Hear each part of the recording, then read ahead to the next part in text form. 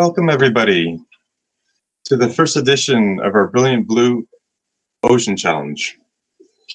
My name is Jeff Wilson. I'm Executive Director of Brilliant Labs, and it's my absolute privilege to welcome everybody. Good morning, good afternoon, or good evening from wherever you are around the world. Thank you so much for joining us. Before getting started, I'd like to do a land acknowledgement. Brilliant Labs recognizes and respectfully acknowledges that we work on the unceded and unsurrendered homelands of the Beothuk and the Wabanaki Confederacy, which includes the Mi'kmaq, the Passamaquoddy, and Waspik Inuit, and Innu people in Atlantic Canada. The statement is our commitment to establishing meaningful relationships with these wonderful Indigenous peoples and their lands.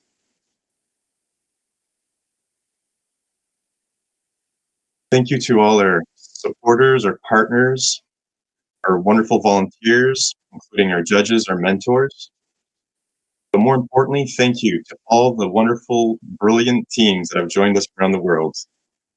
It is absolutely heartwarming to know that these young people from all over the world understand one of our most valuable resources, and these young people are personal and are committed to helping solve some very big problems. We're super excited for all of you to join us, and people are brilliant.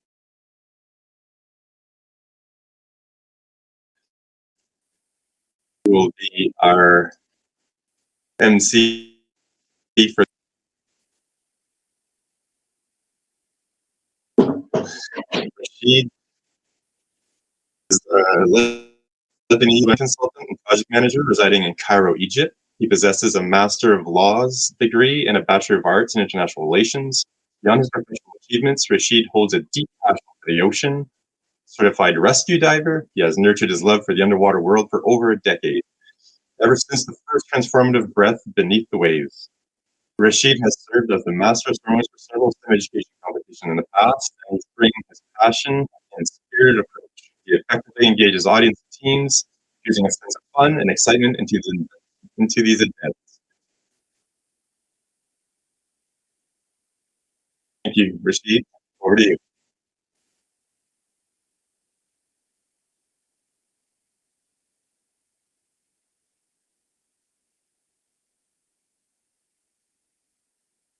You're muted, Rashid. Hello. I hope everyone's having a brilliant day or evening wherever you are. Thank you for being here. Thank you for your time. Thank you for your enthusiasm and for your engagement. Before we kick off the events for today, we would be remiss not to hear a few words from our biggest supporters and partners without whose help we would not be able to do this today. First off, we are going to start with a recorded message from the Honorable Seamus O'Regan, our Federal Minister of Labor.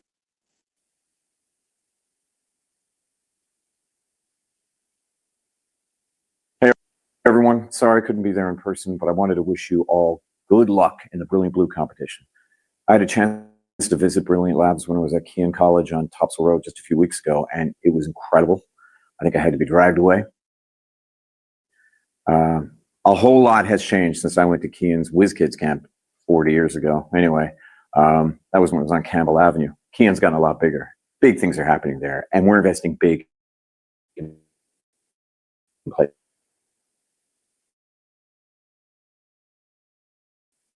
places like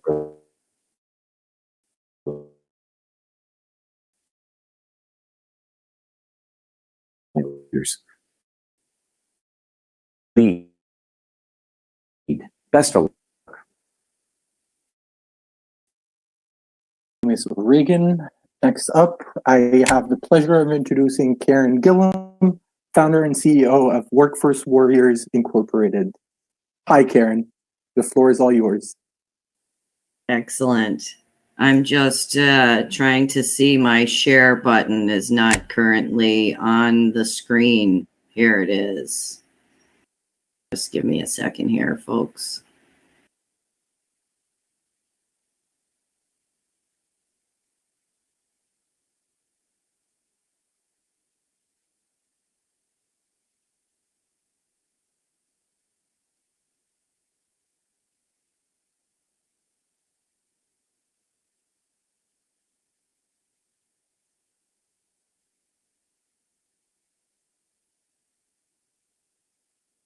Can everyone see my presentation? You are all good, Karen.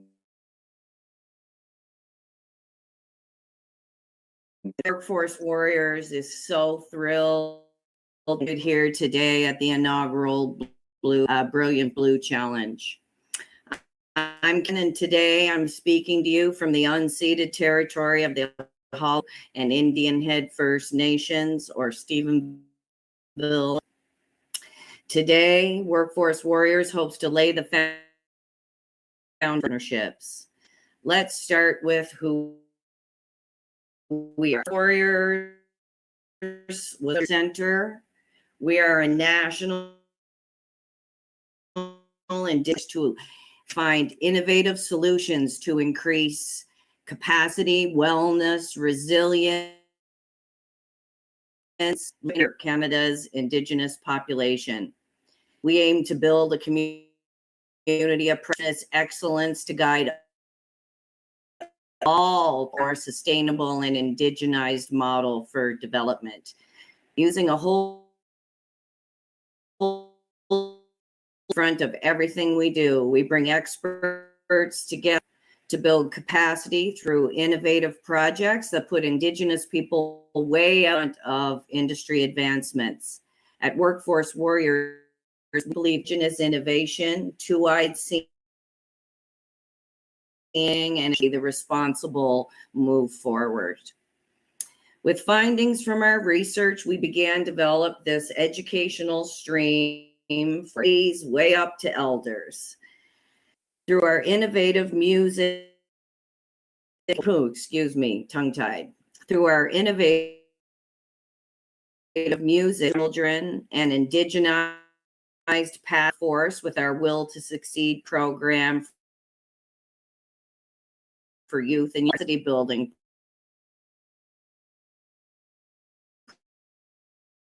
Let's give you some examples with one, if I can get it to move forward. Here we go. Now, our student-driven program is really an in the music education world. We have a resident, or a music specialist, who paired with an Indigenous teacher, and we went into a school. The grade 5s wrote their very own song. We took that song away to the elders and knowledge. We created a bunch of cool labs, went back into the school, and the little gardens spoke and sung. Their own was a sight to behold. Workforce Warriors' Will to Succeed is not only supports and creates wraparounds around the participants and the youth. Workforce becomes an important partner to industry and employers, being that warm hand at their back, creating connections with local Indigenous communities, and providing indigenized HR tools and practices for a more psychologically safe space for Indigenous people in the workforce. What started out 4 years ago, here in the picture, you can see a desktop renewable hands-on project, now is a 10 kilowatt solar farm gifted to the communities in which we do our Will to Succeed in electrical and renewables. The Will to Succeed is also an individually curated program for individuals, and we've seen many succeed to their intended path. Elders are integral to all that we do, from research all the way to development and execution of programming. Elders are key for all ages for the transfer of knowledge, and also elders, and to allow for knowledge keepers to acquire the knowledge needed to be elders themselves. Our elders program saw drum kits and stipends out to several Indigenous groups and communities where elders and knowledge keepers built their very own drum, and they had that connection to ceremony and teachings. And now they know firsthand heartbeat of Mother Earth. We also brought an entourage of revered Mi'kmaq elders from the mainland over Newfoundland for teachings with children, the community, and between elders and knowledge keepers. Beyond the not-for-profit work, Workforce Warriors is a social enterprise where we are the warm hands at the backs of industry, government, academia to help educate along the path to indigenization.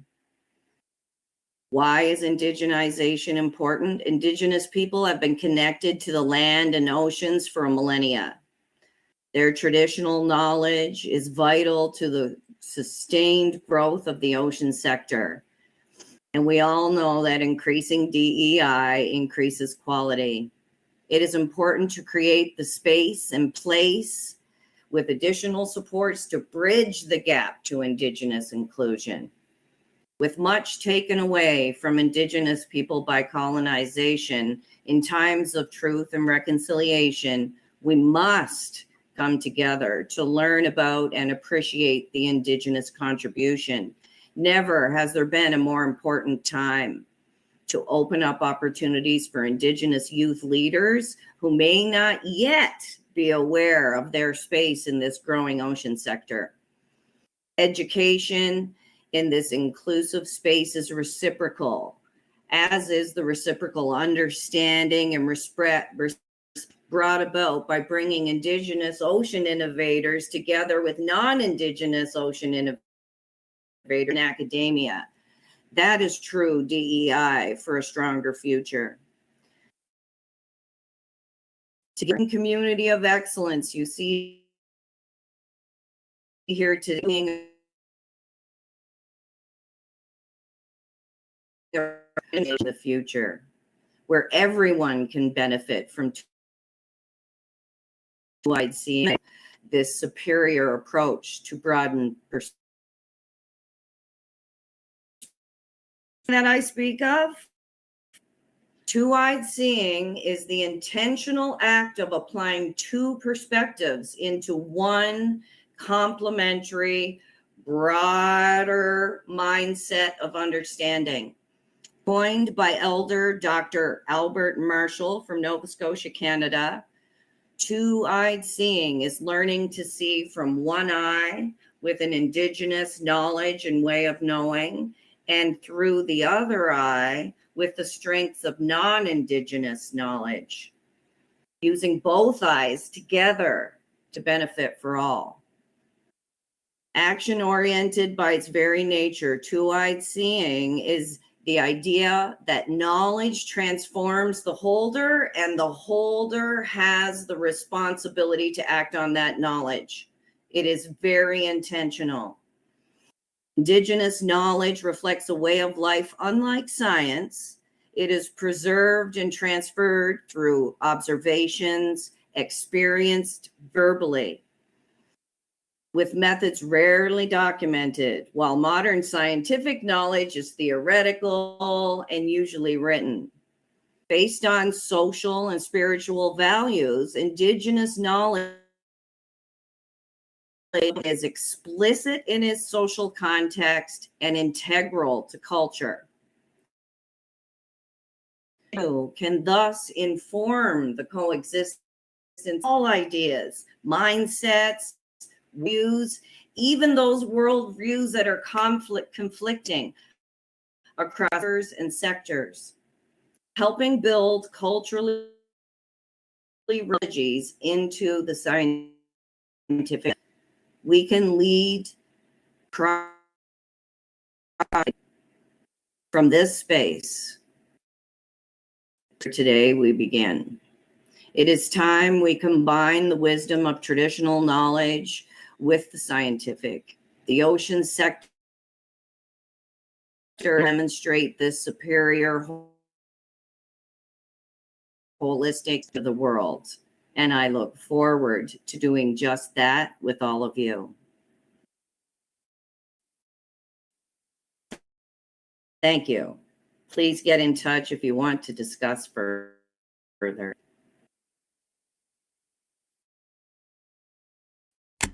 Thank you for the work that you do. Thank you. I'm blessed to be here today. Thank you. We are pleased to have you with us. Up next, we have Dr. Kent Small, Senior Director of Science Programs, DFO Ocean Decade Champion. Dr. Kent, the floor is all yours.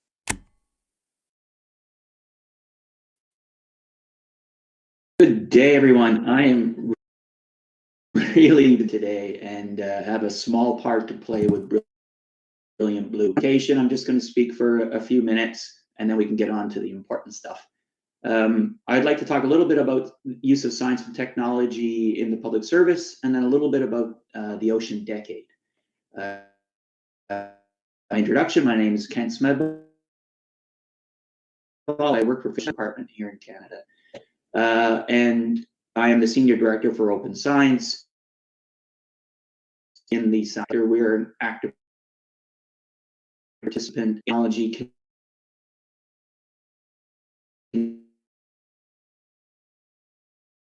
operations workplace. Careers in the are all about undertaking research, monitoring, and providing science advice about issues that are important to Canadians. We work in service to Canadians. We work for the. Our work is lending knowledge on our three oceans, the Atlantic, Pacific, and Arctic Oceans, and all the species that live in them. We have over 2,000 people working in our science sector, and they're scientists, biologists, oceanographers, chemists, research, full gamut of science and technology. So a little plug, if you are interested in careers in ocean science and technology, keep in mind the possibility of working in the public service, of serving those in the countries where you live. And this really the second, though, and more important reason why I'm really happy to speak to you today relates to the Ocean Decade, which is the United Nations Sustainable Development, so Ocean Decade for short. Canada is a proud, and I'm lucky enough to be a member of Canada's Ocean Decade Community of Champions. The Ocean Decade is a once-in-a-lifetime opportunity to create a new foundation in the management of our oceans and coast to the benefits of all. Anyone can participate in the Ocean Decade to ensure that science benefits both the ocean ecosystem and our society. The Ocean Decade vision is the science we need for the ocean we want. And the Ocean Decade mission is ocean science solutions for sustainable development. Very importantly, connecting people and our oceans. Long-term generational focus. It's for you, the students in your groups, your generation, not for mine. Long-term focus. Now, Brilliant Blue has been endorsed as an official activity under the Ocean Decade. So this makes all of you part of this global community working in science and technology to promote a sustainable blue economy. Growing a sustainable blue economy requires skilled workers and skilled leaders. The blue economy sector is starved for skilled workers and the next great ideas. And there are opportunities here in Canada on our doorsteps and on your doorsteps, wherever you may be. And if you are interested in working in ocean science technology, you can contribute. You can contribute, and we're going to see this today through your projects. You can contribute with your smarts, with your ingenuity, and your creativity. You can have an exciting and rewarding career without moving very far from home. You can make a difference in sustainability of ocean use and the blue economy and work in things that really interest you. And I think with that, I'll just pause so we can get on to the important things of the day. Thank you all so much. Thank you, Dr. Kent. I love it when people talk about opportunities, and I hope that everyone out there was listening. Up next, it's my pleasure to introduce Marie Chantal Ross, the Director of Ocean Programs at the National Research Centre of Canada, or National Research Council, my mistake. Yeah. Marie Chantal, go ahead. Well, thank you very much. Yeah, I'm going to very quickly about what it is that we do at the National Research Council. But before I do that, I want to tell you who we are and why it is we're important for the blue economy, and how maybe we could be part of your future as well as your present. So the National Research Council, many people don't know who we are, but we are Canada's largest research and technology organization.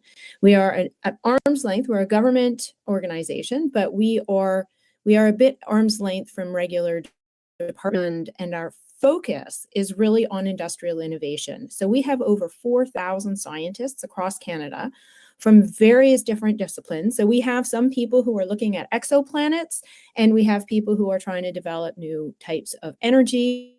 We have people who are working on the ocean. And so really of those 4,000, we have a pretty large budget, over $1 billion a year, that goes into facilities across Canada that really are there to help Canada become the most innovative country that it can possibly be. Our raison d'être, as well as innovation for business, is to help other government departments with their own policy development. So we provide some of the evidence necessary to create some of these solutions that you're all working on today. We also like to advance knowledge, that exoplanet thing. And what's cool about working at the NRC is that some of the technologies that are developed for exoplanets can also be applied for ocean technology. And so having that lens of 4,000 scientists across Canada working on different disciplines allows us to go in and to draw from that expertise and apply and adapt different technologies to different sectors. And so really it's the heart of innovation for Canada. Now, what we do with those 4,000 is we develop programs, and those are, we take our resources and we bring them together for specific objectives. And the ocean program that I'm responsible for is about an $80 million investment from the federal government that is looking to grow Canada's blue economy. And by this, we are very, very specific on blue economy growth, where we look at ocean health, ocean wealth, and ocean equity all together. So we heard earlier about two-eyed seeing. We take two-eyed seeing very, very seriously. And we work with different communities across Canada to really work on some led research that is going to help with blue economy growth. Our UN Decade Implementing Partner. We're the only one in Canada that's an implementing partner. So there are many things that are going on, as we just heard, that have Brilliant Blue as an endorsed activity. Our entire program is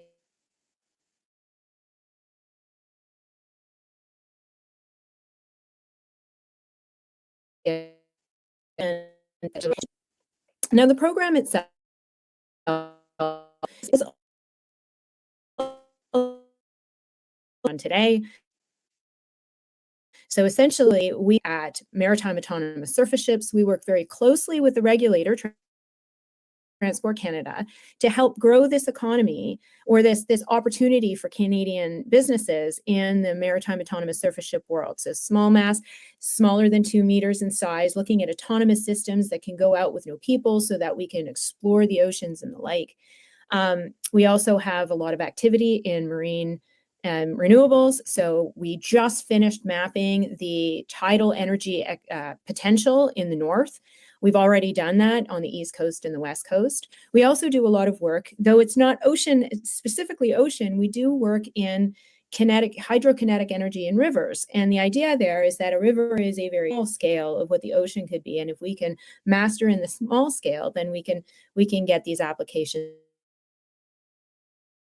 into the ocean. We're also looking at things like, how do you use phytoplankton, plankton? How do you use that to develop sensors in the ocean? How do you then find out the ocean is polluted? So that's really part of how do you find clean water solutions. It's using technology in the ocean to do that. things that we do in this program, and again, to highlight to you is that it along federal and so as you move to this, you make placements if you know you are challenge participants may be able to get an opportunity with us as a placement, because we're looking for really sharp minds for now and into the future. Economy, unlike the ocean economy, which only looks at the economic side of things, is really our way forward. Our oceans are an amazing asset, and if we not place the same amount of emphasis on the environmental protection of that as we do the economy, and if we're not making money finding solutions to clean that ocean, we're all advantaged place. But there's hope because of people like you and organizations like us, Ocean Health and Ocean Wealth. So with that, I look forward to seeing all of these inventions and the new innovations that come out of your minds. I also look forward to working with you more holistically and closely as we go forward. And keep in mind that the research is 100% aligned with and trying to find areas where we can work together in the future. So as a future employer, as a placement, moving and helping you move forward with your career. So with that, have a wonderful what comes out of it. And thank you very much for your time. Good luck. Thank you, Marie Chantal.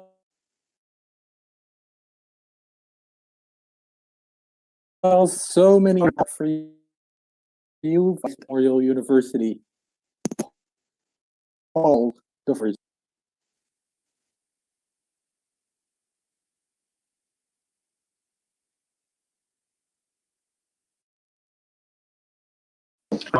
I hope you can hear me okay.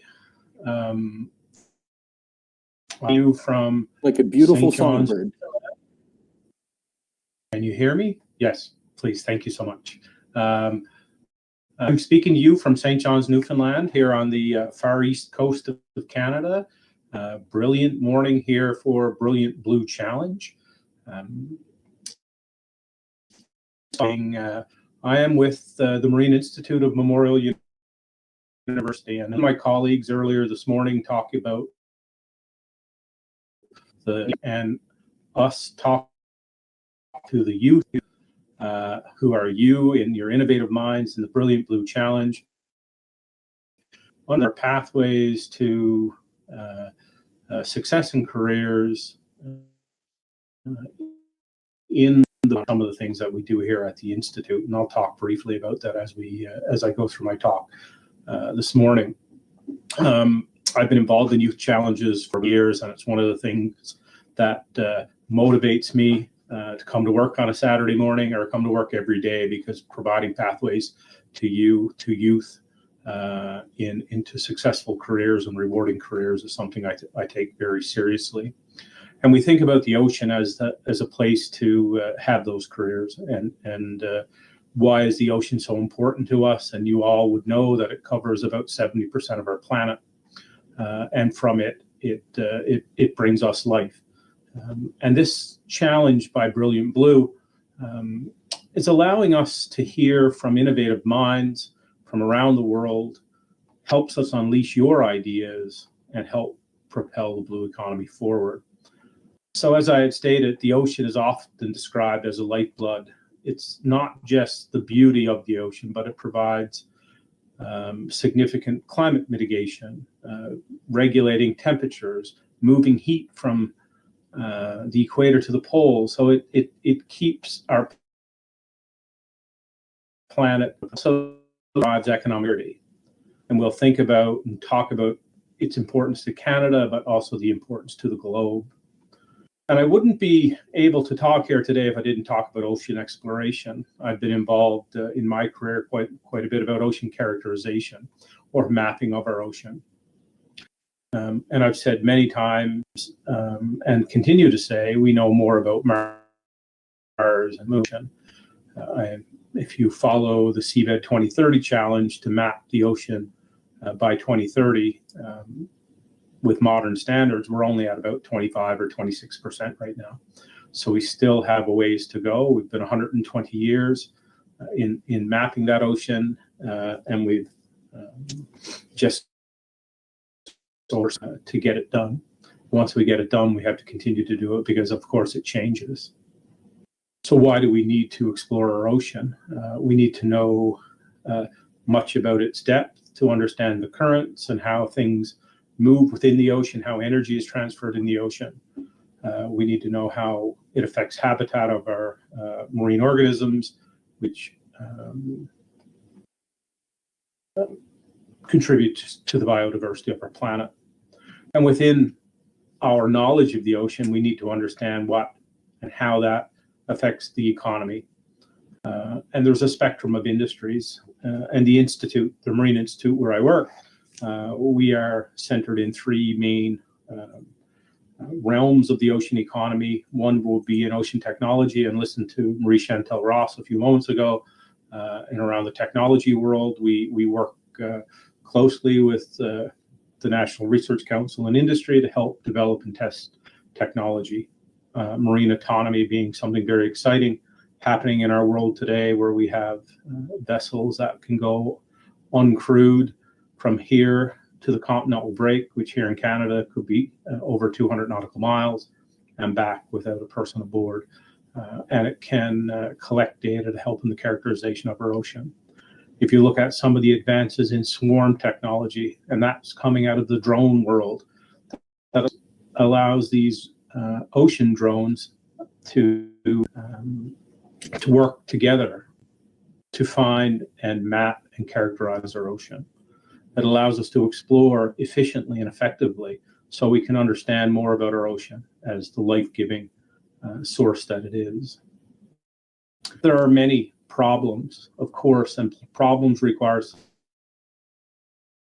solutions. Today we'll talk about challenges facing our innovations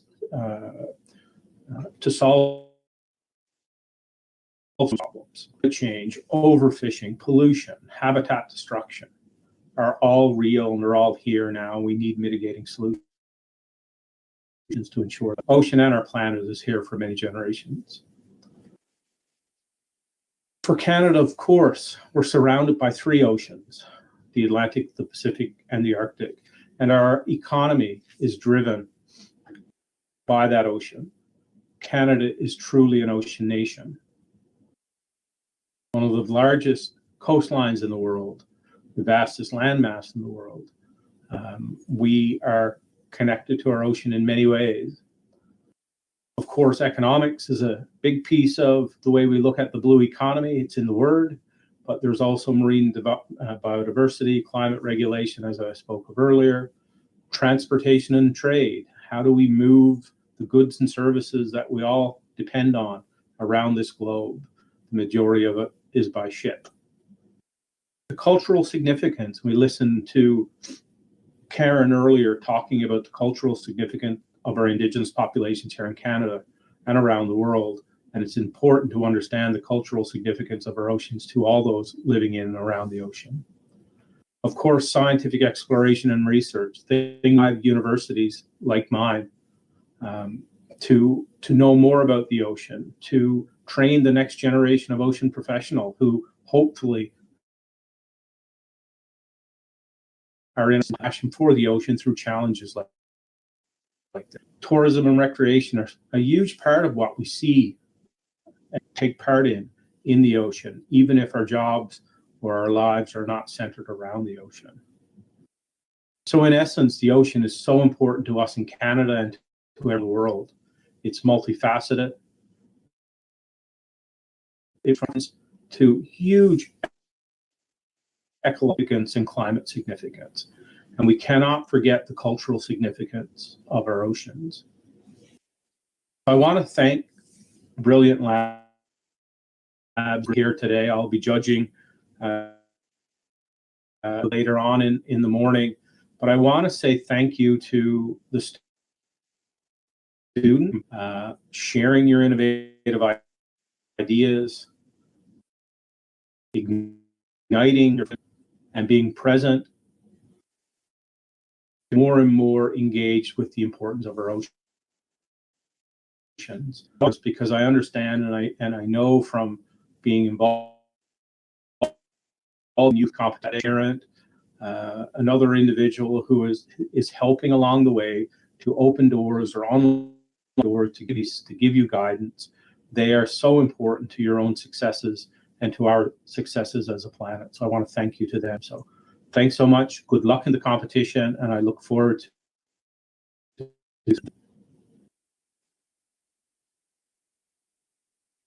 Thank you, Paul.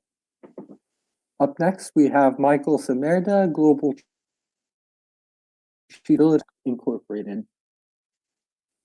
Michael, the floor is all yours.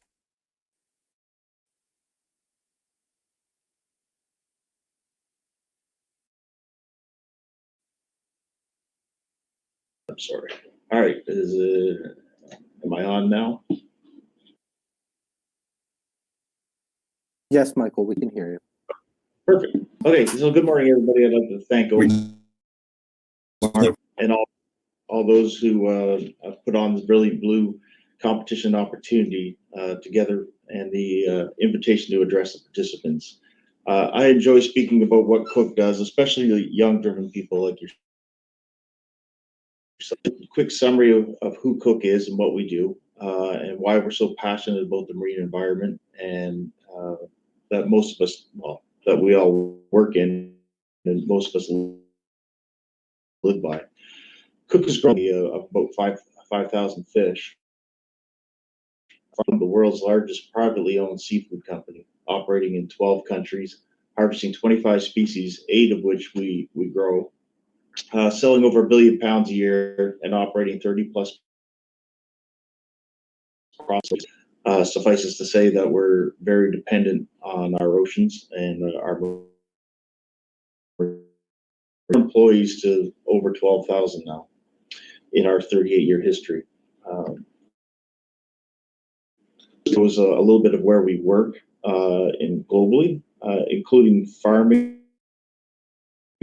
From the U.S., Scotland, Spain, Australia, Chile, Honduras, and Nicaragua, and our fishing operations in the U.S. as well as Argentina and Europe. Nutrition divisions. We also have processing facilities in Canada, the U.S., Netherlands, Germany, and Japan. And I think it's important when you play like Cook, we are obviously growing to in the most sustainable manner that we can. We're also a traditional fishing company. So very serious as to how the oceans are being fished, and to make sure that we're doing that as a responsible manner. The products that we either catch or that we grow to the best of possible higher value product. Human nutrition and pet food companies that we have with Bio-Original. As you can see, we're quite spread out around that we share everywhere globally is our commitment to our mission. So we like to say we want to cultivate the oceans with care, because without caring for the oceans, we couldn't do our jobs. We want to nourish the world in a way that coincides both environmentally and economically and human or socially, and provide for our families and build stronger communities. As Cook, we operate most of the places around in the globe in rural communities, and so we take it to heart a very high responsibility, not only to provide jobs for the people in these rural communities, but to help build those communities up. And we're very proud of the people that work for us in those communities. They're very involved, whether it's volunteer firefighting or volunteering in hospitals, or whether it's raising funds for important causes like fight for cancer or some of the other local any of the local needs that arise in those communities, and our people step up to that challenge, and so we're very proud of that, and we support that. Of course, with our commitment to raise and catch these fish sustainably and provide the seafood to nourish the world, we have to do it in a way that's sustainable. Part of the way that we show that is by achieving third-party audited and there's many of them across the board. Some have to do a lot with food safety, while others are environmental responsibility certifications. But it's important to show everybody and to prove, I guess, as a third-party audit that we take it serious, and we continue to work on that. Aquaculture is a large part of our business. We grow a lot of products, whether it's Atlantic salmon, trout, coho, sea bass, sea bream, shrimp, prawns. We take it very serious, but one of the things that we're very cognizant of is that aquaculture growing is when you compare protein produces is one of the most efficient ways to nourish the world. So it's very conversion ratio, or how efficiently we use the feed, is very important, and we're constantly working on that. Freshwater consumption, which we all know freshwater is a finite resource in the world, and we need to care for that. And our carbon footprint for the equivalent amount of protein produced is probably the lowest in the world when it comes to aquaculture. So I think that's important and something that we always highlight in what we do every single day. So I just want to kind of mention on that there's hundreds of different opportunities in the aquaculture and fishing industry, and each position helps care for the oceans, nourish the world, and provide for local families. So there's, I certainly appreciate all the participants today taking the time to enter this competition, or to come and to participate. And I think that it shows the initiative of if what somebody as an employer we'd be looking for is someone who takes the initiative to get their ideas out. Whether they fail or they are successful, it really doesn't matter. It's taking that first step to project those ideas, to be innovative, and to understand how we can make it better. So there's a whole myriad of positions, from basically working on the farms to being lawyers, to being PhD candidates for human nutrition, and so on and so forth. That there is just a myriad of ways to be involved and to help care for the oceans as we develop the blue economy. And again, I don't want to take a lot of your time, but I just want to say thank you. Thank you for accepting the challenge of this competition, because all those that accepted and are here to participate, I believe you all have won already. And in the future, thank you very much.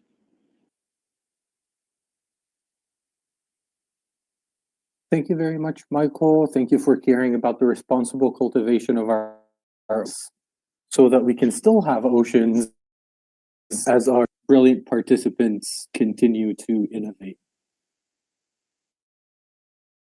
Up to Donald, the CEO of Cooper Cluster. Kendra, if you can hear me, the floor is all yours.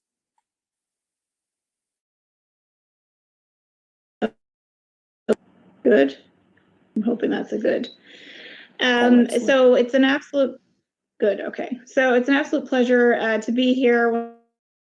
One of the challenges, a lot of things have already been said, but I think, the Brilliant Blue Challenge is incredibly important to what we're trying to do in terms of strengthening our blue economy and innovating and bringing innovation into the blue economy. So Canada's Ocean Supercluster, we're one of 5 global innovation clusters in Canada.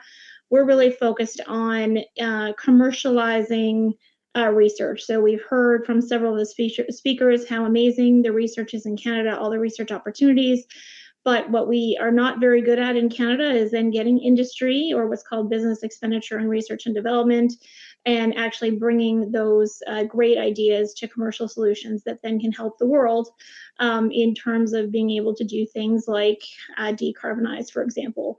So we've been around about 5 years. We have a portfolio of close to 90 projects. We've committed over $400 million in project value.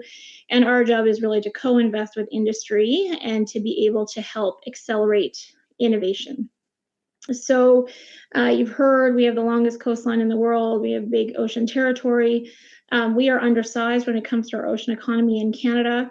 The OECD has projected that the ocean economy globally will be $3 trillion US by 2030.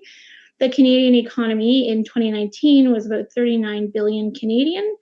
And in 2020, the projected number is that it's gotten smaller than that with the impacts of the pandemic. So we really see a tremendous opportunity for less assets, and there is tremendous opportunity in developing climate solutions. Of things that I wanted to mention this morning, one is we do have for Canada in terms of growing our ocean economy by 5 times. And so to be able to do that, we need ideas and we need people, which is where this type of challenge comes in.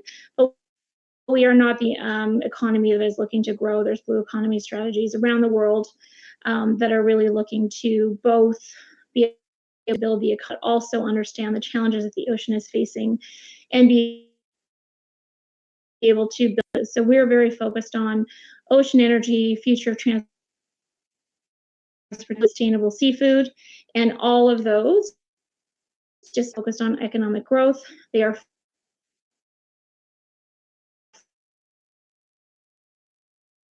and really build an ocean digital, inclusive, and sustainable in terms of the work that. Second thing I'd mention is I was recently weeks ago, and what struck me there. So first of all, we were there launching a report, which is with Startup Genome. Some focuses on looking at ecosystems and strong ecosystems, and what's interesting in the big ecosystems is it is very different ecosystems than you would see in maybe traditional technology. And seeing the Oslos, the Singapores, the Canadas or Atlantic Canada in terms of the rankings, which is exciting. But what that report did is it added clean tech and climate tech to blue economy. And so we're seeing that some of the softening that we're seeing overall in technology is solutions in the blue economy, economic opportunity here, and an opportunity to be able to protect our oceans at the same time, which I think for me, I think one of the other key messages that came out of technology solutions, and so we saw AI, for example, I could contribute up to 10%. And I think we'll see a portion of that in the ocean. We're seeing an increase in artificial intelligence solutions coming into the ocean.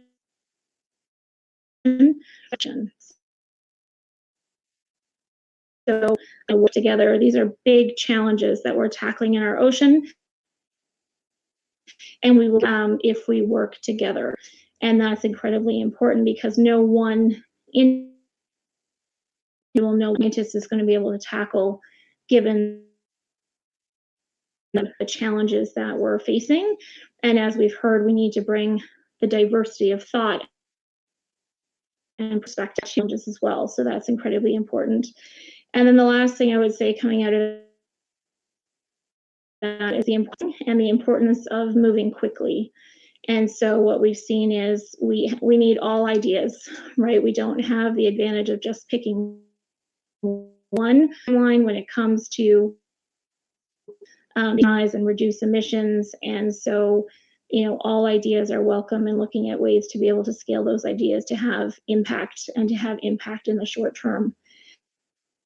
So with that is an incredibly, exciting competition. I think for us, it tackles 2 things which are really important. One is innovation in terms of being able to innovate in the blue economy and do that in a collaborative way. And the second is around building talent and building capacity. So there's a significant under-awareness of the ocean opportunities, whether they be in terms of building digital solutions and or the link of innovating in the blue economy and what that does with our journey towards net zero and climate solutions. And so what you're doing here is incredibly important, not only to the future of the blue economy, but also to the future of the planet. So I wish you all the best of luck, and thank you so much for the opportunity to be with you.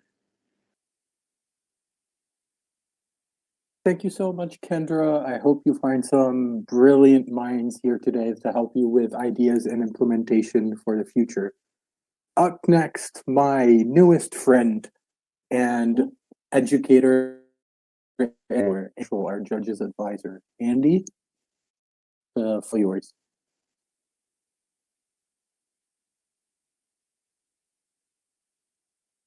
Well, thank you very much. It is a great honor to be here. I'm coming to you all from New Zealand at present, and the judges and the mentors are very excited that you, the students, have chosen to risk yourselves, to put yourself out, try new things, and put effort and energy to everyone's benefit. So we greatly appreciate that.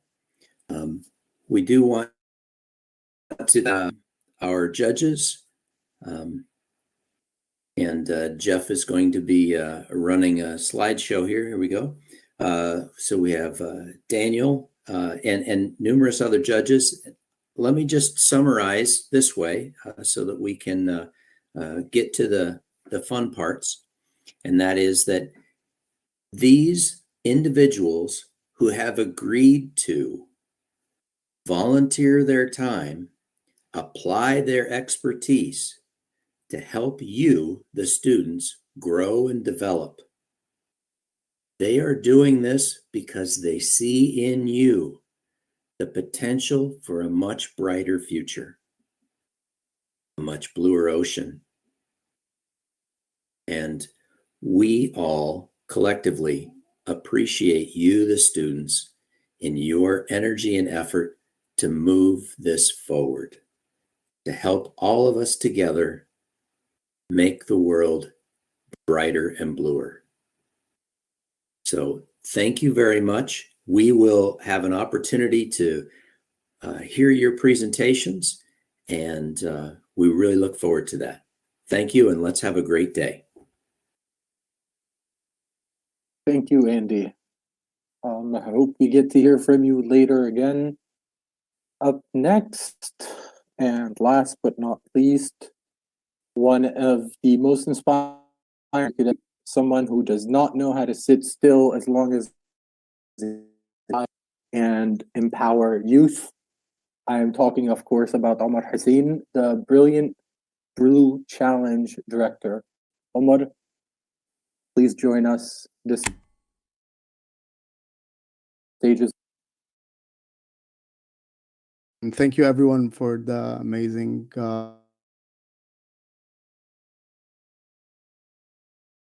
I'd like to thank a couple of folks. Thank our team at Brilliant Labs for the support, the judges, the teams and their advisors and their leads, our supporters and sponsors, including the UN Ocean Decade, the National Research Council, CanCode, Cook, InnovaC, the Canadian Integrated Ocean Observing System, CUS, the Marine Environmental Observation, Prediction and Response, MEOPAR, AMPR, and Cloud and more. As a reminder, the Brilliant Blue Challenge is not the destination. The way we design it is that the plan is that the competition is launchpad, and we're working on making sure that we create pathways for the students, including scholarship opportunities, internship opportunities, and incubation opportunities. So it's not just this competition. We would love to stay in touch with you to make sure that we work with you to create those pathways for the students. So with that said, I just want to thank you, and I wouldn't take more from your time. I wish you a good.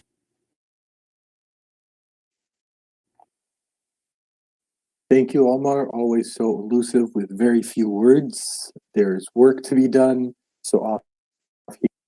I would like to remind all of you to be 3 categories for our competition: marine life, marine renewal. There will be 11 awards. So there's go time. Up next, we are going to start with public presentation. Each team has been assigned.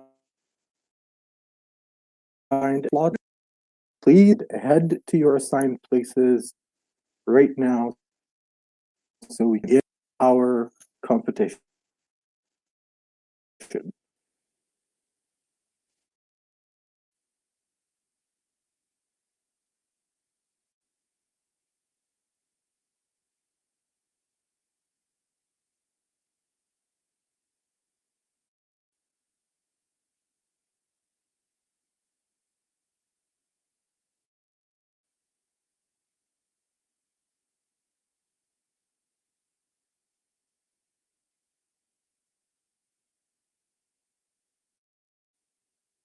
Okay, our first team for the public presentations that we have. Are you guys here? Hello, yes, we are here. Excellent. If you don't mind, can you tell us how you pronounce your team's name? Okay, so the way we pronounce our team name is Jales Veva Jayamahe. Jales Veva Jayamahe. It means in the sea we are victorious. Thank you very much. So are you guys ready to tell us more about it? So can we share our... Go ahead. We're all excited to see what you have to show us today.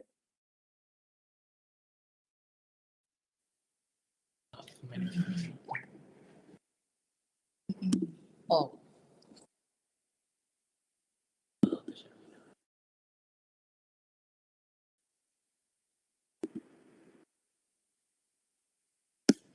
Because we can't see you, how many are you on the team right now?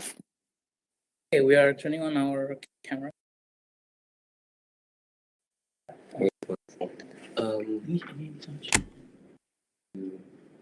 Here. That's it. Can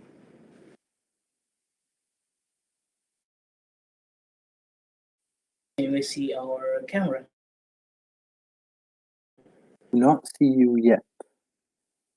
Hello? Yes, there you are. Hey! So there's actually 2 more people that they're doing stuff in the background. Yes. Okay, so they're not camera. They're not presenting. Okay, please tell us about your project. We are very excited to hear from you. Right. Jakarta, Indonesia, we are team. I am Pramudia. I am Yoda. I am Ivan. And presenting our project, Hydrogen Flow.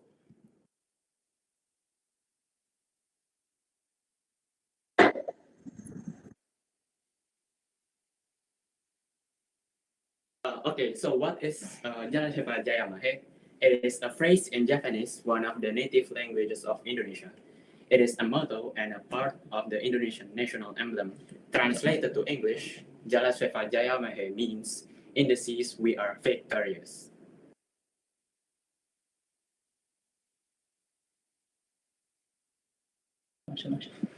So affordable care. As a maritime nation, we need ways to connect the lands between all the islands, and we need to do so efficiently. Okay. So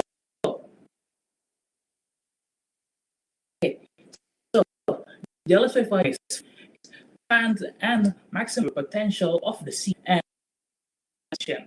Our mission is to promote enjoyable ocean transport, create a fast but environmentally friendly transport system, promote access to remote areas much easily, and build grounds for a green and active ocean.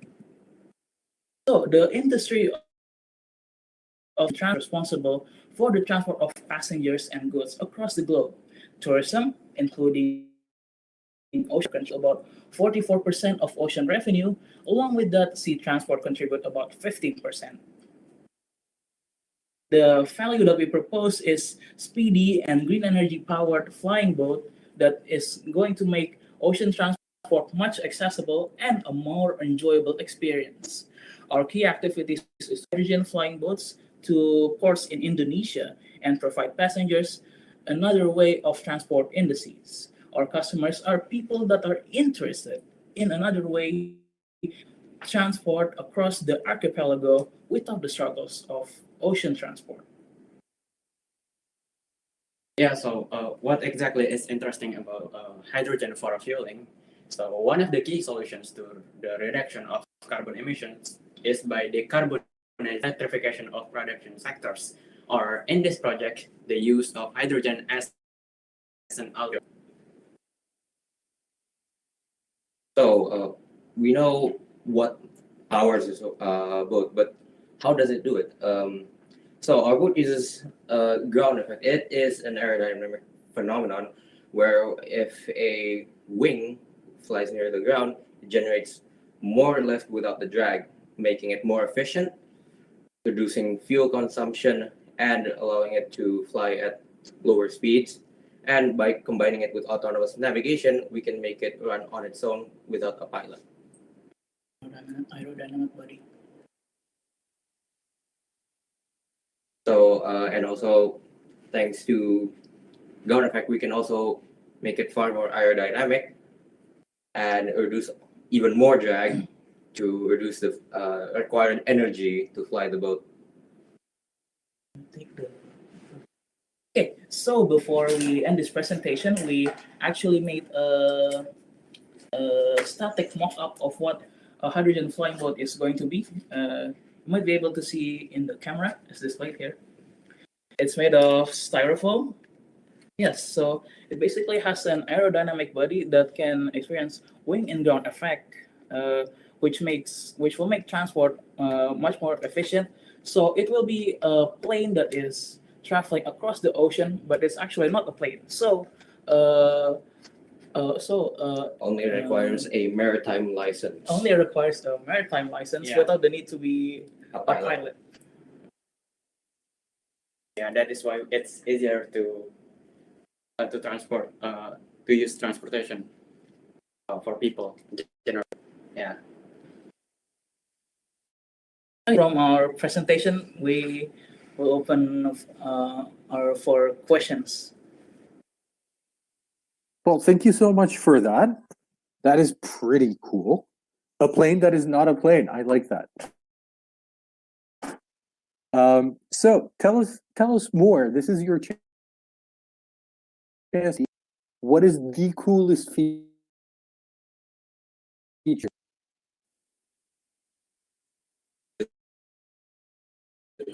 It's really hard to find a specific because a lot of it is, well, it's when all of them combine, it makes a cool stuff. But to put it simply, maybe you can break down the three main keys, three key features of the flying boat. So first, it's hydrogen powered. Hydrogen has a much higher energy density than basically any other non-radioactive substance. Second is the ground effect body. As I've said before, it heavily reduces the drag induced from lift, letting it basically fly without the increased drag, and drag massively hurts energy usage. And the autonomous navigation allows it to navigate through the ocean without a pilot, basically. Those are the three key features, really. Okay, thank you. We have a question for you from our participants, from our community. Would you get the hydrogen through electrolysis water? And how would you get the salts out of the water if so? Of another project, we have this thing called a gasifier. It biomass, just waste in general, into some kind of as people call it syngas. Now this contains hydrogen now with can basically purify gas biomass into hydrogen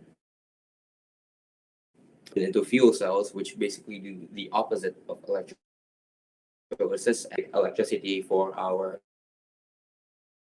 electric mode.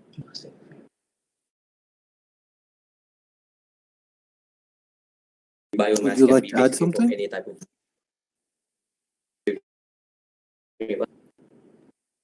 Excuse me? You want to go ahead. Sorry. Can you repeat that?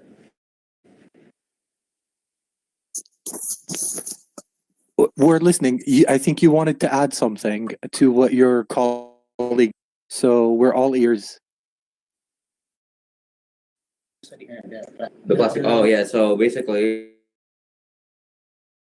about how to use gasifier, right? Right now we're right, basically just waste material to essentially burn it. We at temperature breaks it down into the gases without igniting all of it. So we use waste and energy for whatever we need, and in our case, we're gonna use both.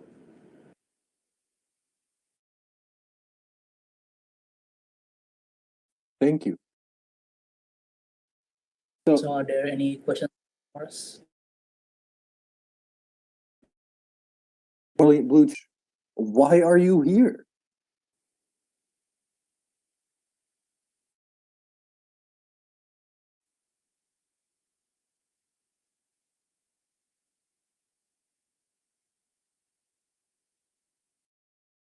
Still hear me? Hello, yes. Yeah. So why did you join the Brilliant Blue Challenge? What is it about this challenge that made you? The reason we joined the Brilliant Blue Challenge is mainly because of where we are. We are from Indonesia, one of the most populated islands, Java. It's an archipelagic country that has so many islands. Promote public transport through it's a really untapped potential of a market of how we can make the ocean and by that our country way more accessible is by public transport. Yeah, and also we have so many islands here, and I think it's so beneficial to have an alternative way of transport between the seas and the oceans. Thank you so much. Thank you so much for being here. We look forward to seeing more of you later. And we wish you the best of luck. Can I get a cheer for your team? Let's get a cheer. Come on. Woo! Woo! 3, 2, 1. Jalan Seva Jaya Mahe. Whoa! Yes, that's the spirit. That's the energy I want. I hope I can see it's dark outside for you, so I hope that you can still bring this energy for the rest of the day. Best of luck, and we will see you guys around. Okay, thank you. Thank you.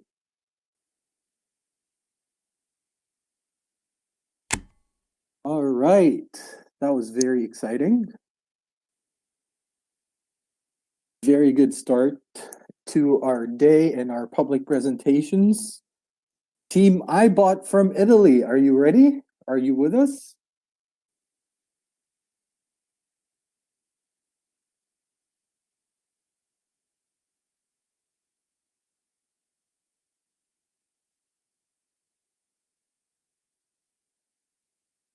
Okay, Team iBot is having a technical issue with sound at the moment, so we are going to wait for a few minutes.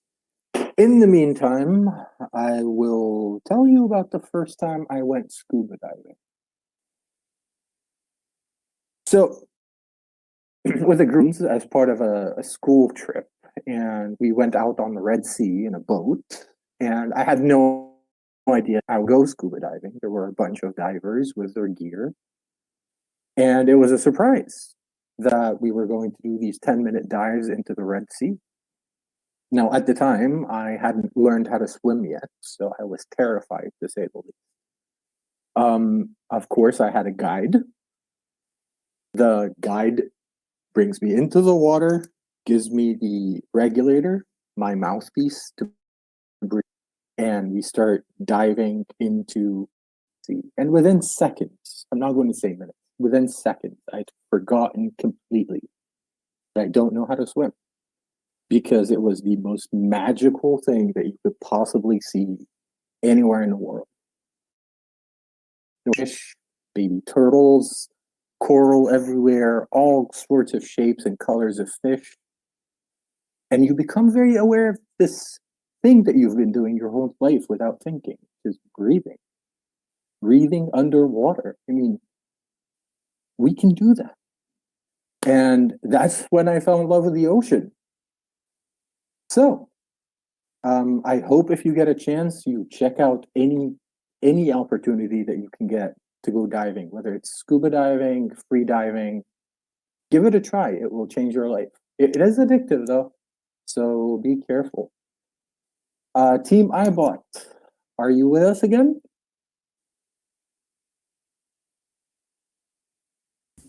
Yes. Excellent. Yes. I hear some whispering. All right, so before we start, can I get a cheer for your team? Yeah. Excellent. Okay, we are excited to hear from you, so please go ahead. We are all ears. Yeah, we also have another. Sì, Giacomo, ti sentiamo. We also have another boy in our group that is with another account called also iBot. Jack, accendi la telecamera. But he's sick, so he's home. But is now today is here with us. I hope he feels better soon, and thank you for joining us even though you're sick. We really appreciate it.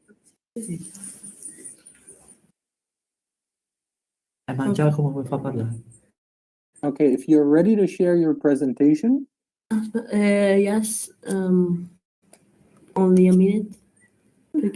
No problem. So, what made you want to challenge without spoiling your project? What was it about? And you said, you know what, this is something I want to do. We are from Genoa, and Genoa, and so today we are going to our project proposal that is called Copfish. The contents of our project are: the first one, the overview; the second one, the problem; the third one, the project; the fourth one, the idea; and the last one, the robot. Okay.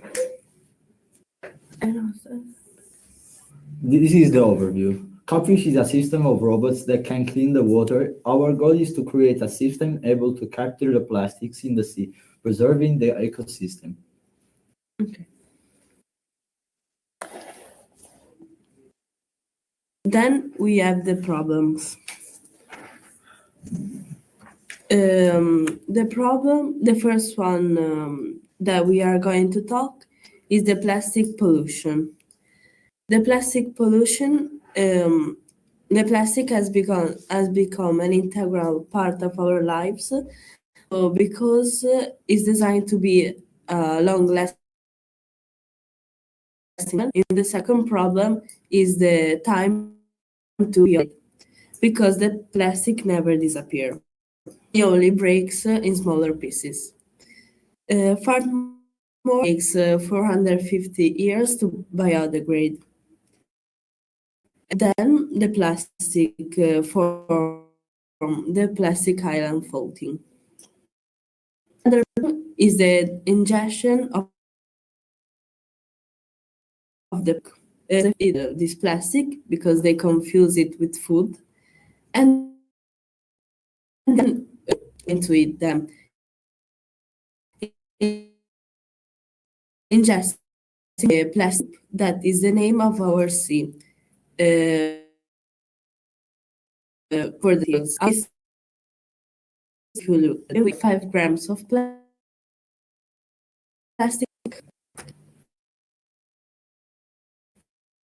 Our project is robots that are very component that can clean the water.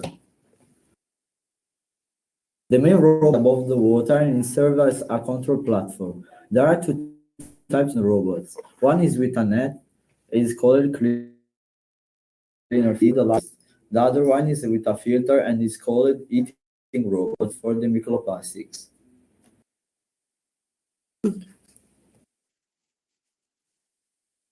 Then there is the idea that at first we about a robot that will assist in debris recovery. So we shift our focus on a system of robots that collaborate. This system is and is composed by 3 robots. The first is then the second does nets to clean the smaller pieces of plastic. And the last one is a robot that scares and drives away fish from the chosen area, cleaning the microplastic. This system could clean almost completely not a densely polluted portion of the sea. But this is one robot.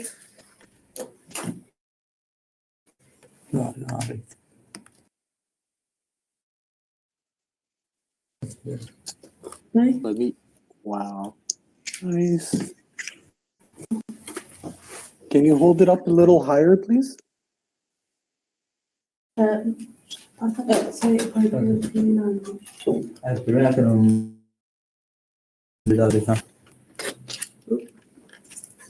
Very nice. Thank you.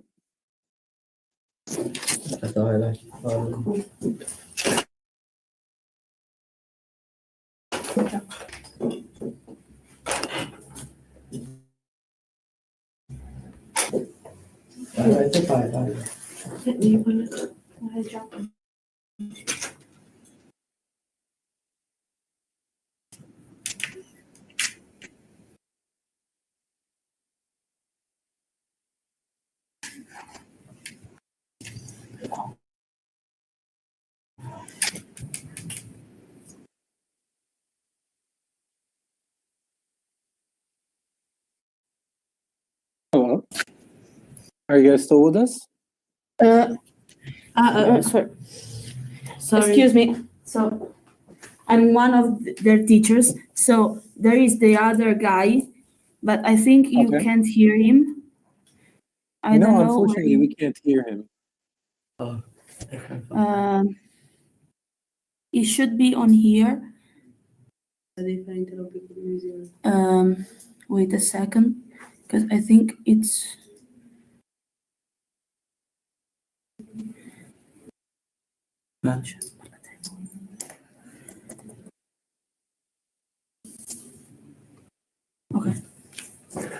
So We have time, so that's okay. So if we can figure out how he can get in the room, then we can let him in and give him access. I gave him the link, but I don't know why he isn't showing up. I'm gonna call him. Yep, take your time. Take your time. There is no rush. Oh, So we have Will in the comments saying of the swarm robots that can all work together and accomplish a task. I mean, it's a brilliant idea. If one robot does something, then more robots can do more things.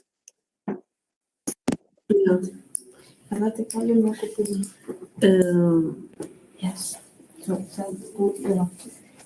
Una scritta che vorrebbero collaborare, di che è una bellissima idea. Yes, it's a brilliant idea to collaborate, and we think we agree to collaborate.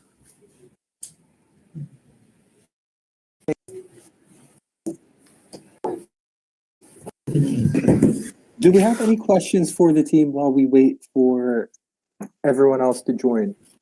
I'm opening this up to the chat if you have any questions. Devo farlo, se lo faccio io. Tanto devo solo.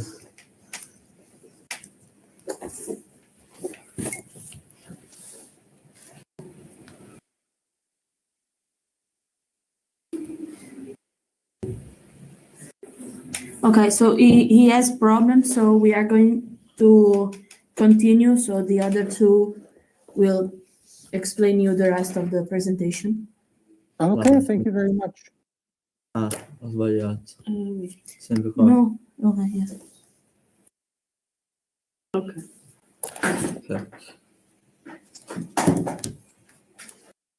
Okay. The Intelligent Control Platform is an intelligent platform that houses all the command and control equipment of the system and ensures the energy autonomy.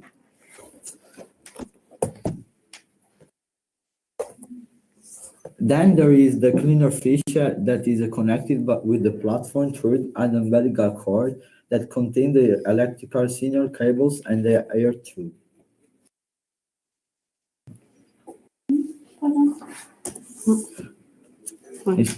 The microplastic eating robot fish is a medium-sized robot that have a skeleton diplomatic above. And this is The microplastic eating robot fish that we show you before. This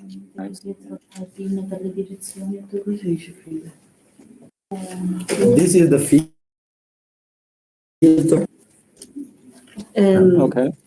There is the motor for the move.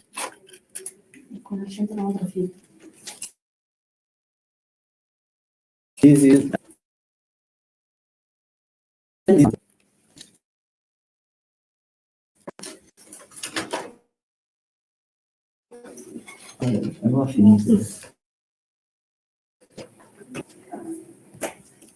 Thanks to everybody, thanks to everybody, and this is our presentation of the codfish. Thank you so much for your presentation about the codfish. That was very interesting, very cool looking robot. I have to remind everyone today, I am not a judge. So if I say your work is excellent, it's because I personally think it's excellent, and I'm letting you know. Thank you so much. I'm sorry your teammate couldn't be with us to help you guys, but I'm sure you all collaborate like the codfish and you do the job exactly like it needs to be done. Thank you. Can you tell us more about yourselves? We didn't get a chance to know your names. So, how we said it before, our team is from Italy, like you can see. We have a big Italy flag right there, and we are from I'm Laura, I am Simone. and we have and they are 15 years old, and the other also 15 years old, and this Giacomo. And our team, digli quando ci siamo. Ci siamo. So as you can see behind us, FLN, wait.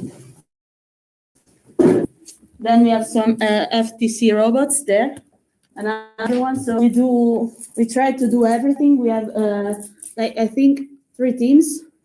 So to become larger, and I think we all have the passion for robotics, for we also participate to First Global.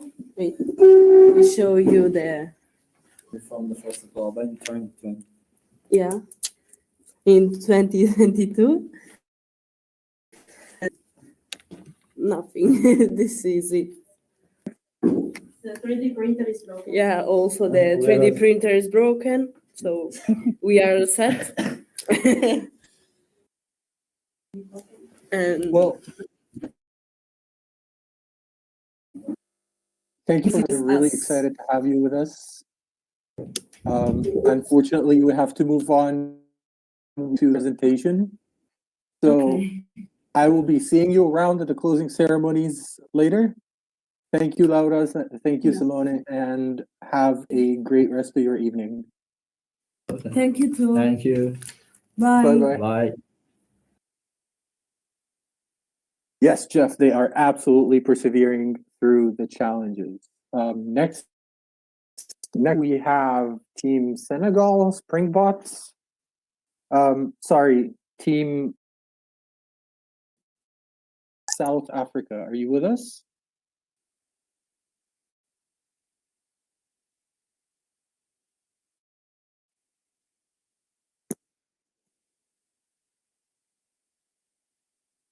Do we have eyes on the next team?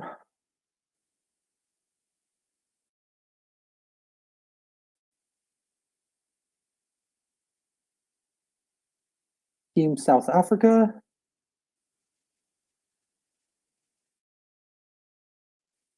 Calling Team South Africa to the main stage if you are with us.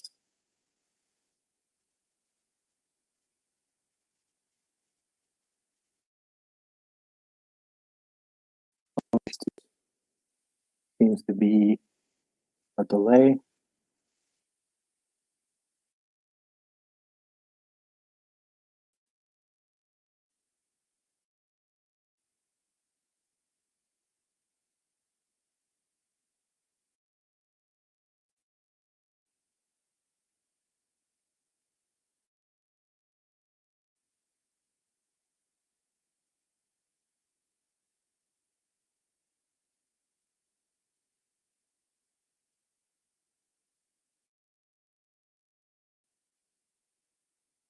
Team Springbok South Africa, if you are with us to the main stage.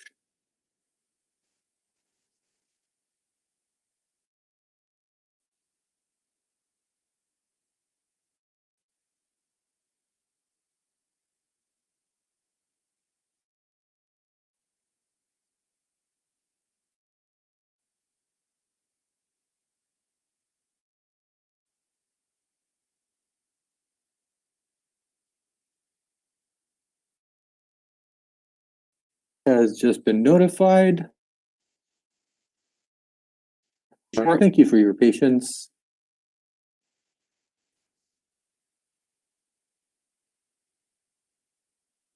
We are already only 2 presentations in and very excited about what's to come. Swarm bots and planes that fly above water. I love it. We are definitely on the right track here. I hope everyone else out there is as excited as I am about all the different ideas that we are about to see and experience today.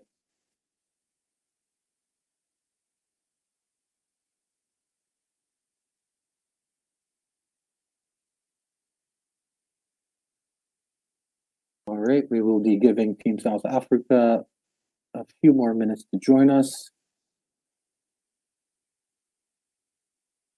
In the meantime, if you have any questions, please feel free to share them in our public chat box or in our media room if you have access to the media room.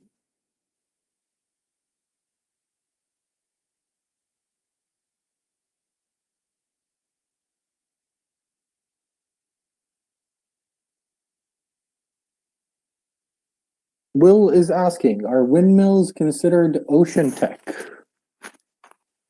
That is considered ocean tech. Should we take a vote in the chat box? Okay, offshore wind energy. All right, so does that make them ocean tech?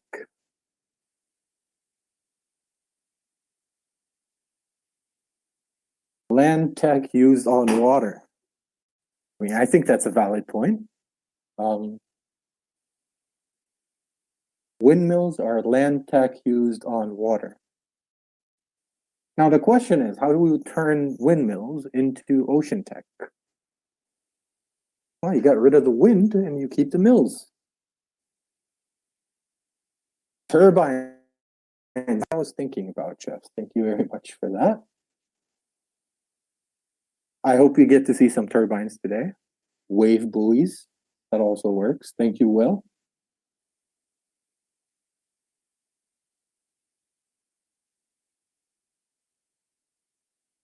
Any other questions? Our first question was, are windmills considered ocean tech? And the answer was, I mean, they're land tech used in water or on water.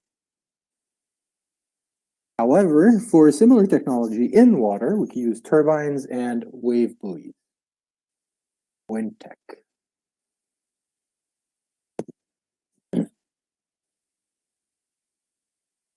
I hope you have eyes on Team South Africa.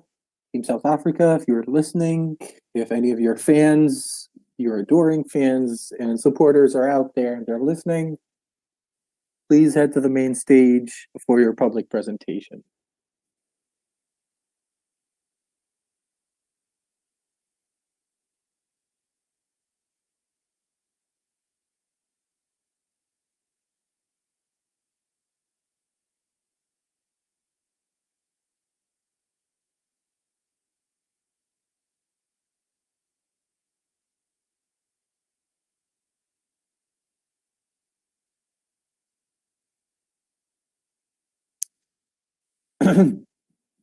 Okay.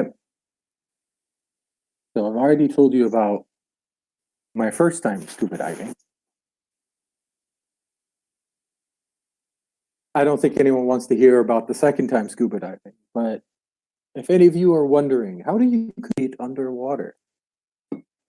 How talk underwater? How do you get someone's attention underwater?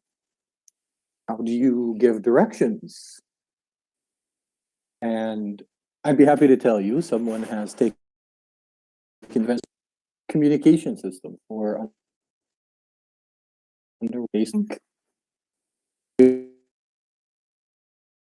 based on sound trouter, just hitting against other metal, so that we can be able to communicate and get each other's attention. We see some movement happening there on our main stage. Is Team South Africa with us?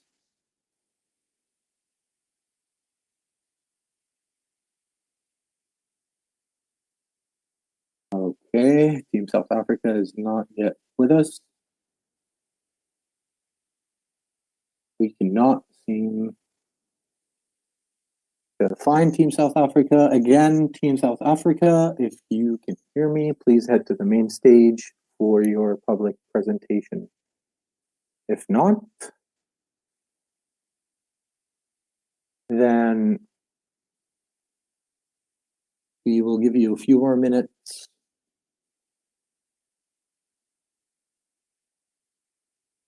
to join us.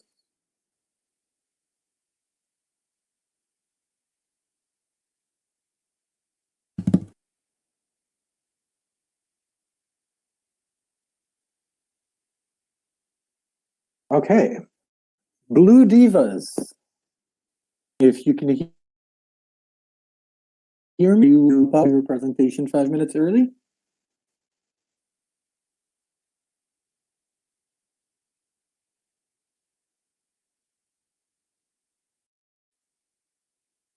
Okay, it seems that Team Blue Divas from Tanzania has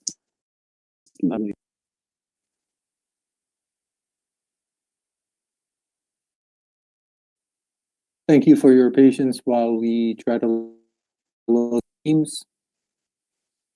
Anyway, going back to going that you scuba divers.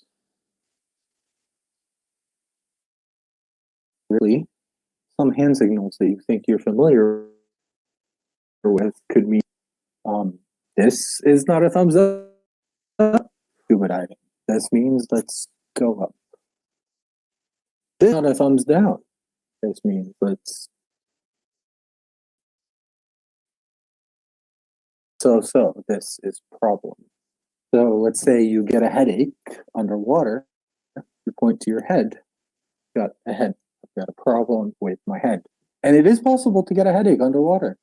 It's more common than you think because once you're underwater, all that water is pushing down on you. So all that pressure is something that you don't want to feel. Our bodies are amazing. We've got a way to regulate that pressure. So one of the ways is to keep on chewing and swallowing. So if you move your jaws underwater and you swallow, you could alleviate some of that pressure in your sinuses. If you, for example, move your nose and just very gently blow through it, creating that pressure, that also kind of will pop your ears. Any kind of pressure underwater.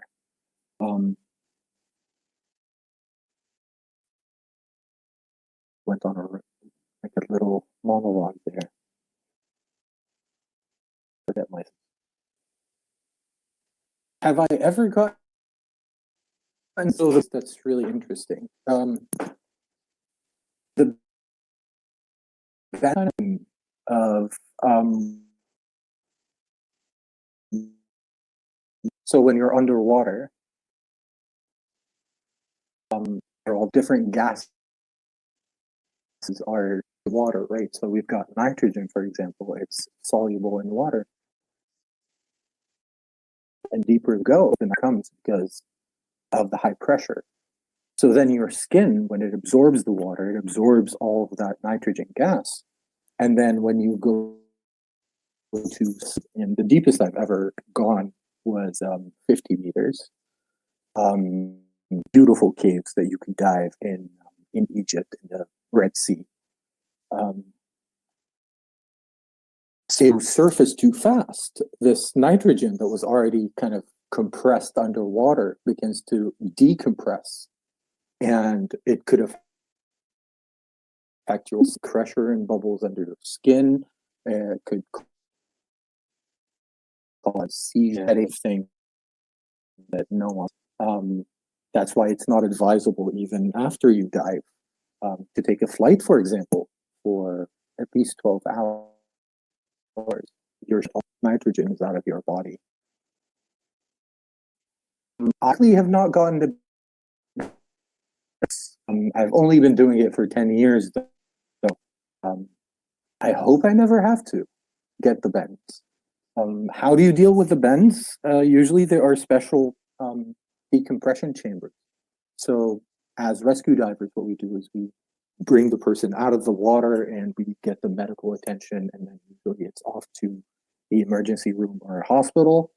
And there's a room where the pressure is regulated so that this person can kind of recover slowly without too many side effects. Thank you very much for coming to my talk. I mean, I genuinely do not know how long you have to be in the compression chamber, because I think it depends on how it's a case by case basis. So it pretty much, it takes as long as it needs to until you are feeling better.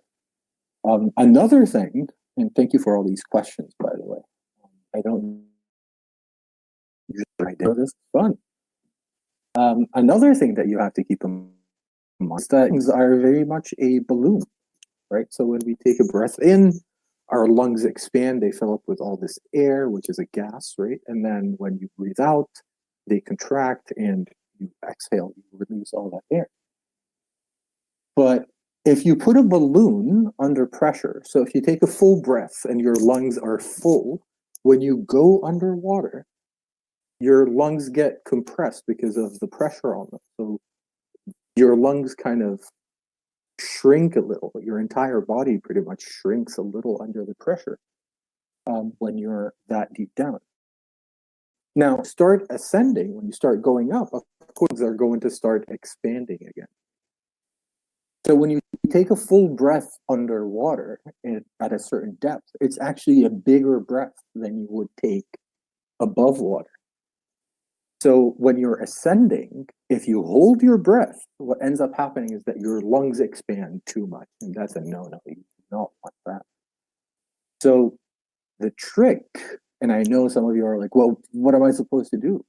The trick is you kind of just slowly exhale through your mouth. You make these little sounds as you slowly ascend. And that way, you don't have to worry about your lungs getting overinflated. And on that charming note, do we have our next team ready to present? Blue Divas, are you with us? Ah, beautiful. Blue Divas, please join us. Center stage. The floor is all yours. I hope you can tell us some amazing things about what you've been working on recently. Blue Divas, can you hear us?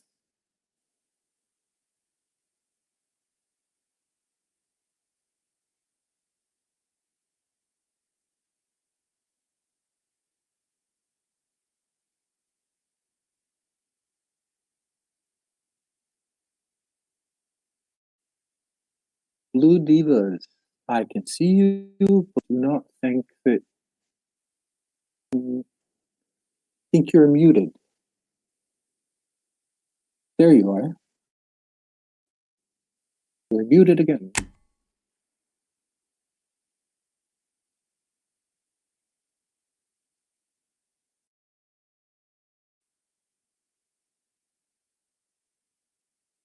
Blue Divas, you're muted and we cannot hear you.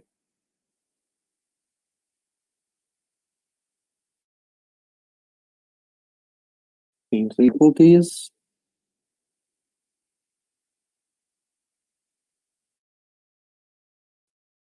So I will over as if any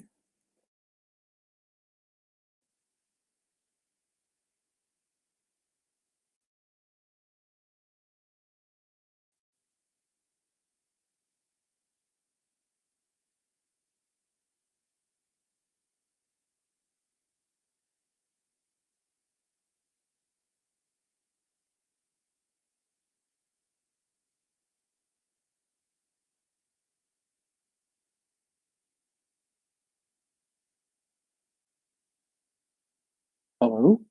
Blue Divas, can you hear us?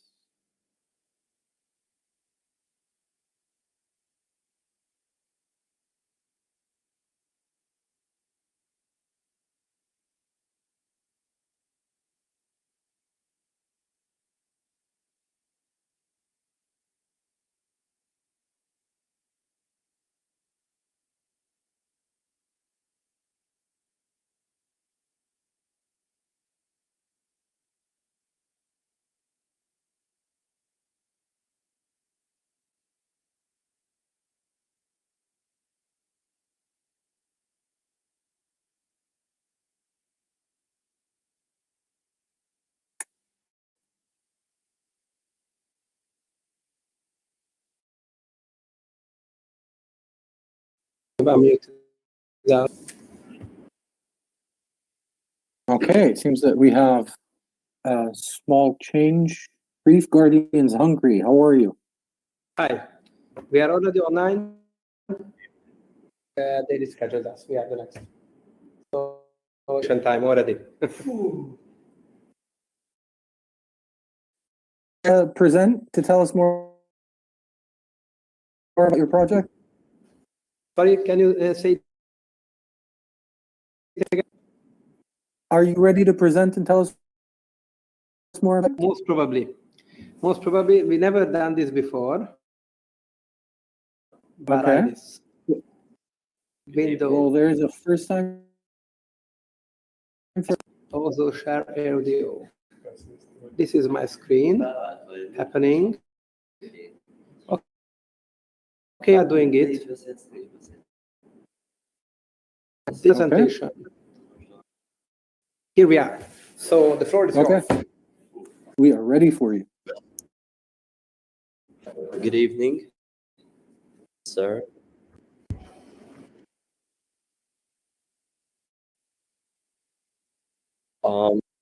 We're fine, thanks.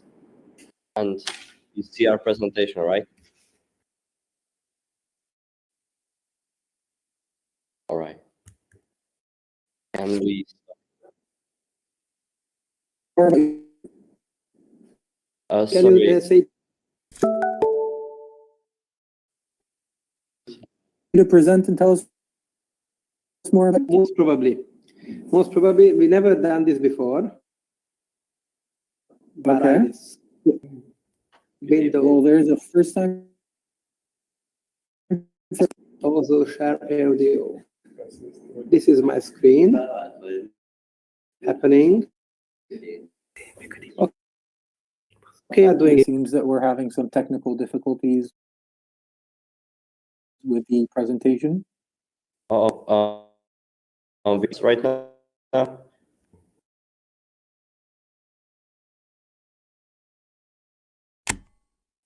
Okay. Here we are. Can you start, please? Okay.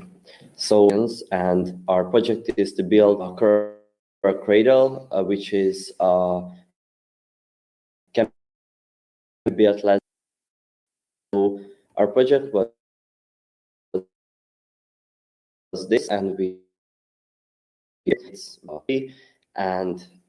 built it less than $50. So we also made a sort of tutorial, which we're gonna put it online. Build the same cradle, but it's not important that if in their country seawater, they won't have to buy salt or something to make seawater. Every like pool or things, it's possible to. So the important thing about the cradle, that it's about to save some corals and grow tiny age to some months and years, and if they grow enough, we can put them into the ocean or the sea. Next slide. My name is Philip Ashmatokonia. I'm also one of the members of the group. We have two other members, but sadly they can't be here yet. I think they lost or something. Have no clue, to be honest. So the first thing we did was basically draw up a plan, a schematic, if you will, of the thing we wanted to build, which was we knew pretty much from the second or third day that we applied was a coral cradle. The first one was almost the same. The only thing was in the first plan, we wanted to add a sensor to measure the salinity of the water. However, after consulting with experts, it became clear to us that there is simply no need for this because with the way water evaporates, it does not really do anything to the levels of salt if you just pour water back in. So it's really negligible, the difference. what this allowed us is to, of course, cut the budget even more. Here down in the pictures, this was the first day of building. On the left picture here, we tested the thermometer that, and it did work. Yeah, it worked. Basically, we met experts, and they helped us a lot to know more about corals and see and how it works like naturally. And we also tested everything. And while the building, it was really easy to build. So our tutorial will be really easy. We will have pictures and a video how to build, like step by step. So as you can see, our coral cradle is that big. It's like 11 liters. Yeah, and yeah, easy to build, and it's like Lego or something. What you also try to emphasize is to make every part interchangeable. So if you can buy, like for example, this tank exactly the same size, big, no problem. You can just change it smaller, a bit bigger, which was also to help make it more available to everyone. Yeah, and it's if you want to grow like 2 corals in one tank, you have to buy or make a bigger tank. But in this, I think 1 coral can fit perfectly. So the process of construction wasn't as difficult as we expected. We had to weld a couple of things. We had to program a couple of things. Honestly, we weren't responsible for the programming. That was one of our other team members. I couldn't have done it, to be honest, but he was an expert and he did like 30-50 minutes. So we were lucky to have people who really knew their stuff. He was, of course, in charge of programming the system of the microbit, which is kind of for controlling the whole system, for controlling everything from the thermometer to the pump, everything. Our first prototype was done by December 7th. Then we shortly made our introduction video and our presentation. Yes, but also to the program, it's not a hard one because it can put on a microbit, which is like really easy, has a really easy coding system. It's make a code, and it's a website. It's totally free, and everybody can make a code less than, I think, half an hour. It's 1 hour to make this code. In easy, it's not a long code and script. It's just yeah, little parts, and we have to put together. And even if it's hard for someone, we will have the code as a resource available for anyone and everyone. Yeah, and if we download the code to the microbit, it will be in the microbit forever. So we can change the code, we can write it again, like we can write a better code, or the other teams can write a better code, because I think everybody can be free writing a code to this, because if they want to like put I don't know, with green light or another color of light, it's not really like controlled by us. It's free to make new ideas in here, or innovative ideas. So anyways, we hope you like what you saw, and again, sorry for other team members not being here. It was really a mix-up on our side. We are sorry, and thank you very much for your attention. Yeah. Do we have to Thank say? you so much for your time. And please don't apologize. I mean, if you didn't tell us they didn't show up, we wouldn't have known. Well, that's it. So we're done, or we have I something? mean, you can brag about your project. I mean, you are hiding behind your invention, so we can't really see you. Oh, yeah, I understand. So, the thing is, your project is expensive. Everyone can do it, or anyone can do it. As far as I understood, it's If you want to get a bigger container, you can use a bigger container, or smaller container, or whatever you want. Is that correct?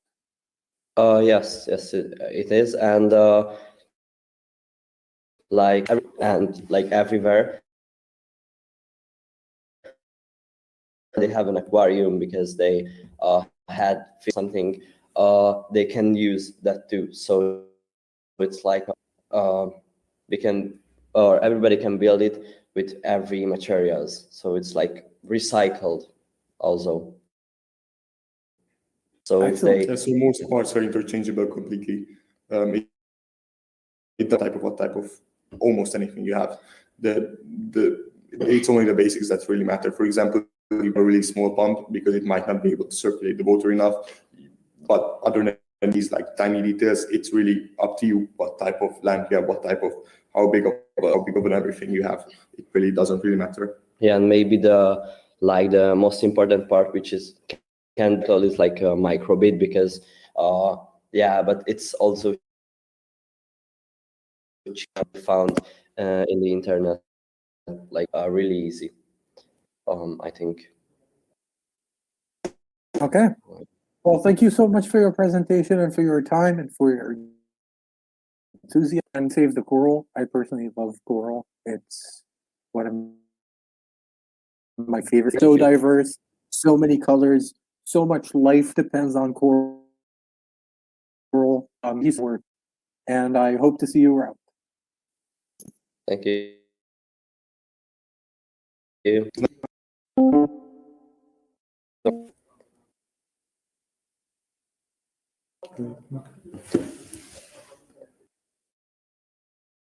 Okay, up with the Blue Divas. We are joined by the Blue Divas. If you're with us.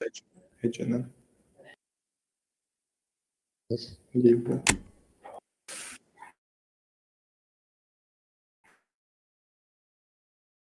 Reef Guardians, if you could turn off your camera, please.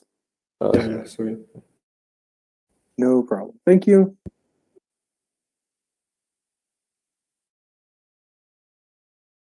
Hello, Blue Divas. Are you with us?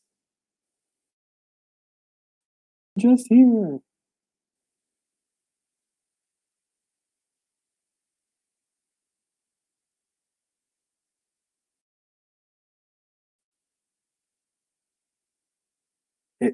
The Blue Divas are having some technical difficulties.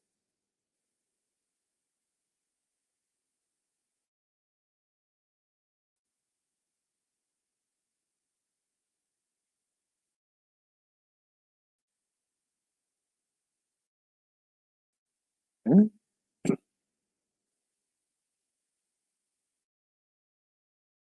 If you have questions, any comments, any inquiries for our teams, each team will have their own room. That room and ask them any questions and interact with them. Thank them for work and just hello, Blue Divas. Are you with us?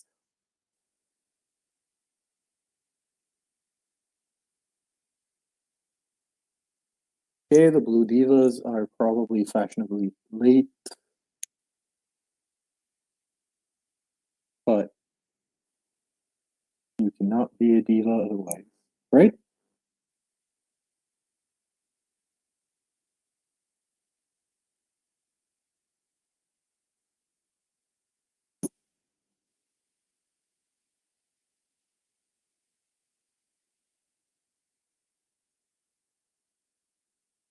Thank you for your patience as we navigate these technical difficulties.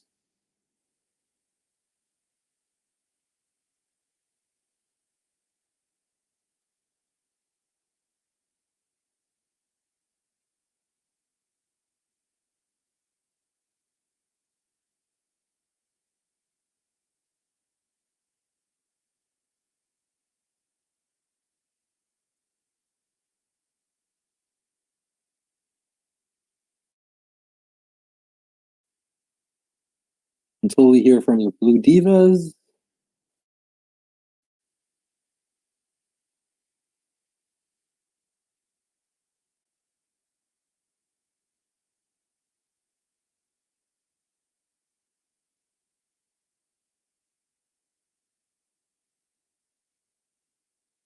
Do we have any other teams at the main stage by any chance? Any teams that are just excited and ready to go to brag and tell us all about? We are. Team Senegal, are you volunteering? Yes. Oh, beautiful, that energy. I love people who just say, you know what? I know what I've done. I know how good I am. Let's do this thing. All right. Okay. Team Senegal, thank you for joining us. The stage is all yours. Thank you for having us. Thank you. So, we're having issue from presenting our PowerPoint, so we don't know how to share the screen. Can you help us a little bit, please? Okay, let me see if I can give you presenter rights. I think you already have presenter status. I'm going to have someone from our technical team get in touch with you and help you navigate through that. no, it's good. We're good. Thank you. Next. Okay, excellent. Look at that. Beautiful. All right, let's go. I'm excited. So, all right, it's a bit messed up. We don't have time to end it. Wait, but we did our best on the presentation. I hope that you will appreciate it. Sorry? Okay, thank you. So let's begin by introducing yourself. I'm Shamsin Sumare. I'm in 9th grade. I'm Akia Tufal. I'm in 10th grade. My name is Pascal Sisi. I'm in Second S9. I'm Ajay Rumega and I'm from here, which is the equivalent of 11. And I'm Shadi Jallo and I'm in 11th grade. So I will begin by introducing where we're from, a little story. We're from Senegal, which is a small country on the west side of Africa, which has a coast that extends to about 700 kilometers and opens on the Atlantic Ocean. So we already have a big base of water. And not only that, the country contains also a lot of water bodies, which are enough to support the entire Senegalese population, which is of 17 million. However, we find that every year, increasingly, many youth leave Senegal in hopes of finding better life in using clandestine means and a way there. Situation, but it happens. So about this project, especially marine life immediately spoke to us because it relates to our environment and the world we're living in. And we decided to focus spaces in Senegal, the Pink Lake, and Hanbei. As a kid, the Senegalese coast, extending over 715 kilometers, has faced a series of issues that have impacted the nation's economy. The decline in marine species abundance, the rise in prices, and the decrease in tourism profits have become stark realities. The root causes of these issues are deeply anthropological, encompassing a lack of awareness among the population. Sociological surveys on the perception of marine pollution by coastal populations reveal a concerning gap between public awareness and scientific observations. While a third of the population believes that marine pollution has no impact on human health, the other two-thirds report mainly benign problems, often underestimating the severity of the situation. This disparity has led to a moderate perception of pollution, which has in fact increased over the last decade. Two emblematic studies, Bay and Lacrose, epitomize the consequences of this environmental negligence, like my colleague just said. And one aspect, unfortunately, due to pollution, population induced in its location in an industrial area. Despite various depollution initiatives, the river have fallen short. Lacrose, a significant tourist attraction, has transformed a source of national pride to one of disappointment. Its pink human globally have turned green due to flooding, separation, and sanitation problems. Trash surrounds its shores, for the lake's unique color. In response to these challenges, Our project is in patriotism, stewardship, and the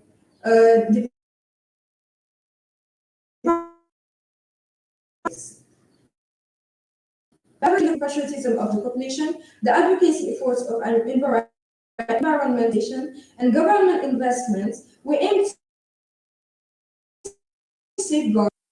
Furthermore, we embrace technology, such as prototype robots for trash collection and the power of social media to amplify our impact and create a sustainable, long-term solution for a healthier marine life in Senegal. Now I pass the power to my colleague, Chelsea. So, observing the core of environmental challenges, our project have went from theory to action as we use several communities and demand their opinion on how to. It is there that we also collected samples from Han Bay and Lecos.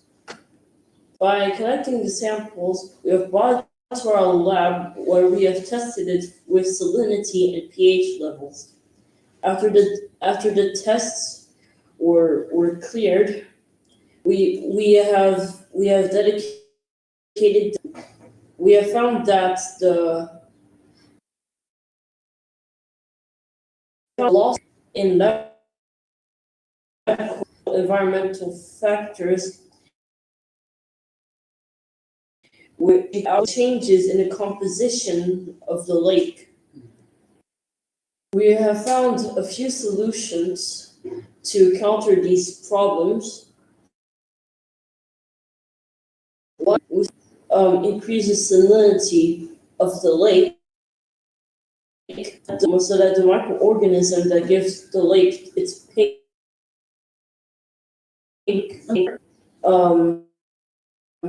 is more comfortable, and two was to infuse specific lake so that the organism could strengthen.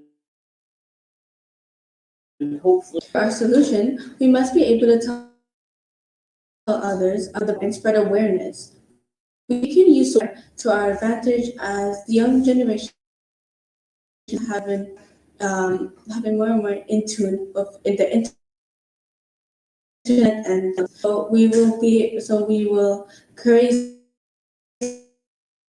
social media dedicated to these problems and make awareness campaigns dedicated to make us a group or community to further educate others about it and its consequences. As a few decades ago, a bucket of fish could go under 0.052 euros, and now it's 100 times the price. And this jump is just a little under 40 years ago.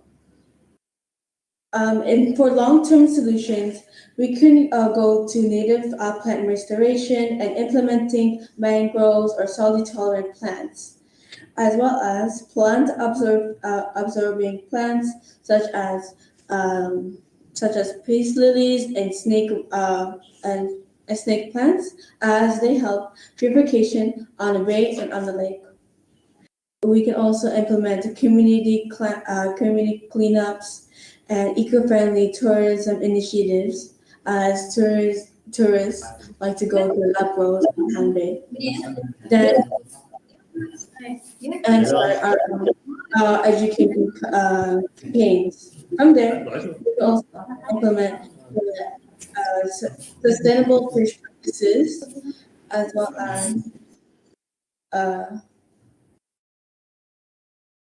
as promoting local plant campaigns. For sanctions, we can place bans on. For sanctions, we can place bans on all types of littering and plastic bags, and we can also put laws on the overexploitation of fish. Then I move on to my colleague. To achieve those goals, we invented a robot that can in a couple of seconds.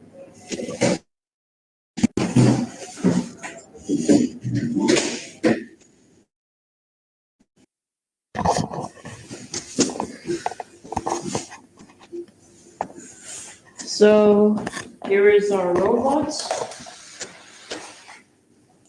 Here is our vessel that we've chosen for the project. As we'll swim, the intake. As we'll swim, the intake will move, so bring the trash to the container. This can be done so with these pedals, big enough to take the trash, small enough to not potentially harm any fish. The holes within were designed to empty out the water. Here are the solar panels. Our robot is solar powered and self-sufficient. Here is a container. It is a special system which is designed to detect when the container is full. For example, here is a sensor. Once it is full, it'll detect it and send a noise that will alert us through the Arduino motherboard. Here is the main system of the robot, the control hub and the primary battery. Both of them power the entire motion of the robot, from the intake to the pedals in the back. Due to a lack of time, our robot is not completed yet, but in the near future, we have planned to make it more efficient in the near future, such as replacing the noise like the sensor to an AI message and adding an underwater capture system that can hopefully collect submerged debris and spectrum solution.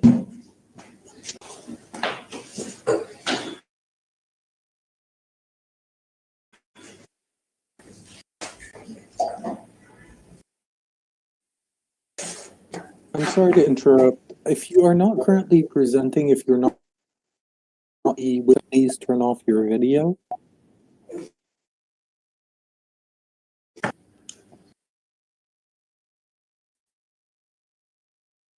Go ahead.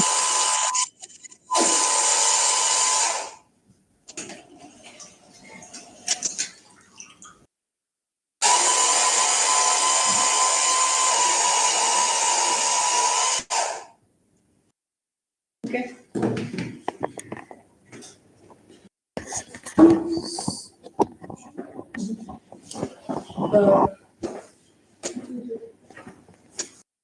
So, in conclusion, our project is big. Our project is built in order to have the goal to maintain and preserve marine life and to empty the ocean of its pollution and to help sustain the environment for many people and their local communities. With our primary goal is to bringing its pink color back and protecting Han Bay of the many trash and pollution that bring its reputation down. And we are done. If you have any questions, please feel free to ask. Thank you so much for your presentation. I loved it. I love people seeing a problem within the years. Thank you for your desk. Does anyone have any questions for Team Senegal? Here we have a comment saying, very impressive. Team Senegal, love this work. So passing it on to you guys. Thank you so much for having us. Thank you. Excited to have you here. Hope to see you around a little bit later. Please be here for ceremony, and best of luck.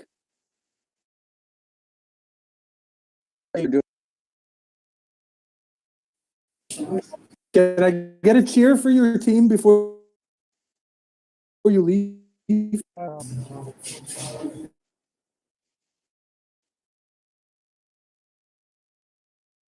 Next. Yeah. Love it. Thank you. Let's go. Awesome. Beautiful. Next Bye, one, guys. Bye-bye.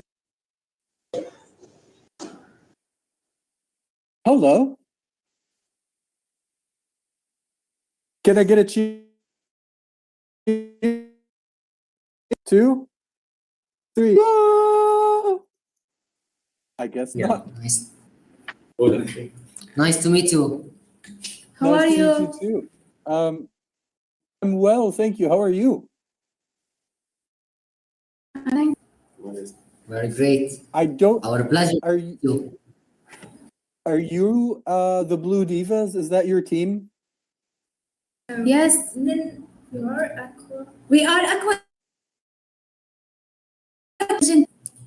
You're Aqua what? Sorry, you cut off.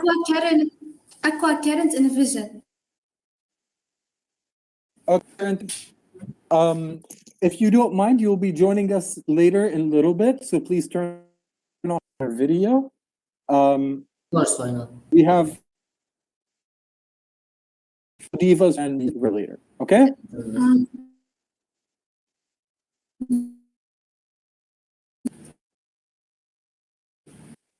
We will see you in a little bit.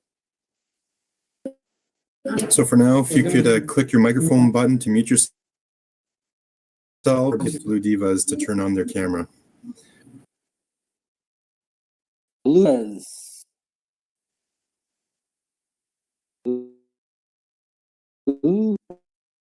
Everyone has been waiting for you this whole time. We're excited to see what you have. We've heard so much about you, Blue Divas.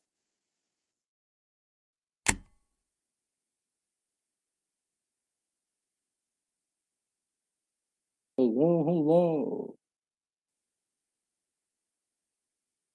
Hello. So I don't think they can hear you, Rashid. Then we shall track them down in the chat box, shall we? Yeah, we're trying. In the meantime, does anyone have any questions, comments?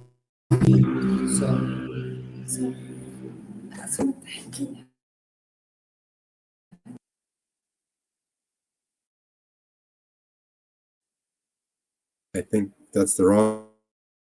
Put the Blue Divas with their camera. Yay! Okay, Blue Divas. Yay. Let's go, Blue Divas.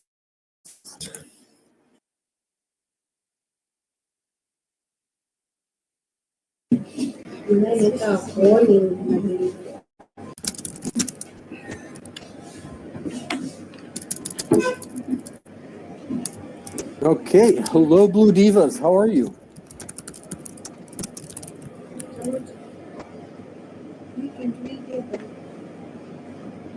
Okay, Blue Divas can't seem to hear us. So while Jeff is coordinating with them, I appreciate your patience.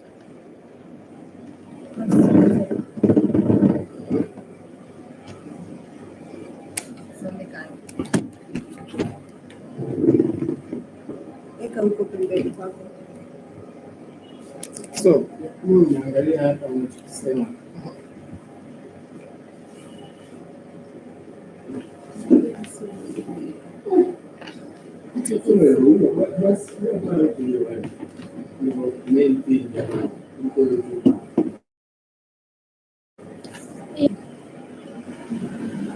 So, wanasemaje?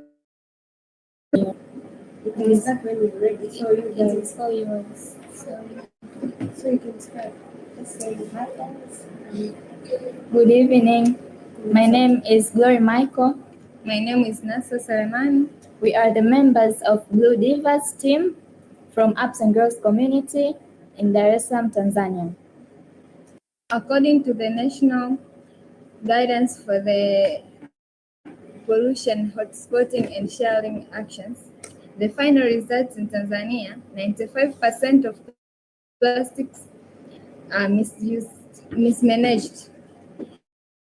Then of oceans and rivers and lakes, which led to the accumulations in plastic in the oceans. Since the lakes and rivers flow draws back water to the oceans, hence they make more accumulations in the oceans. Also, more plastics are said to be found on the recreation areas nearby beaches.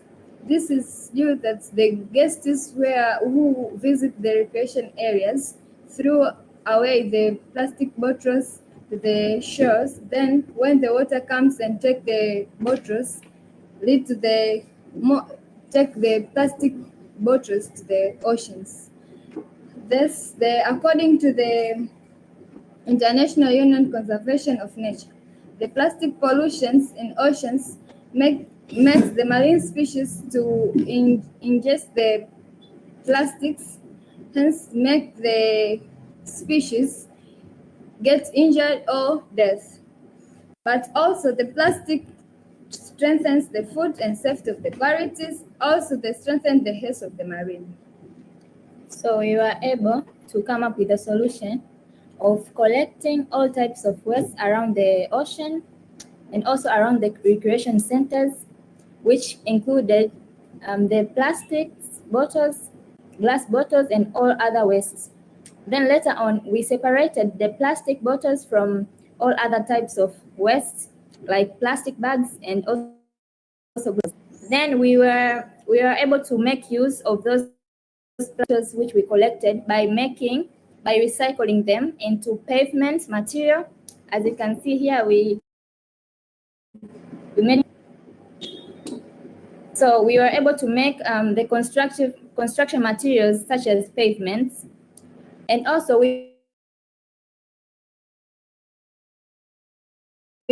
into making them here. Glass bottles and into making them a vest.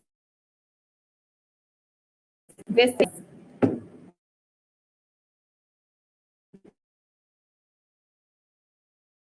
recycle like these pavements here and also our vases into making more money. Okay. We focused on our market focused on the recreation areas, whereby we go at the recreation areas and we collect some plastic bottles and we do other recyclings and reuse. Also, we targeted to the people who build some buildings like houses and other buildings. And our solution has a lot of impact and has impact a lot in the society because it reduces water pollution from the oceans, but also it promotes circular economy to our society, especially in our country, Tanzania. It also safeguards the marine health and marine animals to ensure the preservation of marine ecosystem and to our society. Thank you.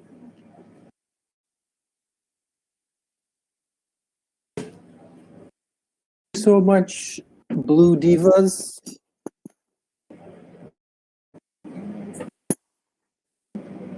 And do we have any questions for the Blue questions from the chat?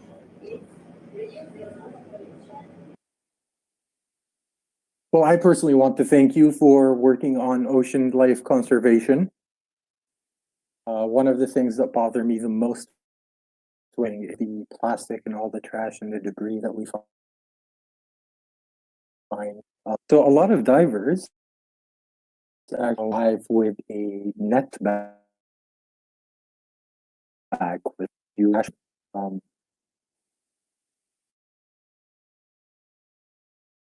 You have to divas have to name. We're waiting for her. So we came up with the name of that. We all are very passionate in taking care of marine and ensuring that the marine life is well preserved and conserved.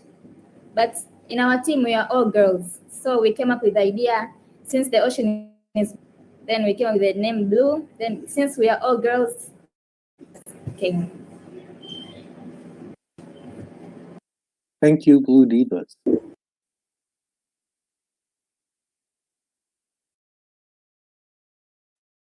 You can inspire more girls to work in life preservation and conservation. Thank you so much for your time. We hope to see you around, and good luck.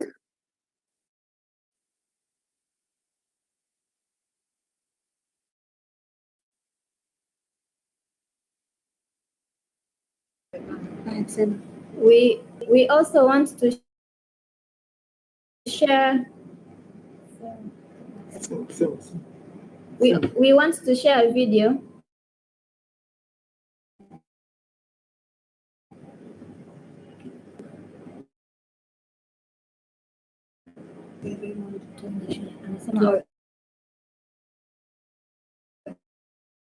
Okay.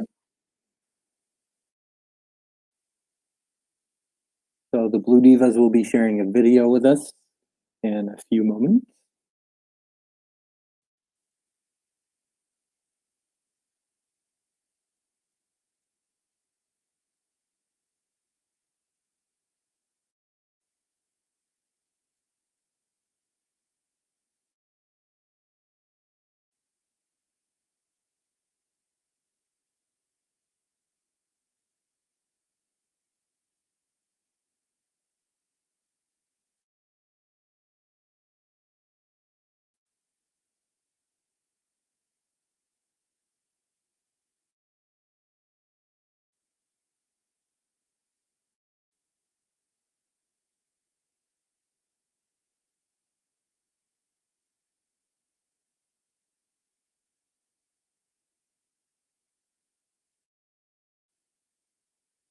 It seems that the Blue Divas are having some technical difficulties sharing the video with us, so we will give them a few more moments.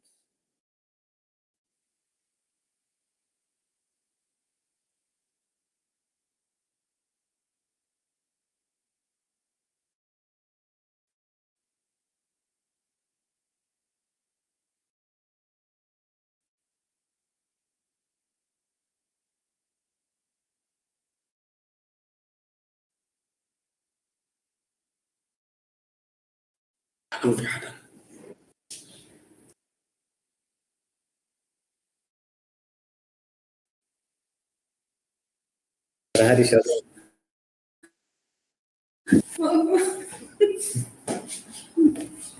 name is Glory Michael from Secondary School in Dar es Salaam, Tanzania. Hello, my name is Glory Michael from Kisutu Secondary School in Dar es Salaam, Tanzania. I'm one of the members of Team Good Divas from Ups and Doors community, where we develop different tech innovative solutions in solving different. When I saw this post concerning, I was inspired and motivated to join because I am very passionate in taking part in the actions of preserving marine ecosystem and to reduce the loss of biodiversity. Since our ocean faces a lot of threats from different factors, including human activities. The challenge offers an incredible and amazing platform to collaborate, contribute, and make different ideas on conservation of marine life. So I'm very excited and looking forward to engage in this program to brainstorm, get challenged, innovate, and develop meaningful solutions concerning the preservation of marine ecosystems. My name is Sharon Hassangoy, one of the members of the Blue Team. The category that we chose in our team is Health Marine Life. It's very beneficial to us because through this we are able to generate income because by doing cleanup in the ocean and picking up the plastic bottles that are found in the ocean, it helps us to generate income because the bottles are being recycled, and through this recycling we can generate income, as well as the plastic which are found in the ocean can be used for decoration, can be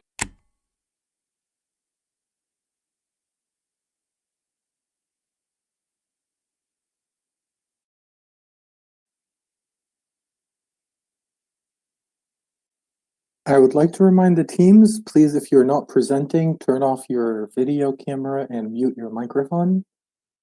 Thank you.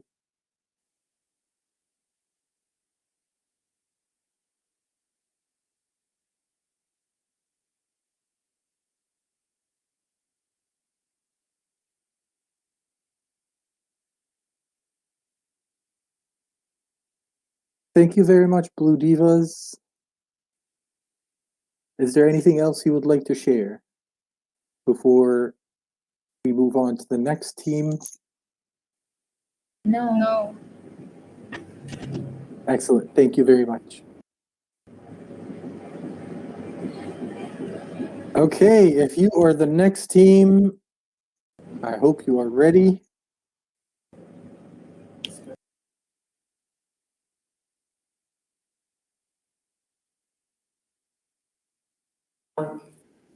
Hello. Hello. We are ready. We are ready. I don't believe you. I mean, you've come in here like 3 times and you're excited and you couldn't wait. But I still don't believe that you're ready. Are you really ready? Yes! All right, that's more like it. Okay, now I believe it a little bit. Do you want us to share our presentation here? Sorry? Okay. The floor is all yours. I will disappear now so that I'm not distracting you. Go ahead. Shall we start now? Yes, the stage is all yours. If you could tell us more a bit, at least your names, so we know who these beautiful faces are. Okay, so firstly, we are a part of a whole team that represents refugees, autonomous underwater vehicle category in the Brilliant Blue.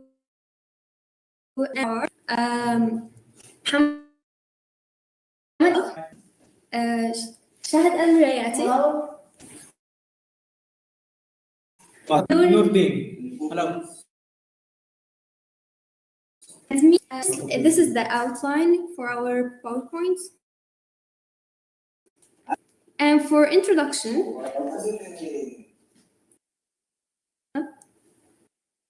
okay, so for our introduction, firstly, Aquadiver is a multitasker robot that can scan, identify, and data analysis. And now, Mohammed Sabah will tell you the aims that our robot works on. Hello, I'm Muhammad. The main aim of our project is to assist researchers by helping them to obtain accurate water data, in addition to contributing to human rescue operations. Yes. And now Noor will continue with you with the materials. Not materials. Hello. He working in development design for the submarine aquadiver based in the laws of diving and the role that scientists ready in oceans. This design has a geometric shape. We used the streamlined shape and base it in the reduces stress in the motors.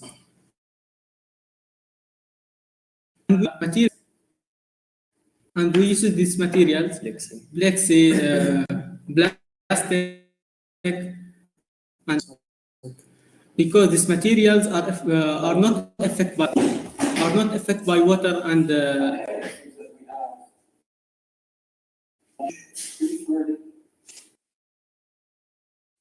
We don't hear you. Okay, so okay. And now Mohammed will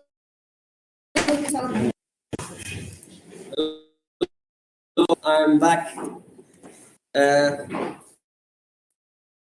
Wide marine with 4 motors, as you see.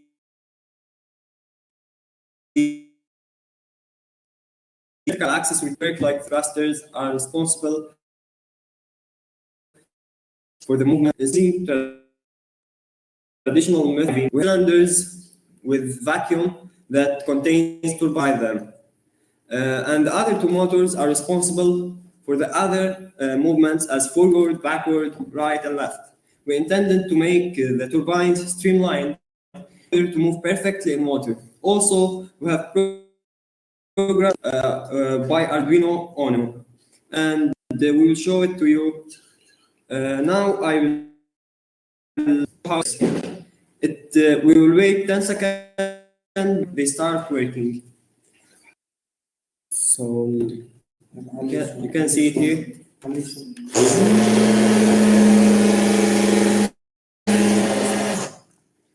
In order to make something, we tried our best in order to have a lot of, and the most perfect one was done by silicon. So we started to isolate the 4 motors.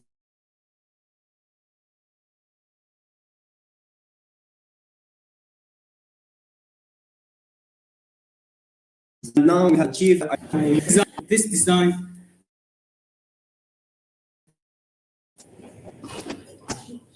Hello, I'm Shadan Bayati. The function of wind include controlling and distributing power to various devices inside the submarine, such as motors and sensors. We chose a square assignment for the suitable devices for the devices and available for the for the space. So now Tasneem will continue. So as I said before, this robot actually for data analysis to achieve this, such as turbidity sensor and temperature sensor. Turbidity sensor is for detection the clearness of the water, and here it is. Also, the temperature sensor, it detects the temperature, the water temperature level or scale, and with them using Arduino node along with Blink website or application and website on your laptop. We programmed all these stuff using the principle of Internet of Things, IoT. And now, what I will tell you about the scanning task. For the second task, we have programmed the camera using Python to assist rescue teams in identifying individuals at risk of drowning by applying machine learning principles. The robot will directly send information to the control center like it's shown now. It's detect person underwater at risk of drowning. So we can enabling necessary actions to be taken. And now my friend will continue. Hello again. Our robots will powered by renewable energy, will have renewable energy depending on kinetic movement of underwater. And in the future work, we will add GPS the specific places. And my friend Wael will continue. So eventually, we as one team will continue our pursuit to improve and develop our projects. And let's see the video what we have. So we have a little surprise for you. Yes, it's a video that shows you our work during this competition. Some shorts about our work. You can see it together.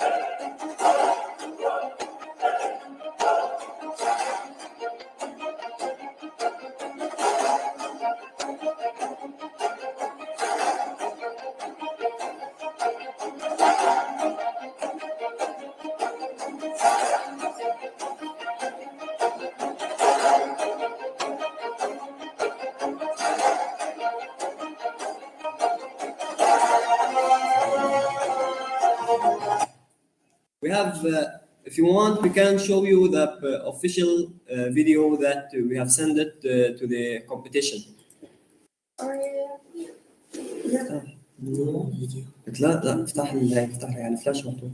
We would love to see it. I mean, that was a pretty epic video. Everyone in the chat box is just loving it. Can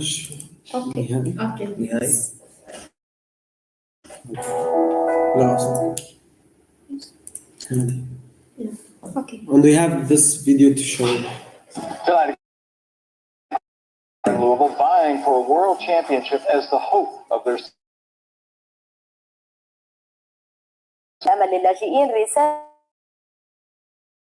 عملية شابان سوريان الذي تمارس فئة يعمل على الطاقة الشمسية واعتمد على إعادة تدوير and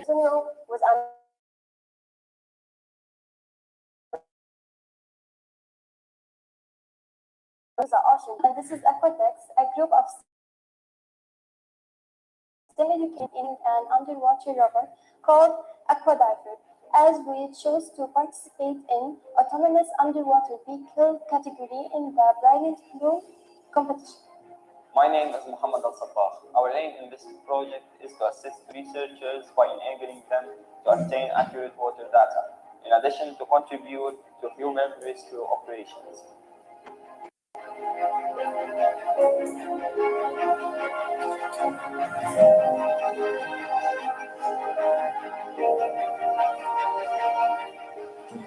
I, Nordin Al-Shibli. After many attempts, we innovated our special prototype design. We have worked on developing Aquadiver prototype, depending on submersible principles. Regarding its external design, the design has a streamlined shape that best for underwater movement. We have provided our submarine motors, two with vertical axis rotation that is responsible for the movements upward and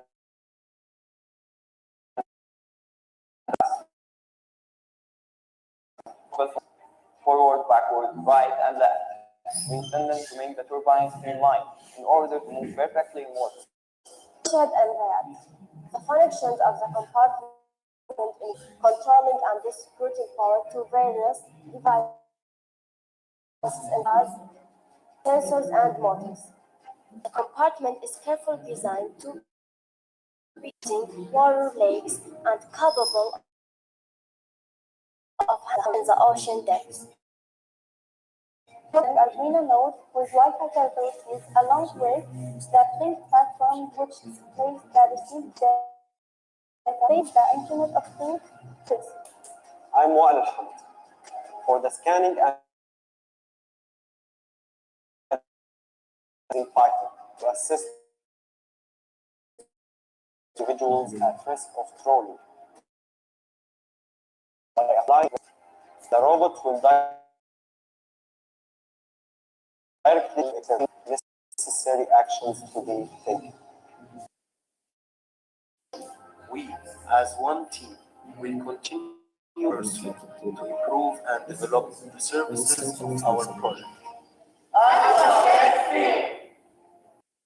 This was the view to the competition in order to see it. And this was our project. We are happy to share it with you. It's what our pleasure to send you this, and we will be happy to see your questions and contact us for any questions. And yeah, that's it. And we hope you. Okay. So.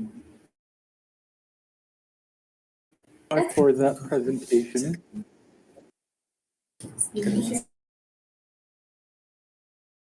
I have the rest of this.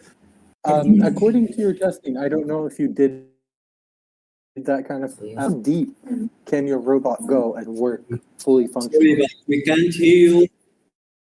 We can't repeat in question in the chat. So how deep does your robot go? How? Really, we didn't try it in the.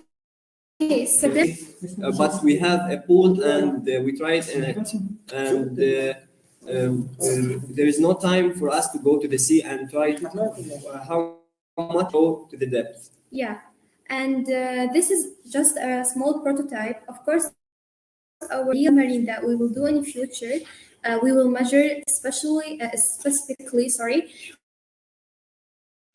but this is a small prototype just to show the idea. Okay. Usually when robots and automation come in, people are taking my job.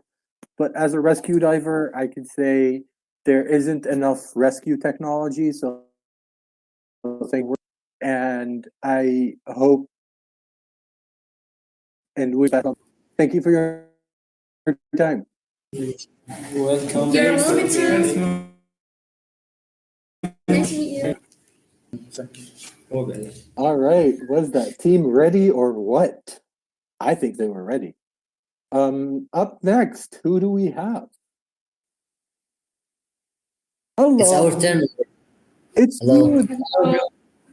Nice to meet you. Nice It's to our meet you pleasure. too. Thank you. So, are you guys cheering or are you not cheering for your team? Yes, of course. Okay, let's hear it. 1, 2, 3. Of course, we are cheering. Yeah. Nah, let's do it again. One more. 1, 2, 3. Of course, we are cheering. Okay, great. The floor is all yours. So let's hear what you have for us. Okay. Can we share our screen because we can't share here?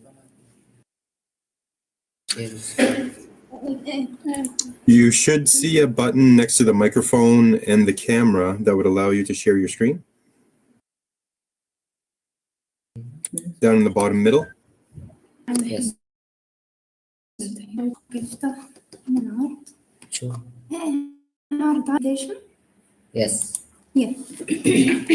There you go. Hello, it's my pleasure to introduce to you our project.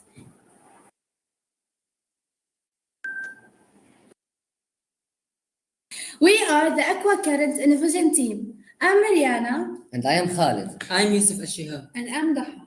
And I'm Loina. Who are enthusiastic to improve our productivity in the STEM education field and the innovation. We, as a part of Team Hope, who present this award. Team Hope participates and earns many awards from many international challenges. We are fueled by a shared passion for robotics and a commitment to exploring innovative solutions within the blue economy. So, the category of the competition that we have chosen is the marine renewable energy. For two main reasons. Harnessing the nature resources. So, we have chosen marine renewable energy category because it offers a wide opportunity and a unique opportunity to harness energy from natural resources found in or on the ocean, including waves, tides, and currents. Also contributing to the ocean's technology. So we want to make technology better and deal with the bigger problems in using ocean energy. So we're dedicated to solving these challenges so that ocean energy could be good and effective power source in the future. We're not just competing with other sources, but also working well and being useful.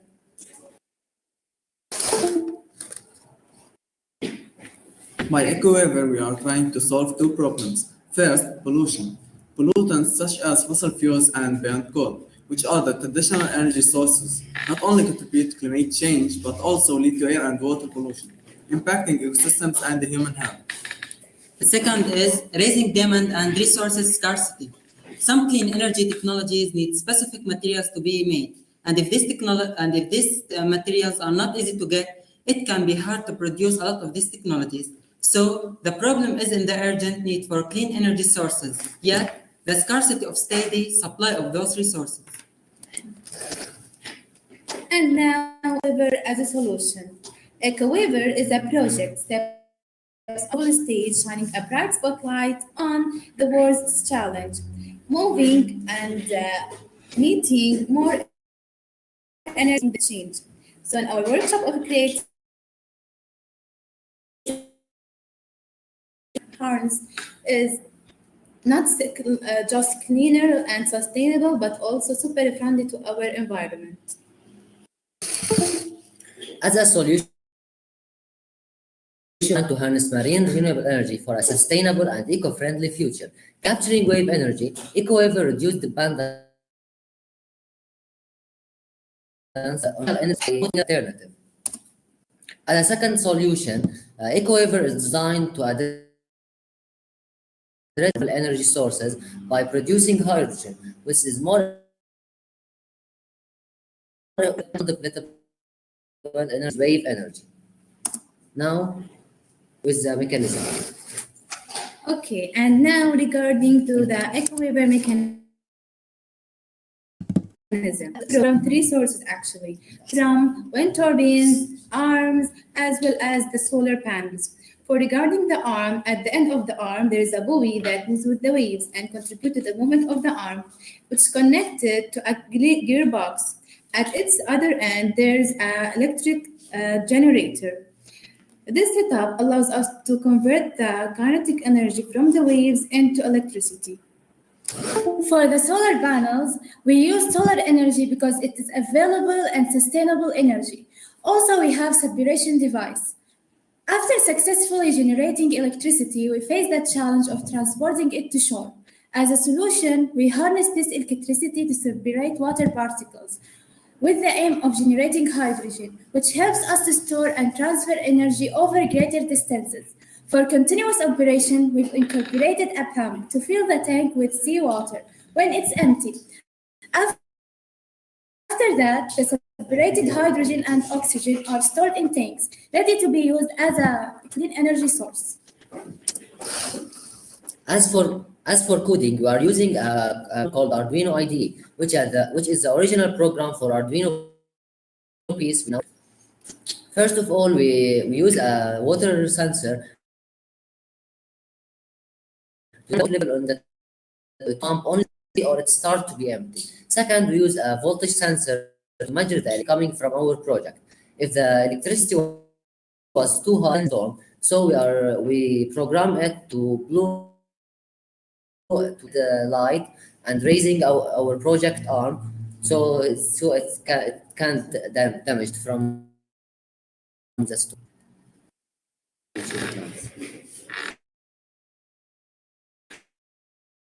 More successful arm on it, where in case we can generate more electricity. As a second our electric generator. It was not of our own making, so as a future step, we could work on. So this is Ecoweaver. We love our project. Thank you for listening. Thank you. Thank you for the presentation. I'm gonna show you a video. We got some videos. I hope you love it. Okay, let's see them. Okay. Where in video? What video? Just 1 minute. Okay. Just 1 minute. Where is the video? Yes.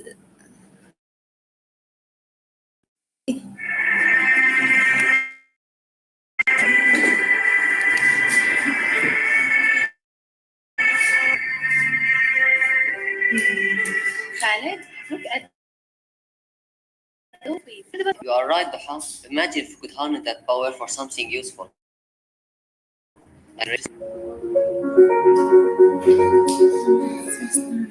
We designed a creative project. Expo revolves around capturing the energy from the ocean, then a circular boat design for better pressure distribution, stability, and reduce structural stress. And how it works.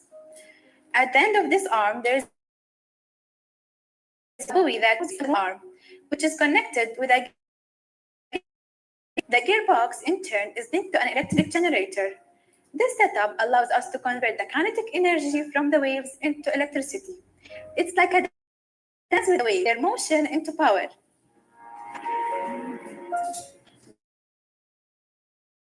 During potential damage by raising the arm and avoiding any risk of breakage. And that's not all. We allow wind energy, so it's a trio of renewable sources working together. For continuous operation, we've incorporated a pump to fill the tank with seawater when it's hydrogen and oxygen are stored in the tank, ready to be used as a clean energy source. So we are not just tapping with wave energy, but we are creating. Its innovation meets nature. After successful generating to shore. As a solution, we had the aim of generating hydrogen, which helps our energy over greater distances.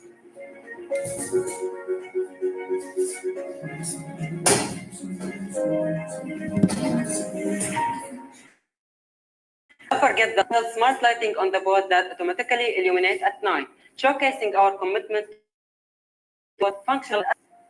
With EcoWaver, we're demonstrating the clean energy harness from the sea. It's innovation at its best, and we are Aqua Innovation Team.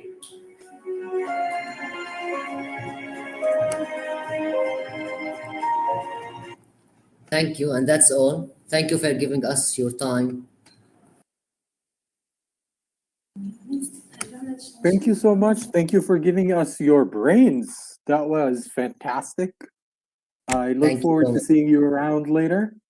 Stick around, and good luck with everything else. Yes. Okay, can I just get a last cheer for your team before you go? Of course, why not? Yeah, okay. Yeah. Cheer. Thank you. Have a great day. We're so happy to find you. Bye. Bye. Bye. See you soon. Bye-bye.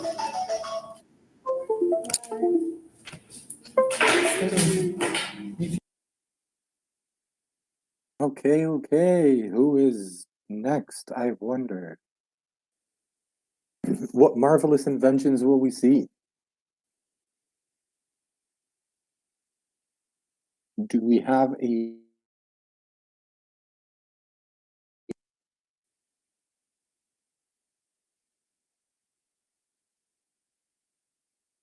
Hello. If it's your turn to do your public presentation, please head to the main stage. Hello. Team Tunisia, hi. How are you doing? Great. How are you doing? I'm doing well. I'm really excited. We've seen some good presentations, some great promising technology. I love it. Are you guys ready? Yes, we are. Okay, Just a second. I'm going... We'll be sharing our screen. So you're not ready. Okay. So, can you see our screen? Yes, we can see your screen. I'm going to mute myself and disappear so I'm not distracting. The microphone is all yours. Let's go. Thank you. Greetings, everyone. I'm Noor Khbou. Noor Hashqasem. Mahmoud Grati. Edis Zuri. And Ahmed Abdelmalek. And we are Team Tunisia, competing in the Healthy Marine Life category. As you might already know, Tunisia is located in North Africa with a coastline of 1,148 kilometers long, including Kerkena Islands. And now it's time for you to meet Hamadi. Hamadi is a Tunisian fisherman living in Kerkena, owns a boat, and he is 45 years old. In his 20s, Hamadi used the Ghzel method, as we call it in our dialect. And he was very happy and satisfied with the results of fish he had, and everything was doing well. Moving on to his 30s, the catch using the Ghzel decreased. Then Hamadi found himself unable to get the amount of fish that fulfill his need. Seeing his friends using the karkara, another tool that is used in Karkana, and with better results, he then switched to karkara with his friends. And now currently, Hamadi is facing again the same problem and unable to find any other fishing tool to replace the karkara. The reason for the decrease in marine resources is due to the excessive use of karkara all over the years, and this is causing damage for the sea and the plants, who are the home for fishes and many marine creatures. And they are fishing small, and they are catching small fishes, and they are not letting them grow and not let them make their eggs. And many areas are changing from biodiversity into empty deserts. And over the whole fishermen in Tunisia are using this to support for the marine life and a decrease in the marine resources. So let us introduce you to our Smart Shafia. Basically, an alternative tool for fishermen to catch fish with low energy and with. So this, while the fishermen will be catching, they will use fuel and they will waste catch the fish in a secure way with any bad weather conditions. So now Mr. Hamadi is very happy using this smart Shafia. Okay, our Shafia is component of this line who called Rjal is creating of lamp front and the corals who called Hasira, the middle one who caught the big fish, and the small one who are where the small fish who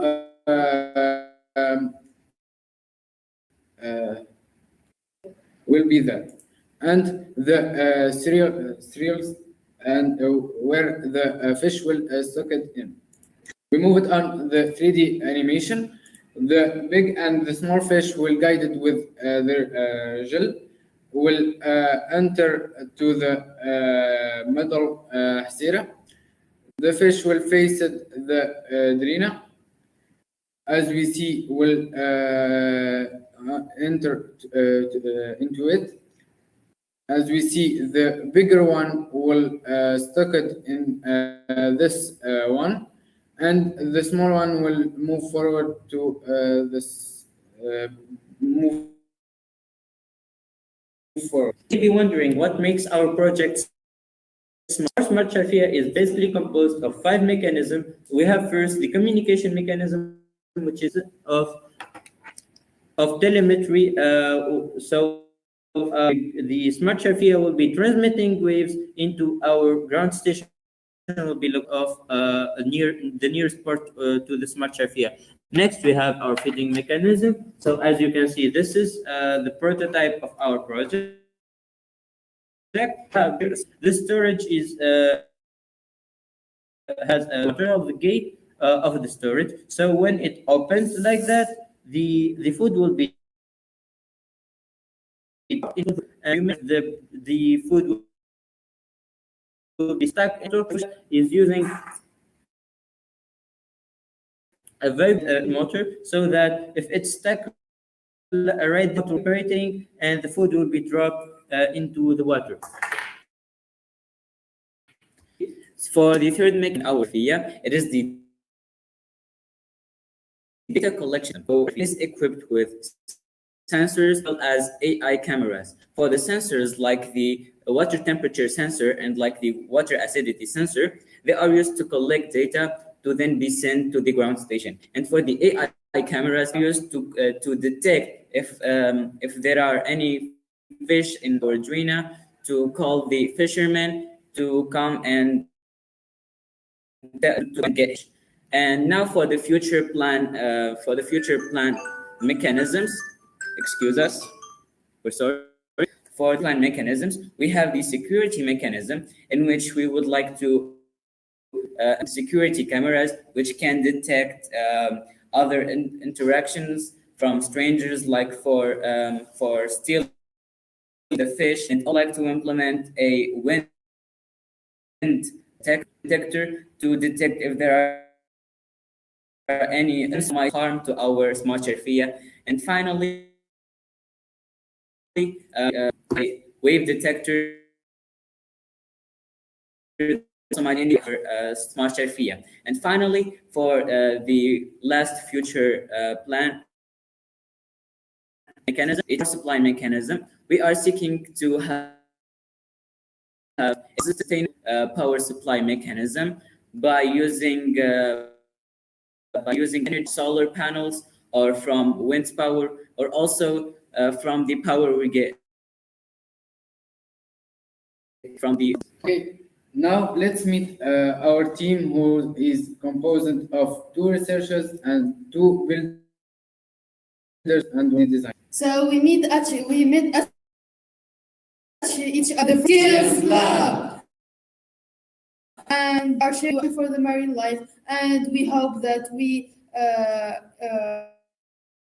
have the honor for our beautiful. Now we leave you with a demonstrator video for our prototype. So hello everyone, we are now our second exterior. As you can see, this is our second exterior. This is the first exterior with the vision, where the fish will be oriented to the side. Then the small fishes can go through the small exterior into the big exterior, where we will be eating, will be raising them, and fish right here, where we are going to fish them. That's it. Thank you for your attention. See you on the next day.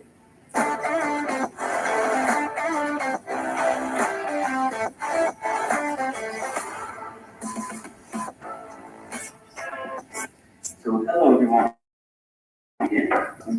So as you can see, our sharfia is almost ready with both sides. This is the first zera and the second zera. Now we are working on the gel part.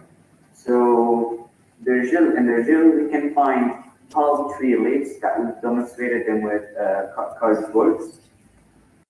And the palm tree leaves are made to attract fish and make them enter the axera. Thank you so much for your attention, and see you in the next video.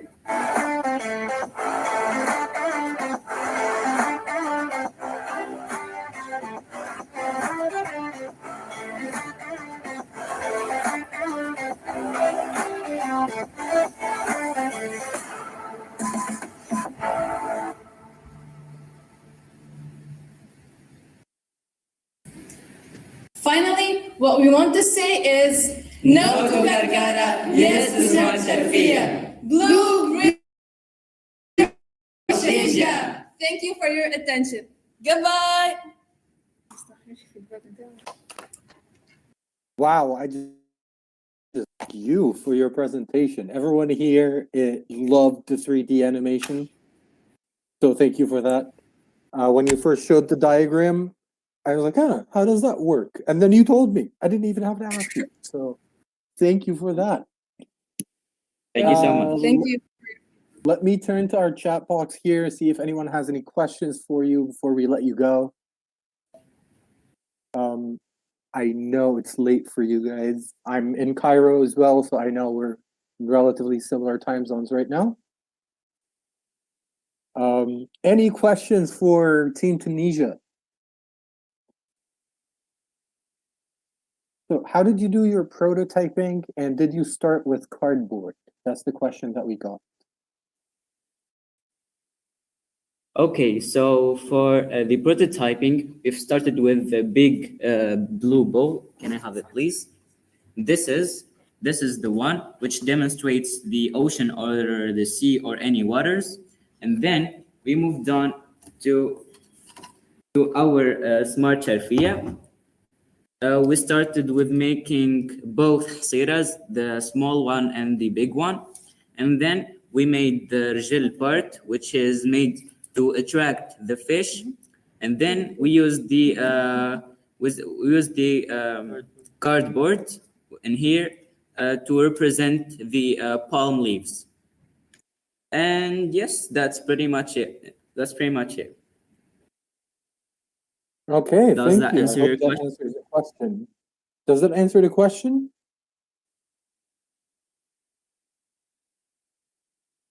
Yeah, and also I'm not to going to forget say the feeding mechanism. yes, the feeding Thank mechanism. you, everyone, for your feedback and for your nice comments. Thank you. I don't know if you've had your judges interviews yet or not, but good luck Yes. anyway. Yes, And I hope to see you later. Thank you. it's our honor. Thank you. Thank you. All right, who is next? Who is waiting in the lobby and just burning to tell us about their Goodbye. Goodbye. Thank you. Bye-bye. Let's see what innovations we have next. All right, we have Team Nigeria. Team Teal from Nigeria. Hello. Hello. Can you just if you can turn on your camera, please? To turn in my camera. I'm very sorry. Is that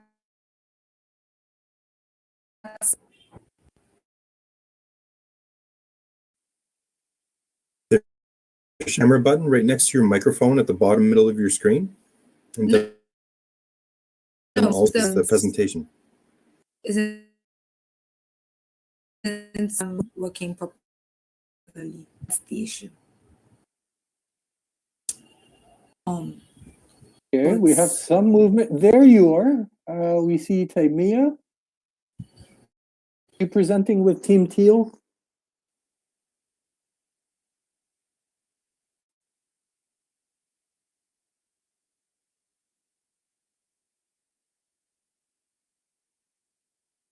Can my Okay. screen be seen? Yes, no? I can see your screen. Yes, I can see your PowerPoint presentation. All right. So do we go on? You are on. So if you want All to right, turn on your video so we can see you. I can't turn on my video. Okay, no problem. Let's take a look at your presentation. I'll be muting myself and disappearing so I'm not distracting. Here we go. All right. Thank you so much. Hello, everyone. Good morning, afternoon, or evening, depending on where you are. My name is Tofumi Elusudo, and I'm a very proud member of Team Teal. My team members are here as well. We have Temia, Bashiro, and Tayo, and we will be pitching our deck on our take, specifically collocating manufacturers. Now, I'm pretty sure everyone in this meets their idea of what OTEC is, but just in case you're not, OTEC, which is fully known as Ocean Thermal Energy Conversion, is the production of electricity, natural thermal gradients of the ocean, using the heat of this area to create steam that drives its turbine, pumping cold, deep water to the surface to condense the steam.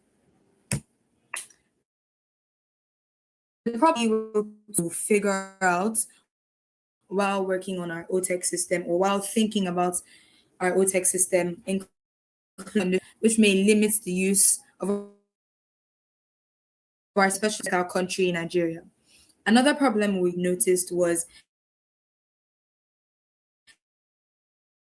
from a OTEC system may not much or will be very minimal compared to alternative energy sources. But of course, repurposing industrial waste heat would help take the hot water from cooling manufacturing industries to an artificial reservoir. This method makes OTEC independent of climatic conditions and reduces thermal pollution, as waste heat isn't redirected back into its original source, but rather is kept in an artificial reservoir which can be used later. Present to you our product offering, which is a land-based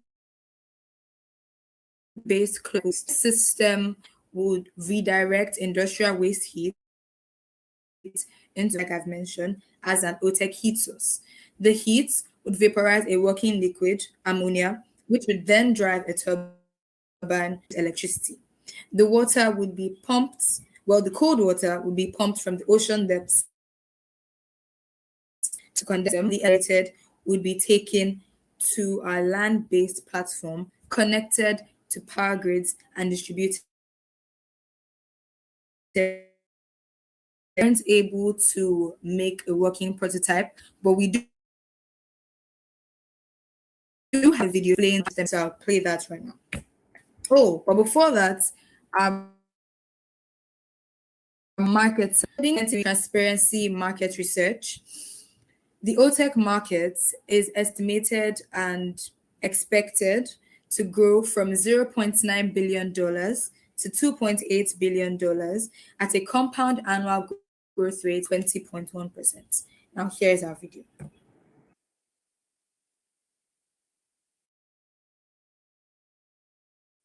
Oh, I don't know if you need head so we can see the video. Can you?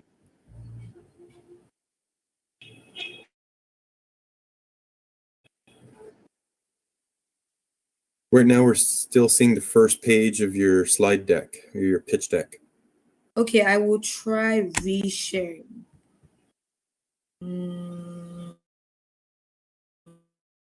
Once you share it, you still have to make it hit the buttons to advance the slides. There you go. Now we see the video. Thank you. Yeah.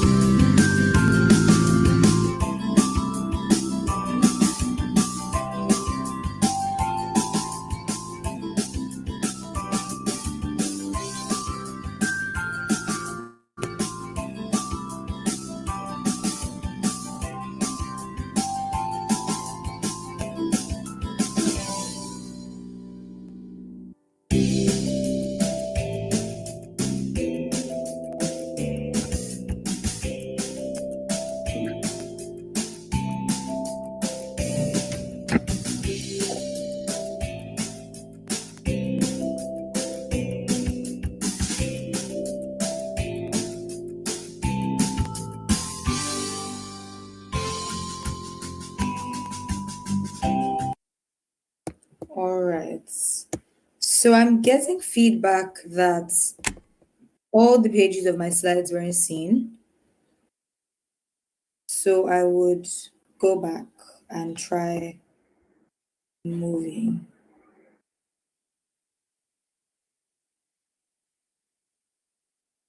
I really hope we can be seen now. We see slide 2. What is OTEC? We can see slide 2. Now, if you move to see, we can't see your slides anymore.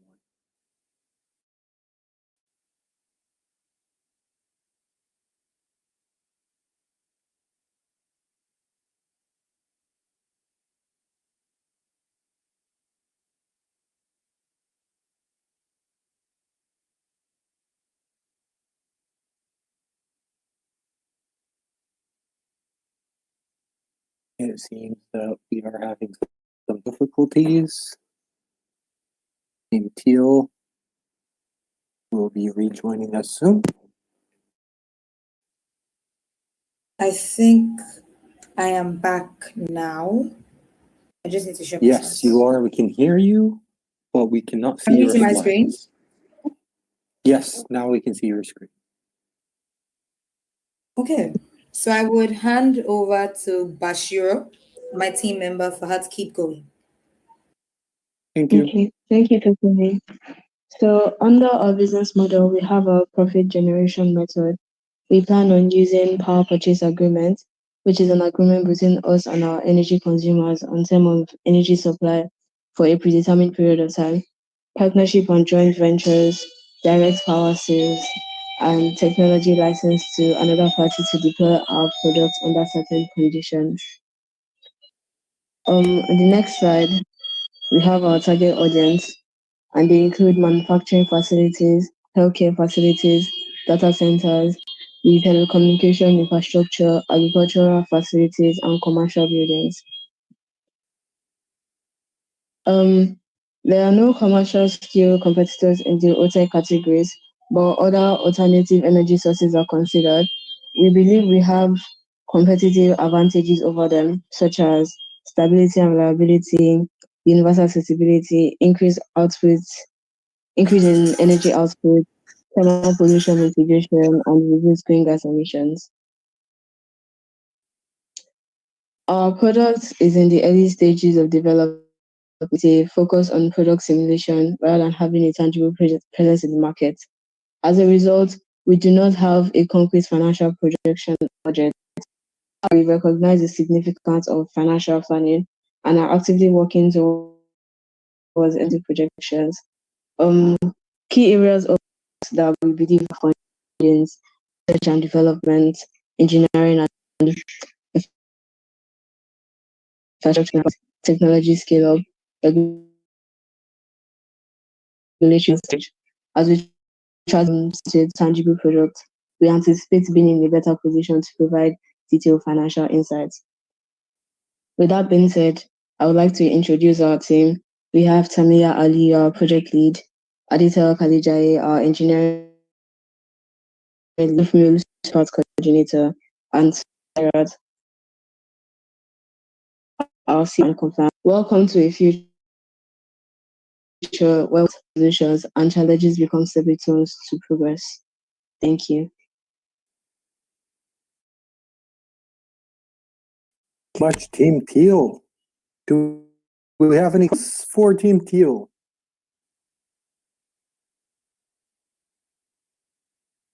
We are waiting for questions for Team Teal. If anyone has any comments.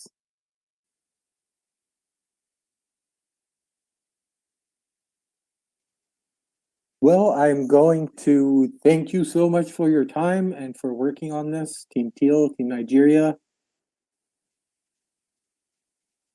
Someone's suggesting that you can try reworking a car alternator to make the generator. So, Team Teal, that might be something you want to be thinking about. I hope that our audience out there is listening, and they already are thinking of ways to help Team Teal achieve the work that they want to do. Please, can you come again? Can you hear the question?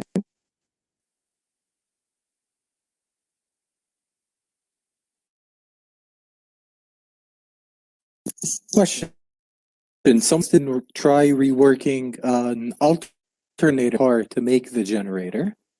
It was just a suggestion that you might want to look into as you continue to research and develop your project.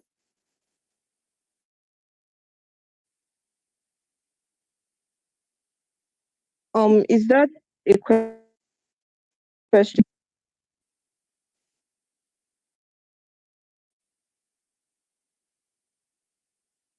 Thank you. That's a consideration for our project.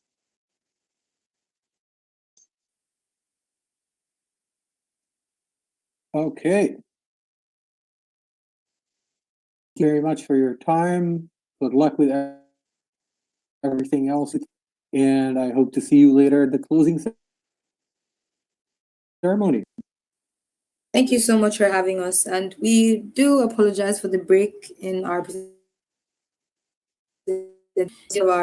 network connection issues and it was out of our control. But thank you so much for having us, and thank you so much for your suggestions. Thank you. Bye. Bye-bye. Have a great one. Bye. All right. Bye, everyone. I am being told that we have Trinidad and Tobago next. MAS06.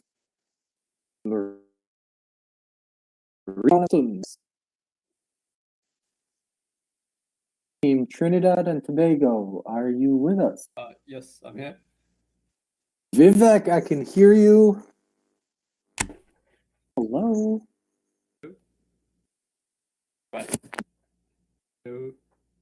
There you are. Okay. Hi. Greetings, everyone in the call. Greetings. I just need to upload the presentation and then we can start. Okay, let's do it.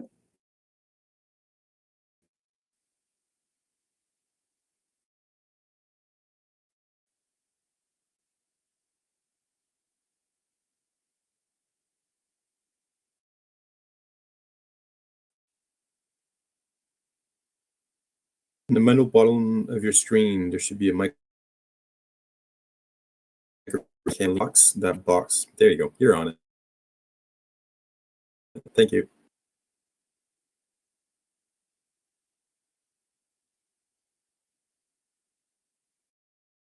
My name and my team chose marine autonomous system.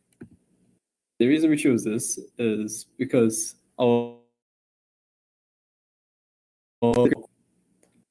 Trinidad, we have one of the largest coral reef. However, with time, it is dying, and also the factors are man-made. So, with the aid of Brilliant Blue, we intend to share our ideas. We intend to sustain and also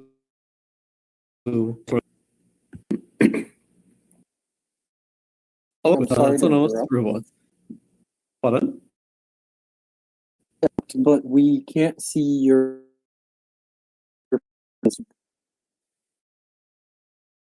deck is not moving.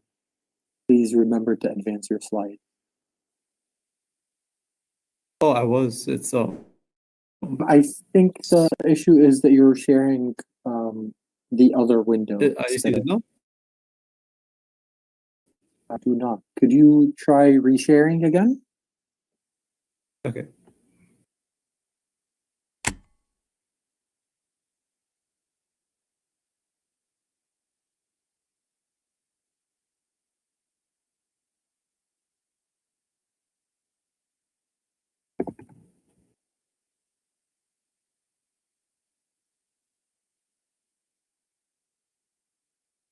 So I would like to remind our upcoming teams that if you're going to be sharing any slides or presentations, don't forget to advance your slide deck and share the presentation window. Vivek, are you ready? Yes, I can see your slides, but not your presentation. So your slideshow is not visible.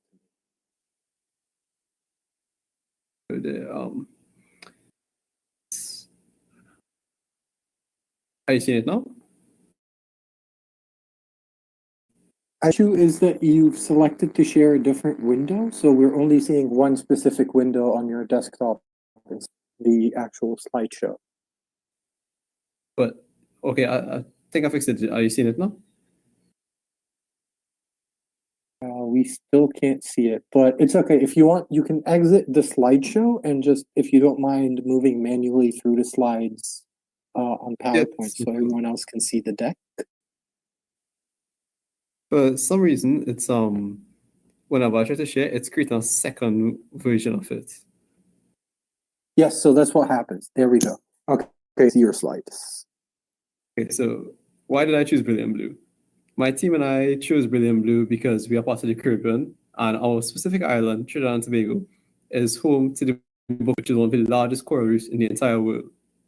However, over time, it's slowly decreasing in size and beauty, and alternative factors are man-made.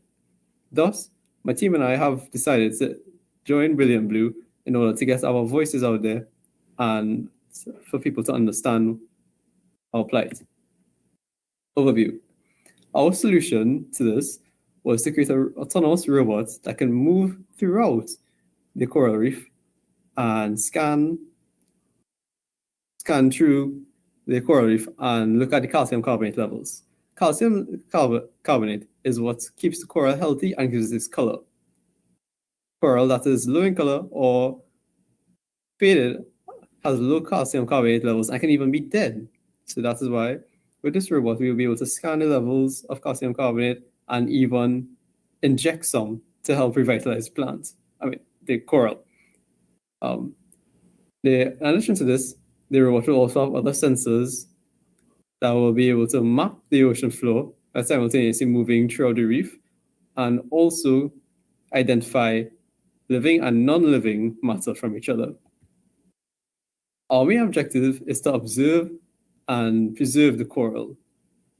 By doing this, as I explained before with the calcium carbonate, our secondary objective is to reduce pollution, because we will have ultrasonic sensors on it that use sound waves, such like a dolphin or a bat, to reflect off our objects. This will in turn all paired with the heat sensor will show us living and non-living matter. Using this, we can identify pollution, like for example, ocean floor. We can identify that and map it, and then that signal back to a human, and they can come and remove it. Next, moving on, it will map the ocean floor. This has many advantages. First of all, it will avoid the coral, and this will also help the data. This will help us understand levels of calcium for the corals to have maximum growth and health. Our main selling point is 3D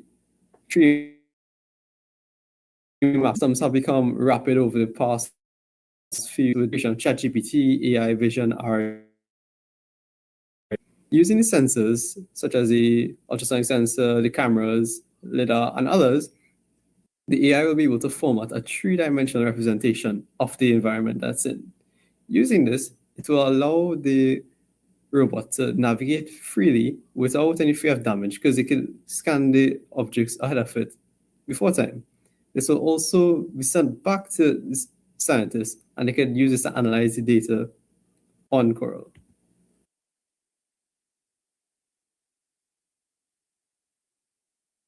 Steps taken to create a project. First of all, when starting a project, you will need capital. So you need to get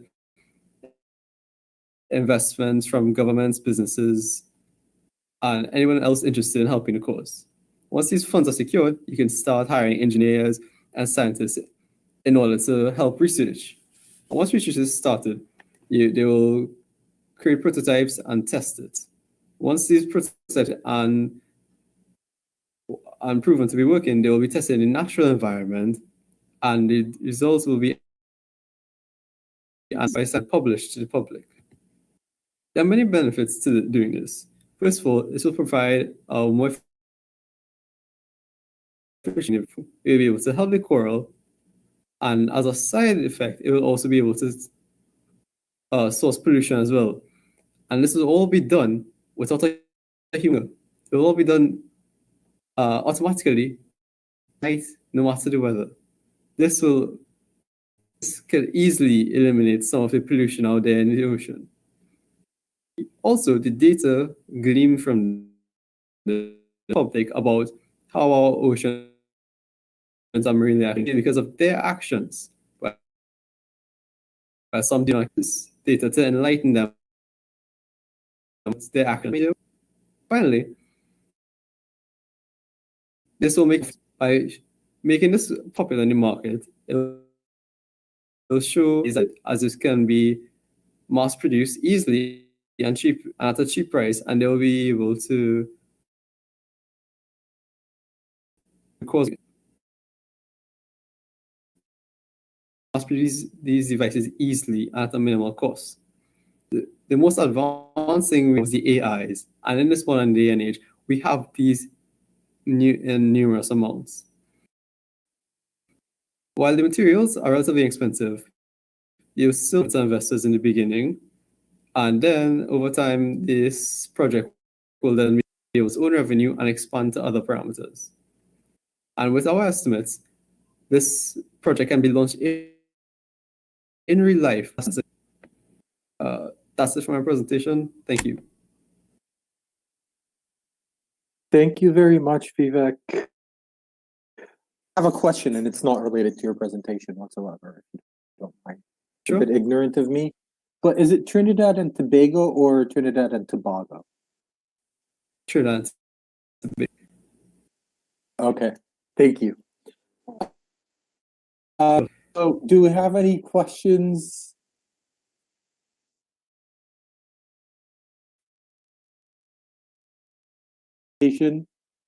Any questions at all?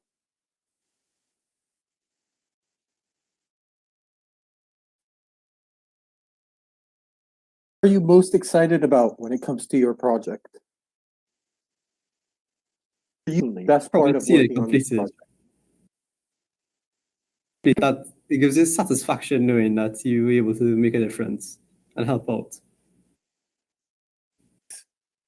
I can understand that. Yeah, like after all the time and energy spent this on that brainstorming, it's the feeling is just on another level when you see it in action.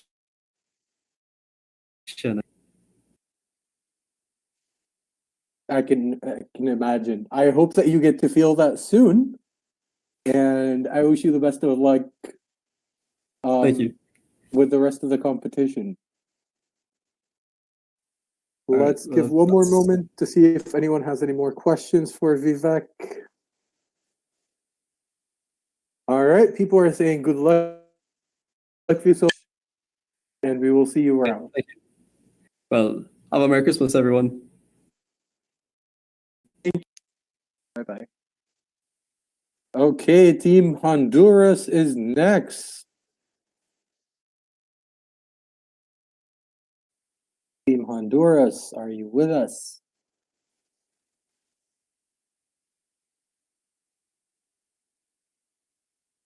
Team Honduras, please make your way to the main stage.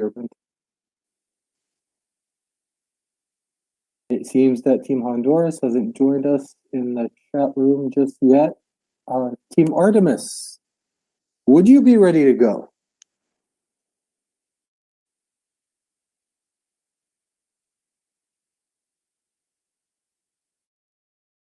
Team Iran, would you be able to do your public presentation now?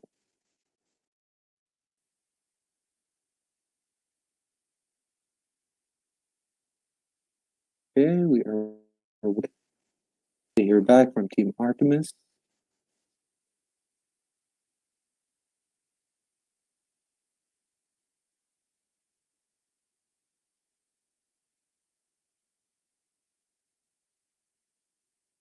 Okay.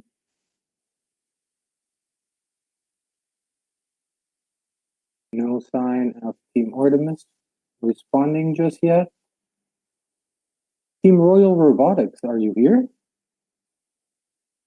Team Royal Robotics. Calling on Team Royal Robotics.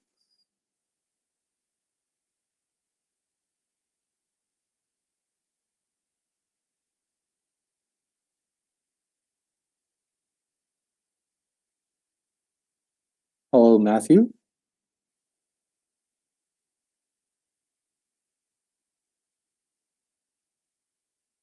Okay. We are waiting to hear from Matthew. In the meantime, if you have any questions for me, please let me know. If you want to know anything else about diving.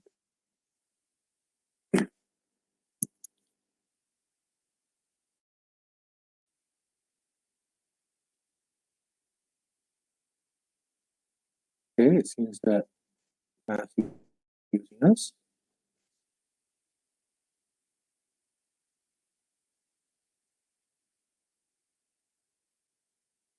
And, okay. So I've been diving for a bit more than 10 years now.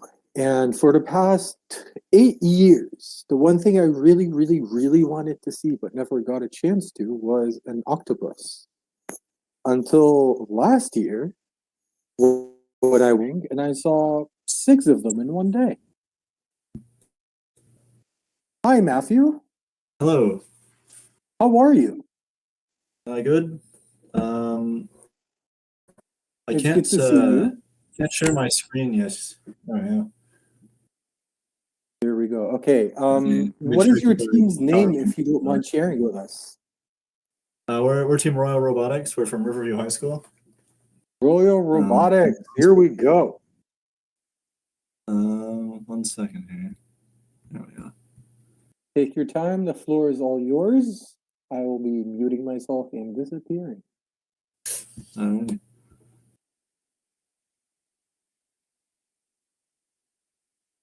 I'm gonna do this part. Okay. So we have a project called the Lion's Claw. It's basically a claw machine that we plan on putting on boats or other marine. We were going to use a catamaran or a raft, or those fishing boats with the grates in the middle. You remove the grate, you put this over top, and it can lift stuff up from the bottom of the water and bring it up for proper disposal. We're going to focus on fishing, like discarded fishing equipment and plastic waste, and people use homemade anchors in Shediac, which is where we plan to first implement it. That they just leave down there, and don't go pick up once they're done using their boat. We're high school students at Riverview High School in New Brunswick, Canada. We're doing this as part of our physics and computer science classes. We're planning on creating a machine capable of keeping the waters clean in our province. And we built a proof of concept that's able to lift and move objects from point A to point B with out of relatively easy to acquire materials. We have a current proof of concept model. Here are 2 images of it. The top image is of the. It's using a main printers diagonally, whereas the rotation. We built I've liked with it before, and it's quite convenient to build proof of concept models. And we programmed the first image there. We're able to move it in the cardinal directions ahead to the second image, where we have motor syringes for hydraulic cylinders. As the linear actuator extends, it pushes in the plunger of the syringes and extends the syringe on the other end of the aquarium tubing that we're using for water lines. We can use it to extend and lower the height the claw is at, as well as open and close the claw. We have a video of our current model in functioning. It's a bit stretch res, but it's a bit finicky, but it does work. We're currently ironing out the kinks still, and we plan on continuing this project in through the second semester of our school year, and then into the summer afterwards, where we will be leaving it at the school for future physics students to work on as a part of their projects that are required in the curriculum for our physics classes. But the main part of the project is the XY movement, which we have down pretty well. Whereas ironing out kinks on an open and close. We've been having issues with air system because we've been filling up our hydraulic cylinders with water from either the school fountain or sinks around the school, which all have aerators in them. So we'll get in and it's not really, they build up over time with evaporation. and the bubbles rising to a certain point, which causes delays in the action of the cylinder. But we use a Rubik's Cube because it's a currently I'm the only one here right now, but I have 2 other group members focusing on the next part of the project, which is a 3D modeled claw that we plan to objects that are not just easily picked up. I have another group member, Ryan, who's working on the claw for a more advanced system other than manual control.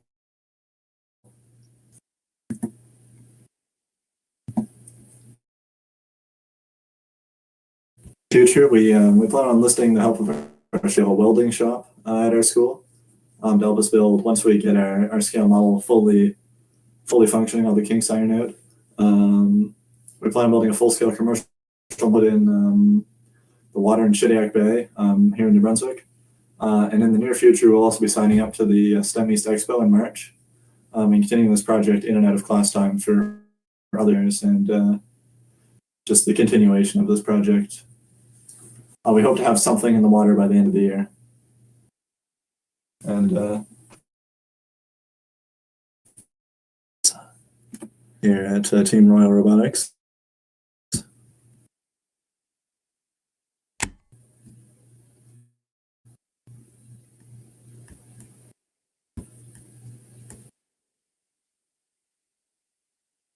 Okay, thank you so much, Team Royal Robotics, New Brunswick, Canada. Do we have any questions for?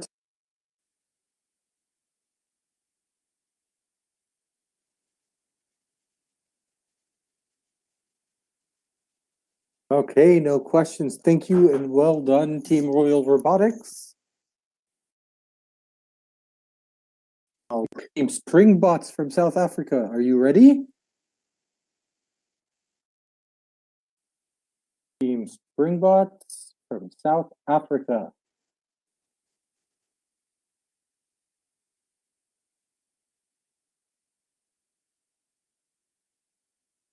Okay, we will wait for team technical difficulty. In the meantime, if you have any suggestions, the chat box is open. Please feel free to use it. If you would like to chat with the teams themselves, each team has its own. Ask them, pester them, congratulate and support them for being a part of this brilliant blue challenge. Springbots. Springbots Hi. are joining us right now. Hello, hello. Hi, how are you? How is everybody? You abandoned me. I've been waiting for you. I am so sorry. I was not talking. I'm so sorry. It's so good to have you with us right now. Yes. Is you need to just excuse me? Are you ready to present? I'm to transfer my presentation onto my phone. My laptop just switched off. Presentation. Wait for you to do that. How long it's going to take? Is there any way I can do without the presentation? More verbal, or should I just try my luck?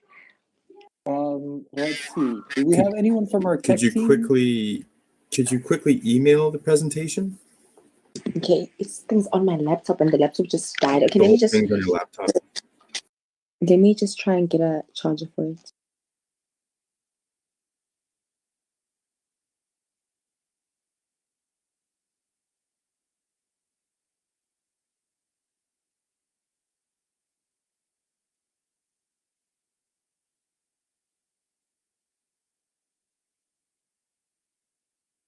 Okay, so while we wait, do a little scuba diving universal hand signal quiz. Okay.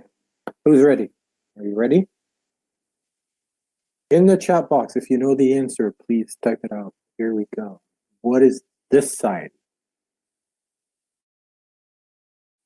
Surface or go up. Excellent. What about this side?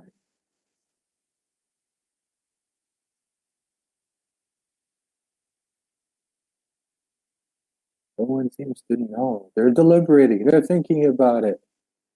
This.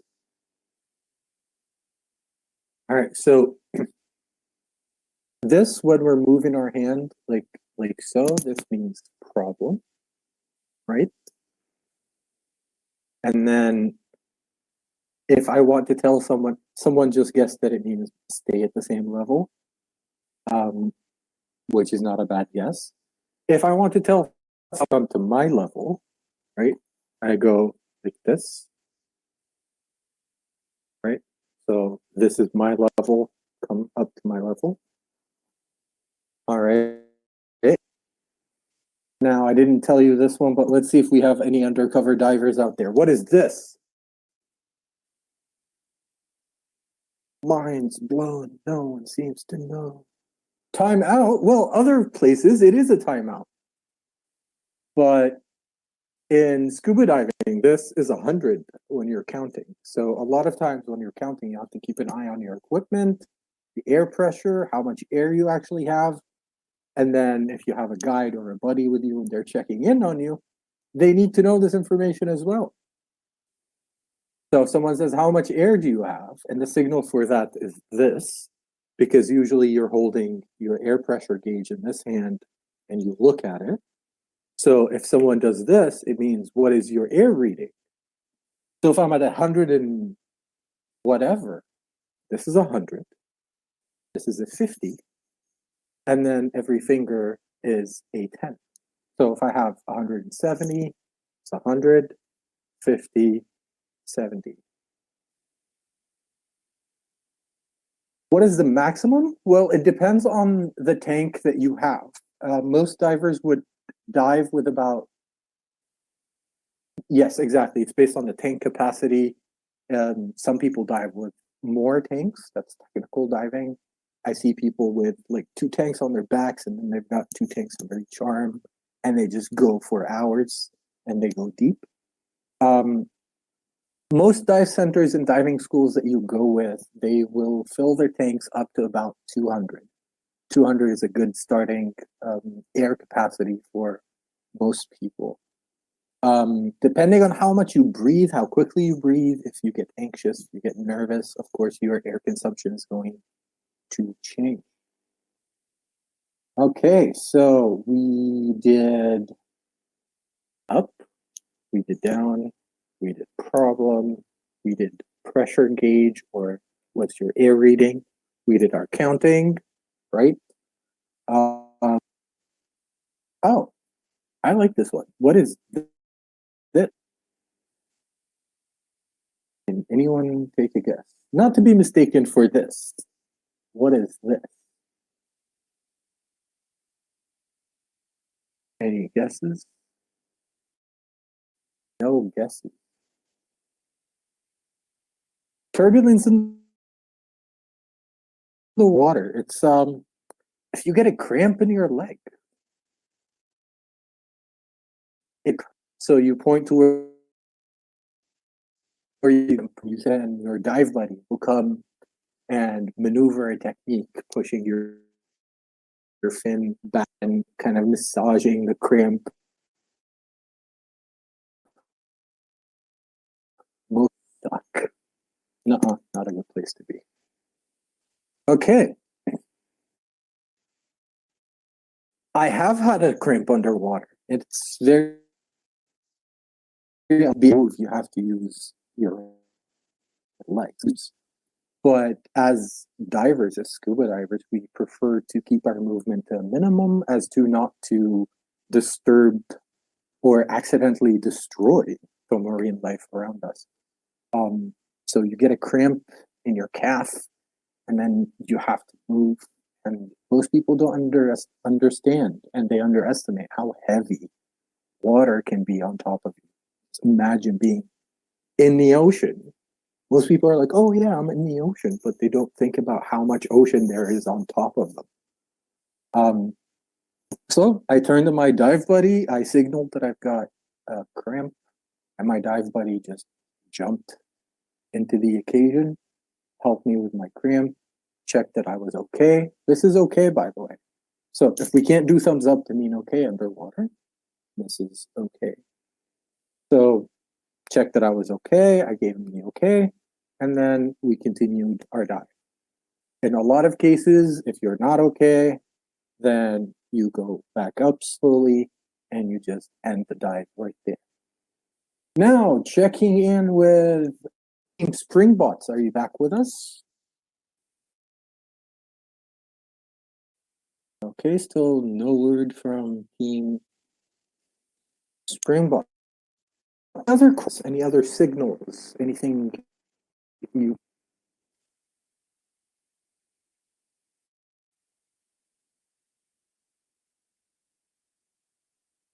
What was the coolest thing at while diving? I've seen so many cool things. I can even begin to describe how awesome marine life is and how amazing it is to be among all the fish and the creatures and the coral. Top 3. Okay. Definitely seeing an octopus. Seeing an octopus travel through a coral reef, able to change its colors and its patterns to where if you look away from it, when you look back, you have to like really octopus, definitely. The ones I've seen varied. So I saw something about as small as this, and then something as big as that. Get large. Giant squid and octopus do get quite large, but they live at a deeper level. We don't as much unless we go on deeper dives. The second coolest thing is, of course, a sea turtle. Underestimate how huge sea turtles can be. I've seen several in my life, but the first one I ever saw, I was on a night dive. And if you ever get a chance to go diving at night, it's like the night shift underwater. So all this fish and creatures that you see during the day, a lot of them tend to kind of go to sleep. And then a whole other cohort comes out and you get to see brilliant things. But the first sea turtle underwater was on a night dive, and it was about 2/3 of my height, and I'm about 6 feet tall. That's about 182 centimeters. So it was a huge turtle, but it moves so gracefully that you don't even realize how close you are to it until you see it. And then the third coolest thing I ever saw was when I did a wreck dive. And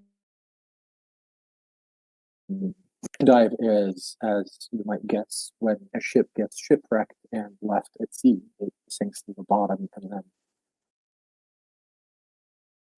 they claim coral takes over, fish take over, a lot of creatures take over. And a Jordan at the time,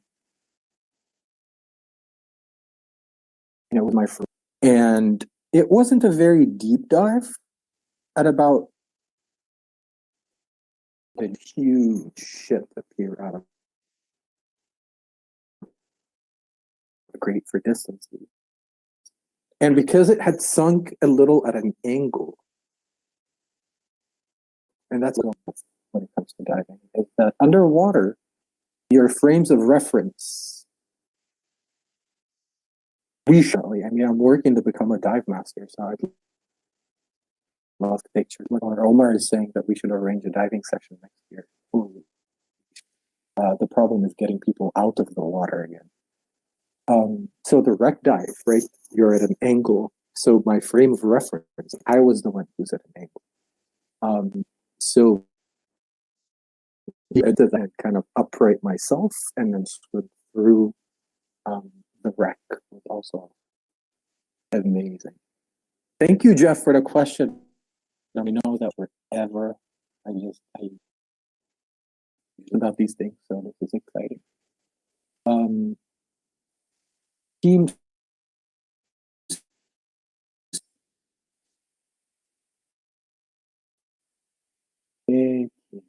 Springbot seems to be.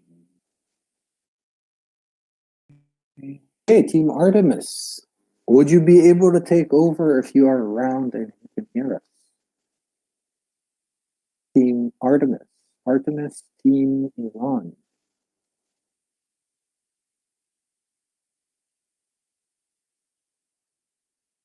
I see you in the chat, but unfortunately, I can't seem to reach you.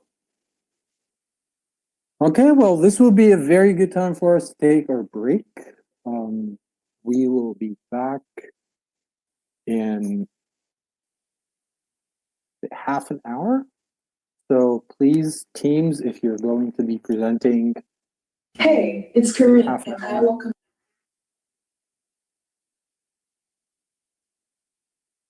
If you are able to join us in half an hour, please be, or 24 minutes, please be here. We look forward to seeing you and chatting with you again in a little bit.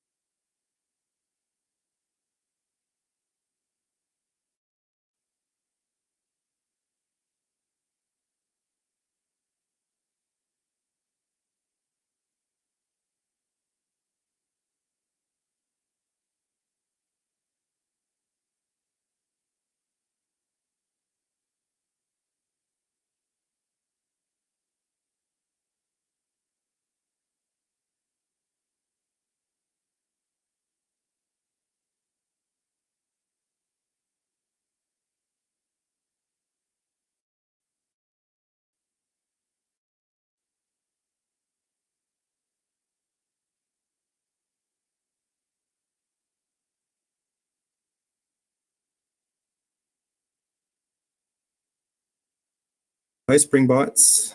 I don't know if you can hear us, but we're going on about a break for another 20 minutes.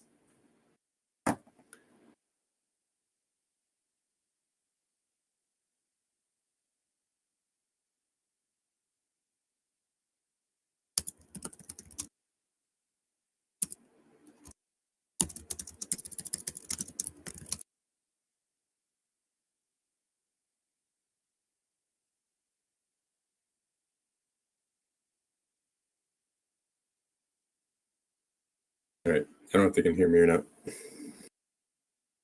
What's up?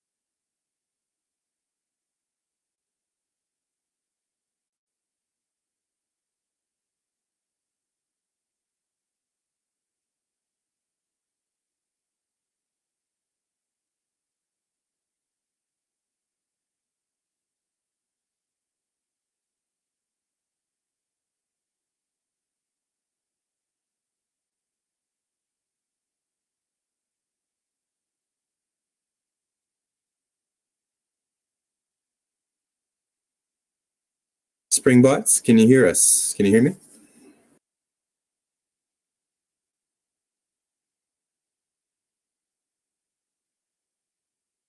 Hello, Springbots.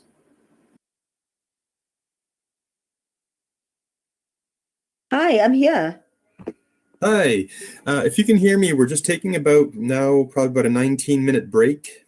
Okay. And then we'll be good to go again. I know the first time Springbots came on, they had some laptop issues and their slide presentation was not accessible. Has that been fixed? Yeah, I'm just trying to get it from my other team member, but she's Okay. on the call with me now, so I should be ready by the time. Okay. I'll type my email in the. So if there are some issues and you do have access to the presentation, you could email it to me. I could project it from our end. Oh, if one of the team members is having problems. Okay. So I'll monitor but so let us know if there's anything going on. But yeah, we're going to take a bit of a break for about 18 more minutes. Thank you very much.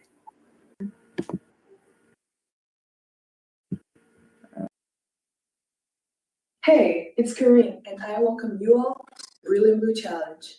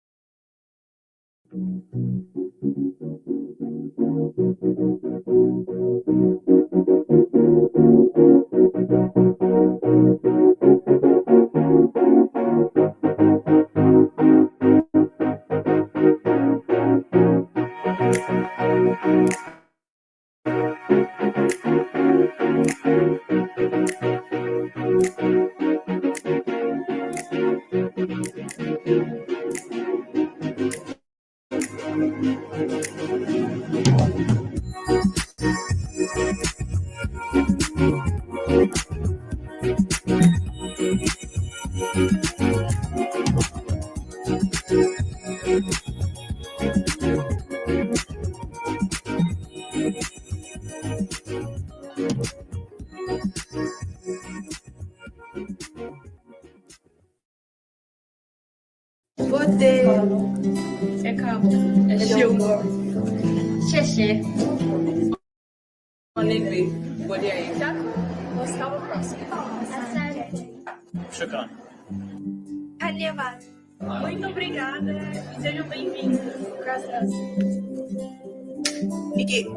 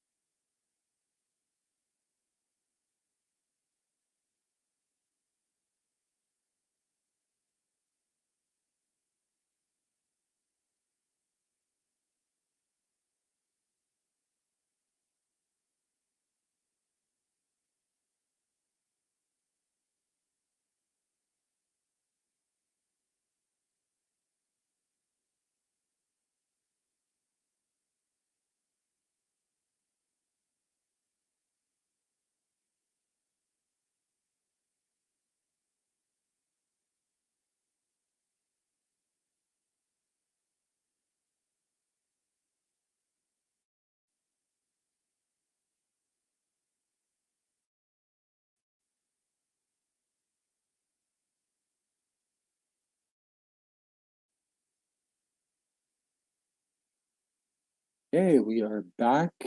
The team is supposed to be presenting soon. Please head to the main stage area.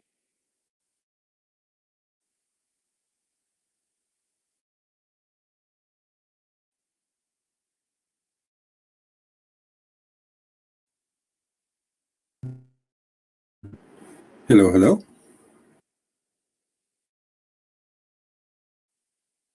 Hello?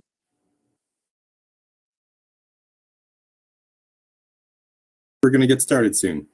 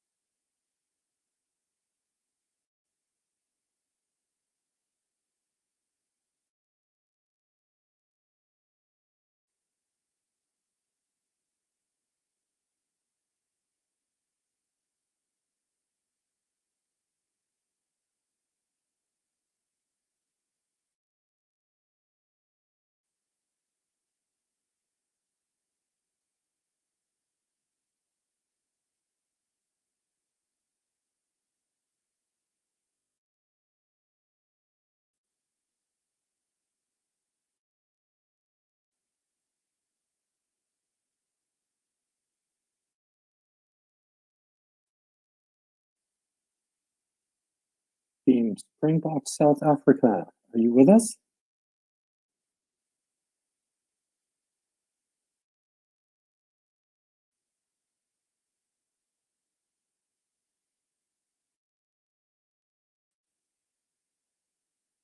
Hi everybody, sorry. Let me just screen share. I've got everything figured out. It's no problem at all. We're waiting for you. We will start in a little bit. So whenever you're ready, please let us know.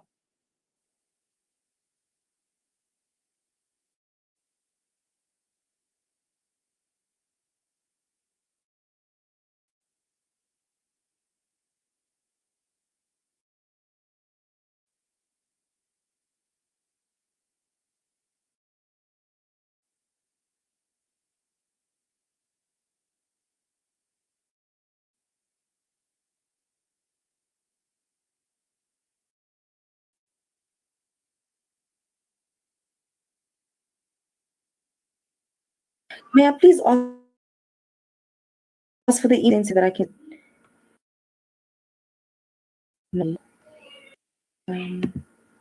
I'm sorry.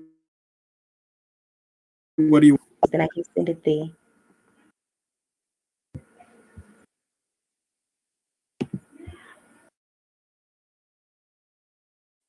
For the presentation, right next to the microphone.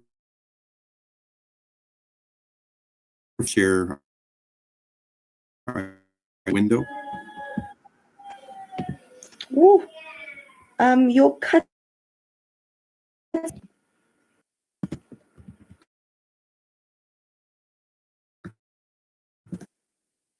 I'm not sure if you can hear me now, Hello? but Yes, I can hi. hear you now. Camera button in the middle bottom, there's a to it that allows you to share a tab or a window. So the camera button in the Towards the bottom middle of your screen. Yes, me. I select tab to share.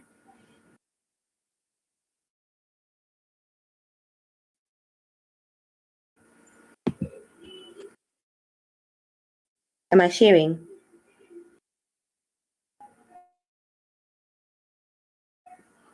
Yes, yes, you are.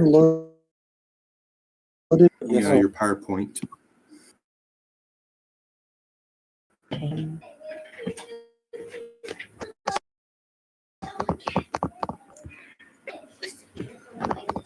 Okay, let me just present it. There you Okay. Okay. I'm so sorry for the delay. Just to give you a heads up, sometimes when they go full screen with the PowerPoints, the slides aren't changing for us, only for you. Could you do a test maybe? Oh, perfect. No, that worked. So yeah, it changed. Okay. That worked. Yeah, it did. You had it perfect. Thank you. Have fun. Okay. Okay, after the technical difficulties. Hi everybody. So I'm representing my team Springbots. Right now we're having a few power outages and I'm one of the only members with electricity. So so with Team Springbots, as we have chosen marine life, as we understood from the challenge itself, is that we were trying to find it adaptive ways and effective ways and efficient ways in order to protect and ensure that our oceans, as well as our entire ecosystems in the oceans, are just able to be seen and enjoyed as we enjoy them by future generations, because of such habitats, as well as the sea life being destroyed. The initiative, our second chance, as you will see with my entire presentation, it's really just our second chance. Our entire eco-bin, which is what our project is, our system is, it's called the eco-bin. Our entire eco-bin is our second chance as a human race to deserve to be on this earth, to deserve to, be able to have all the luxuries that nature has provided with us. So now, as I'm a student, I am currently in grade 10. And one thing about all the things that I do is that we are always by these images of animals and life in nets or having eaten some sort of plastic or some sort, and we've seen them dead or suffering or so on and so forth. But it's become such an a familiar thing that we do not take it to the certain type of gravity of the situation that we are living in, to the point where it's quite unfortunate that such initiatives have so many, unfortunately, that we have so many different initiatives that have to be started in order to protect our sea life, when I believe that it should be something that, comes naturally to us as the human race, that no, hey, we as much as we might be seen as the superior life form, we still have to live together, we still have to dwell with all these animals and so forth.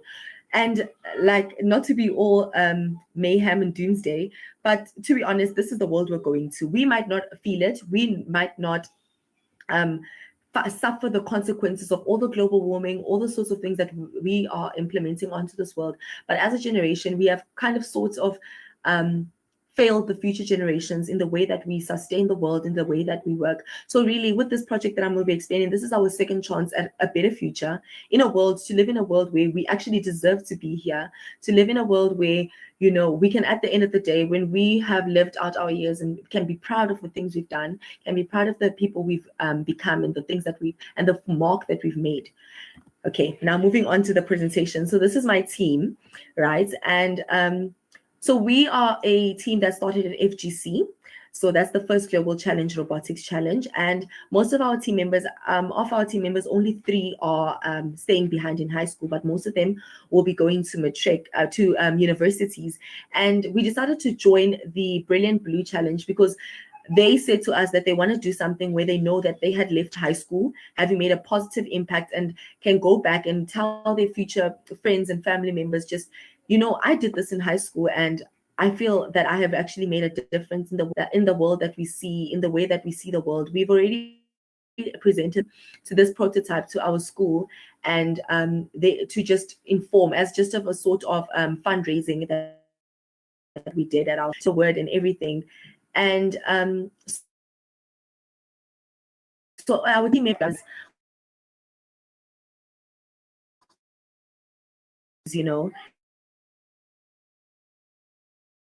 and that's just the actual working of our design and how it actually works.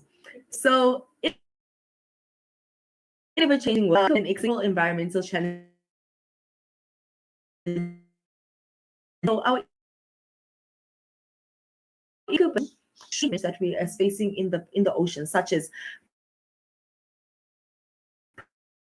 are incorporated into one. So that takes all these different things that are already existing in our environmental strategies and efforts in order to make our habitats more sustainable, and we put it into one system that works and executes these in the most efficient of ways, and also in the most cost-effective way.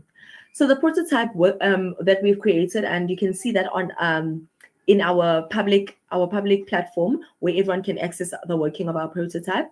So it resembles what we had in mind of our working model. So electricity would be generated through wave or current turbines. So just the same way that current electricity can be generated using the wave motion. And one thing about wave energy is that it's quite predictable. It's not something unlike with solar energy or with wind or with hydro, where if a drought were to happen or wind was to stop or the sun was not to shine off, you wouldn't have electricity as the moon you can predict. Just the same way that wave power stations work currently. We brainstormed how our prototype our working model would to make sure that as the currents as well as the wave currents change, every single point in our system there's electricity, and the same is filtered through used an unwoven cloth as well as an layer, and then another unwoven layer of cloth in order to create our water systems are filtered. Message to reiterate it is that system works with all types of ways and models that are already existing, that people have already found and already implementing into the ecosystem, but we've all incorporated it into our system in order to make sure that it works, executes all sorts of problems. Okay, moving on. So the spills as well as the debris, all of that would be kept inside our seabin. So basically how it works, the seabin would be left into the ocean, right? And then through the motion that I said by electricity, it would go up and down. As it goes up and down, it's sucking in water. It would be containing chemicals, would contain oil spills, would contain all sorts of things. And as it's being sucked in, when it chemicals behind, leaving the ocean as any other debris or waste that is found in the ocean, that is present in the ocean. Targeted the Pacific and Atlantic by researching how the currents as well as how the natural conditions of those two oceans are, because we wanted that, no, these are closest to Canada first, because we're really trying to target our neighbors, our friends Canada, as well as make sure that these oceans, which are quite dirty, are cleaned in a sustainable way. So that's why we've decided to and research on how they would work. And yeah, so then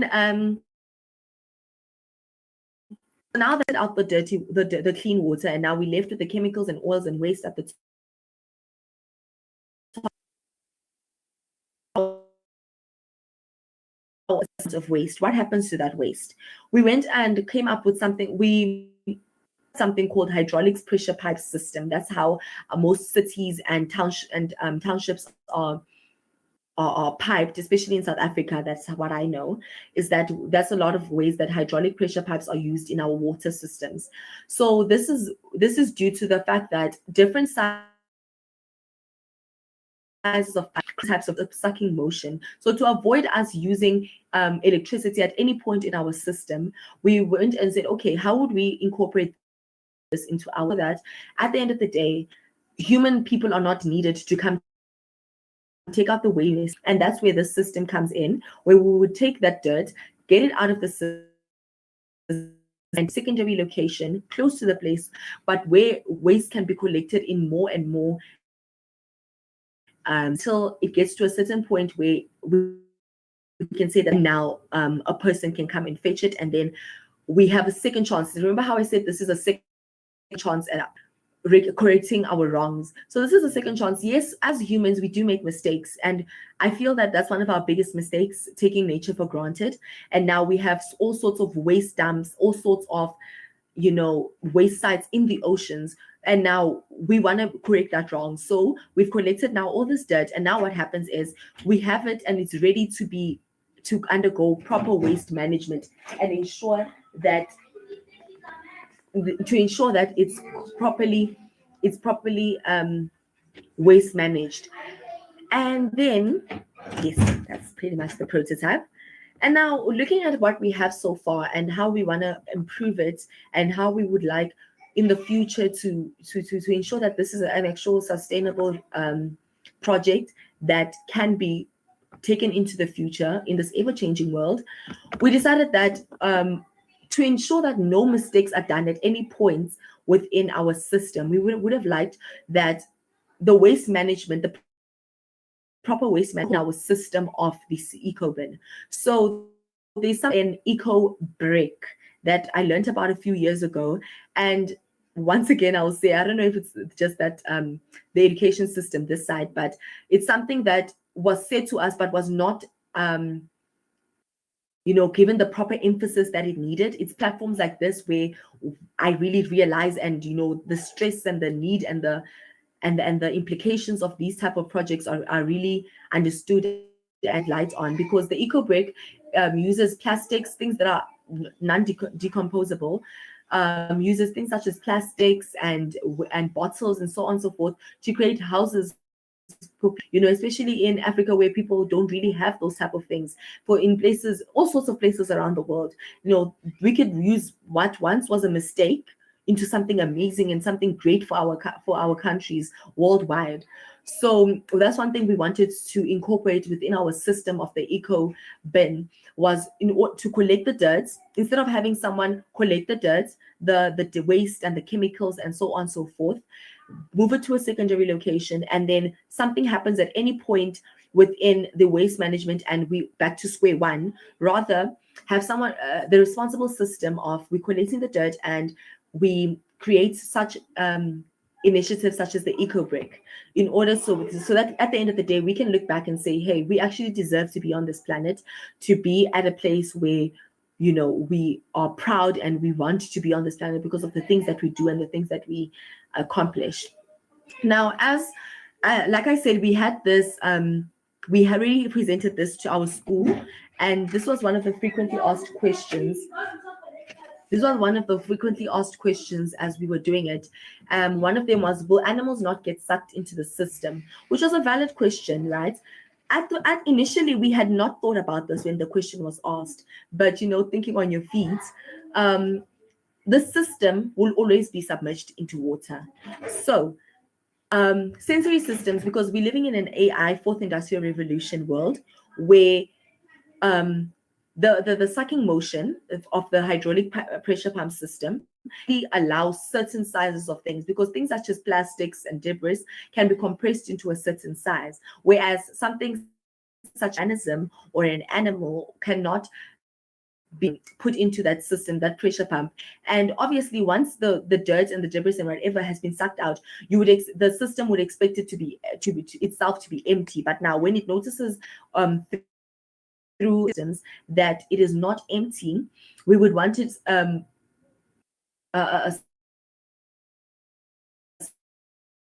the person who is responsible, it's not empty, and someone is, like we said, we wanted to be in places such as the Pacific and the Atlantic Ocean. Obviously, we have anticipated that there will be organisms constantly around our wave power system, animals and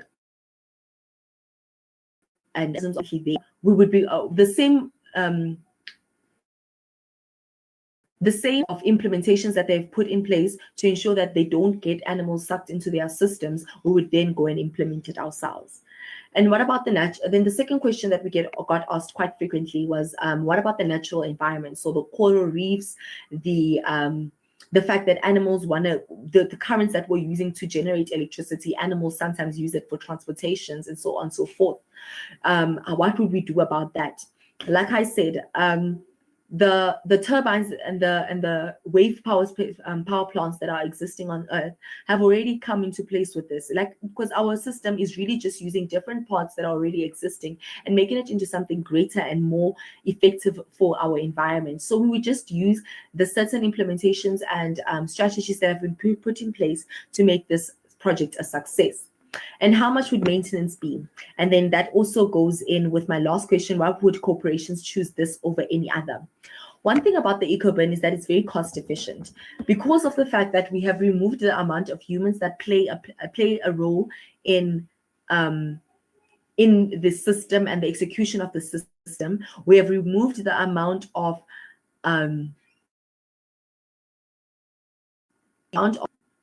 danger or amount of I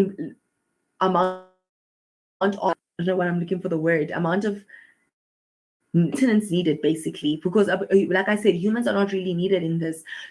So that's what operations would choose. Because I remember in our presentation earlier, I was asked, corporations choose this over any other. Once again, one thing about corporations that you need to understand is that they are profit driven. They want something which understands that, is for generations, not just ours. And they still want to, that they would rather choose a project that makes sure that they do not lose as much. Incorporate their human side and their profit driven, that really plays a role, because we are able to make sure that it could ever be put into the world, into any, so that corporations spend a certain amount on it and they are done with it. It operates on its own. It certain, like even salary wise, you don't have a salary for it. You more of wages, not something where someone can be hired to do it and someone can be hired to maintain it, so on. So something that is very, we're gonna have to see a lot of. So we're willing to enter our system and just do, what's called it, put it into the oceans, the government regulations as well, because especially protect coral reefs, those are places where testing needs to happen, so forth. So they would make sure, we would have to make sure each and every step we let into the ocean and report is done, would not have to go through this entire tiresome process of getting approved and quite quite vigorously. What is the advantage of this system compared to systems already in place? Now, lastly, this question, it's quite interesting because there are, like I said, there's several systems, that's one thing we are, as a human race, there are very visuals platform that have, their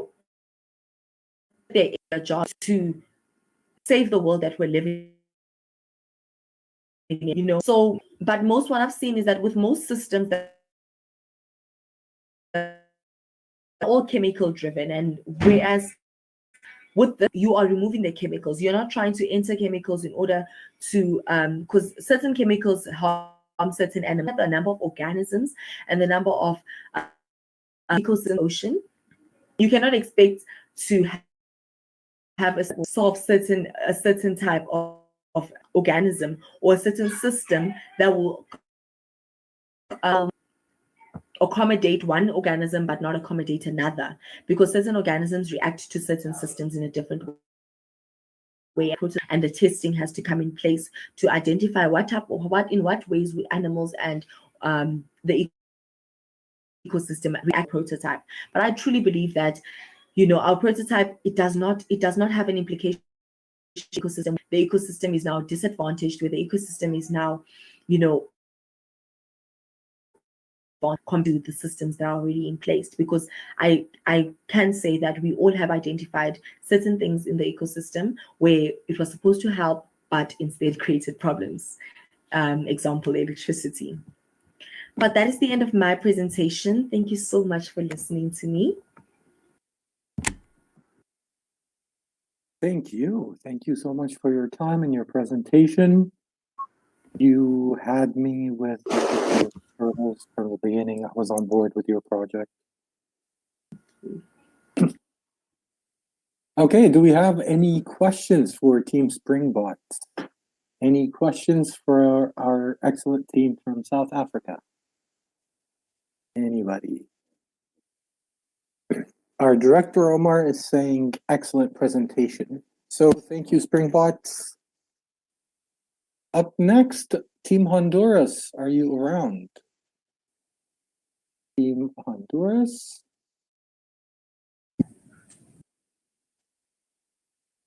Here. Hello, Sergio. Hello. Is the rest of your team there? Yes. You ready? Okay, Yes. I am going to mute my microphone and video. But before we start, I think everyone is a little tired after the break. So can I get a cheer from you? What? A cheer. Let's cheer. Okay. So I'm going to count to three. Okay. 1, 2, 3. No cheer? Okay. Whatever you're ready, you heard of it. Okay, thank you.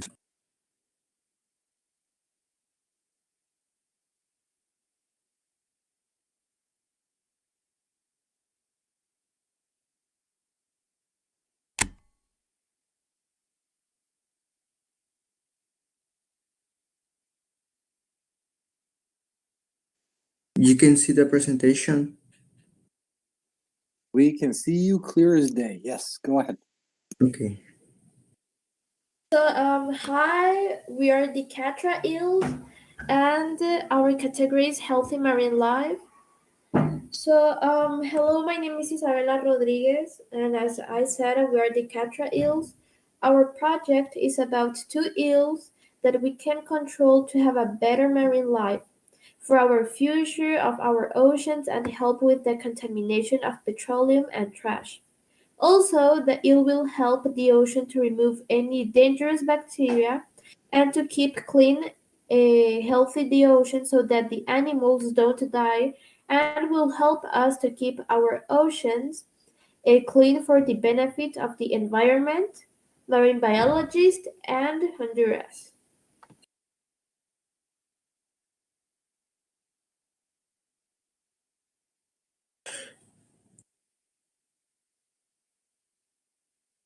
Presenting the first eel will recollect a trash and that we when with the trash we have a balloon that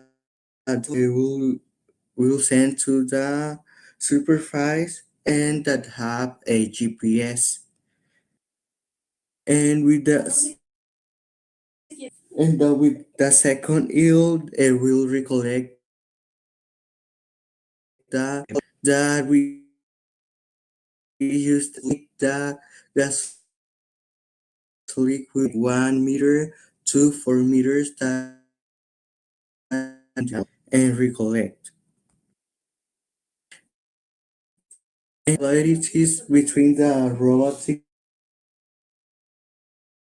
yes, a sensor that sensors make use to release waves to scare the animals and not to hurt them. The use measures 1.7 meters long and 2.5 meters width.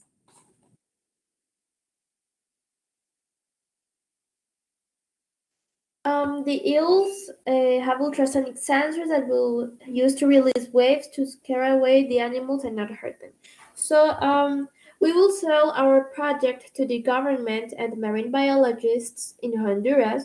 We spoke with 2 experts who examined the project and made corrections.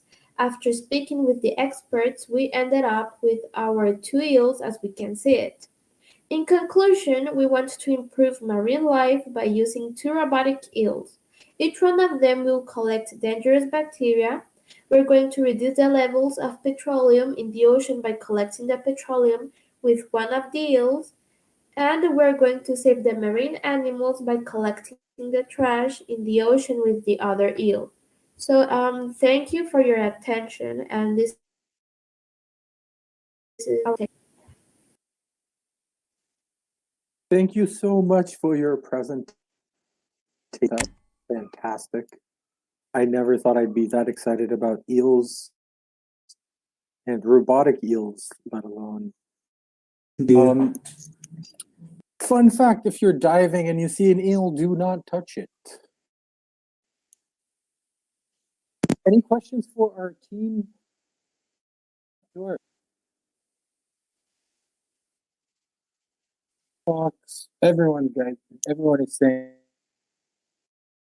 that is it. Team Belize, Team Honduras, Jeff is saying great. If you are with us on the main stage, please, the floor is yours.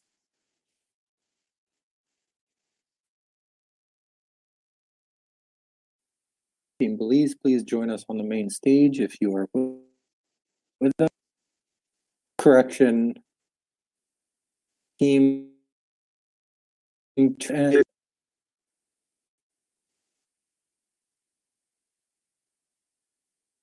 Are you on the main stage with us?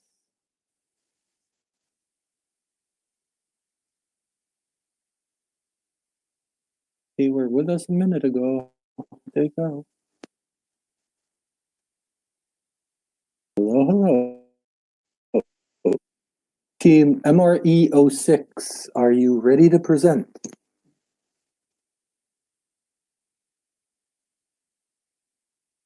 Okay, we will wait to hear back from Team MRE06, Trinidad and Tobago 3. Yes, we are ready. We're just There you preparing. are. Okay. Yeah. Are you ready to cheer for your team before we do anything else? Or are we not in a cheerful mood right now? Oh, they're gone. We'll start in just a moment. Okay, until then, just team?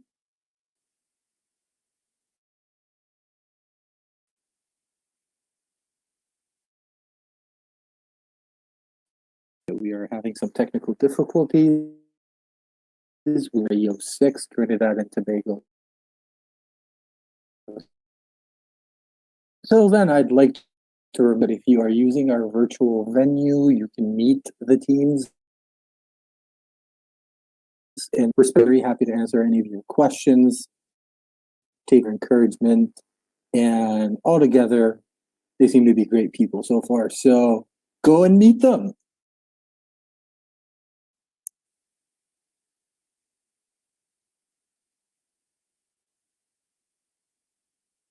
Okay, until we hear back from our team from Trinidad and Tobago, I hope the teams are ready to present right after.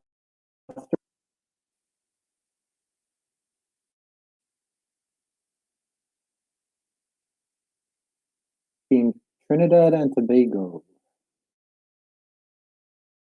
Over with us.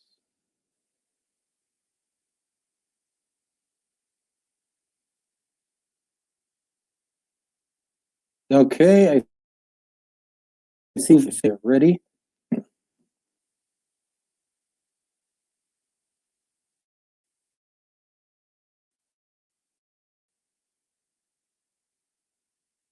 Okay, we can see your presentation, not hear you.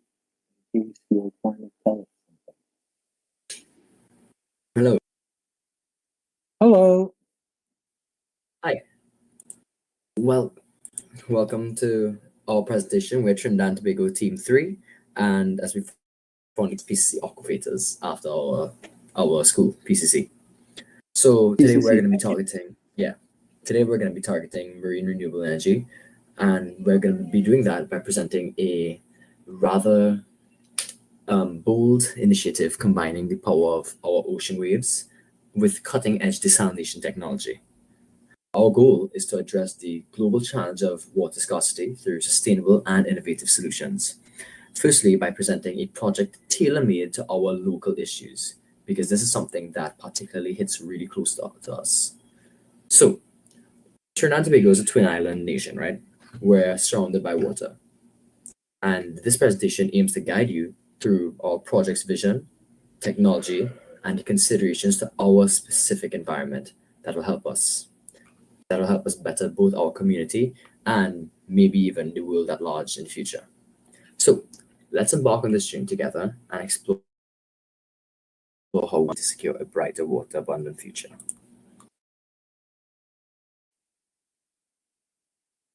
Next slide, please, Kevin. As Nikolai mentioned, firstly, we would like to address the problem. So today, we confront a critical challenge that affects over 2.4 billion people globally, water stress. The United Nations actually reports that these populations live in countries where the demand for water far exceeds the supply. So, and population growth are obviously intensifying the scarcity, leaving us to grapple with how do we address this water crisis sustainably? Traditional desalination methods, although they are helpful, are actually energy intensive and pose environmental concerns. I know that for a fact in Trinidad, based on our research, a lot of our factories and power generators, they rely heavily on the oil and gas industry and fossil fuel to power them. With that in mind, our mission was to find a solution that secures fresh water without compromising the health of our planet. So we can move into the next slide. I'll let Nikolai take over this part again. Right. So, wave of change. So what we plan to do is introduce a sustainable solution to our desalination plants, which, as Philip rightly said, currently rely on burning fossil fuels. Fully wave powered desalination plants. Now, this initiative merges the natural power of our ocean waves, which in Trinidad and Tobago we have very consistent, very strong currents. So our desalination plants are located along the coastline, luckily for us. So it makes it more ideal that we can harness the powers of our continual currents and waves to power the plant. By harnessing this perpetual energy of the sea, we aim to power a reverse osmosis system, and that will provide a consistent and, more importantly, an environmentally friendly water supply. Hence, it's our goal to transform not only the way we think about and utilize our ocean resources, but also the way we use that power to provide more clean water for our community. Moving on to Seven Seas Water, I'll let Philip take over now. Right. So it's actually a snapshot of the Seven Seas Water in Point Fortin plant in Trinidad and Tobago. Now, Point Fortin, just for the Trinidad, that's still, it's obviously near the ocean, as we can see. It has a desalination plant. So this will be representative of our fight against the acutes by Trinidad and Tobago. Part of the most water-stressed regions globally. Research waters due to mechanical issues at this water treatment plant highlight the plant's importance. So to bolster this vital resource with sustainable waste, ensuring the plant's efficiency and resilience. It's a testament to our commitment to eco-friendly innovation and securing a water-sufficient future for southern Trinidad. So we want to make use of our geography, provide clean water to water-stressed areas in southern Trinidad, because something to know about Trinidad also is that from the north to the south, there's sort of like a decreased. If you imagine a graph, a straight line graph that's with a negative gradient, as we move from the left of the graph to the right of the graph along the x-axis, and we look at that line, there's actually a decrease in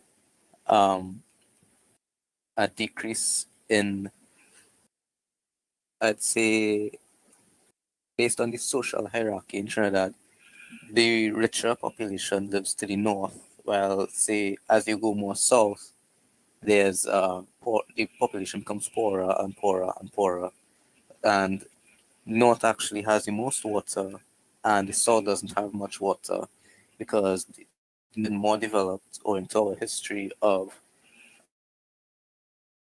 not, and the south is actually very rural, and there are a lot of people there who don't get potable water. So we actually are aiming to both those people and bring them potable water and impact on their lives, as well as helping our country with this awareness, so that we can introduce a better level of to safeguard generations to come. That concludes this. I'll continue with the next slide.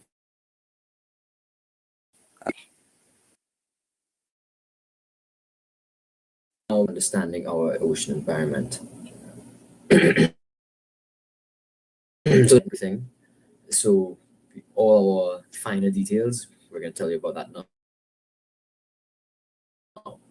Tidal patterns.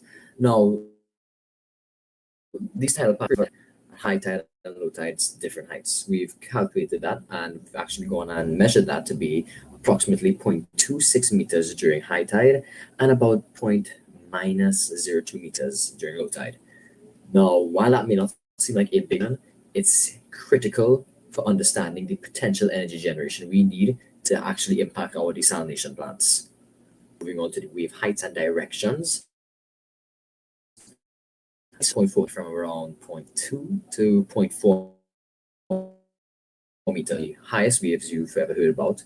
They normally come from an east direction, but they're very consistent.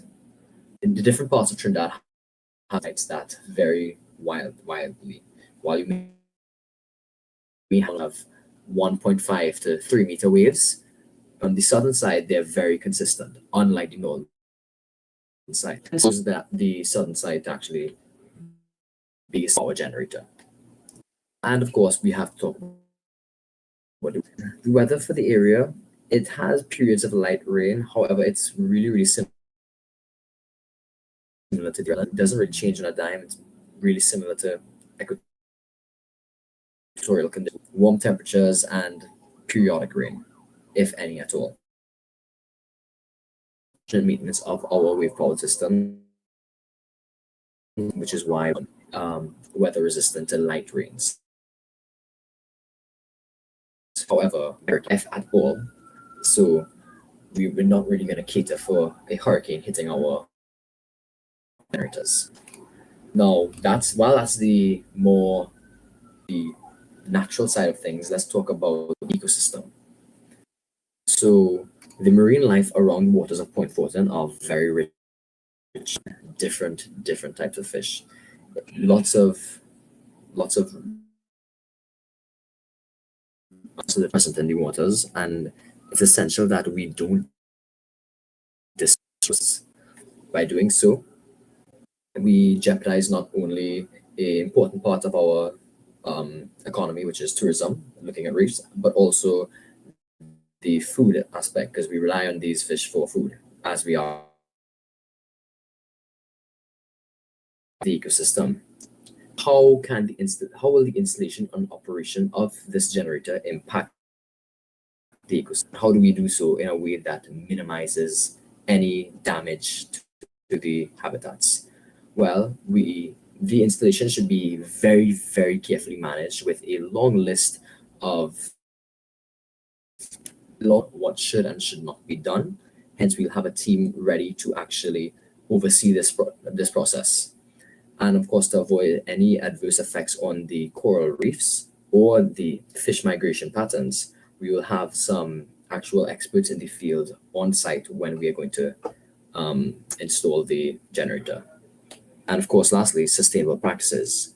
We're going to emphasize the importance of environmentally friendly practices. And of course, we're going to preach those to the surrounding neighborhood and the surrounding people in the vicinity.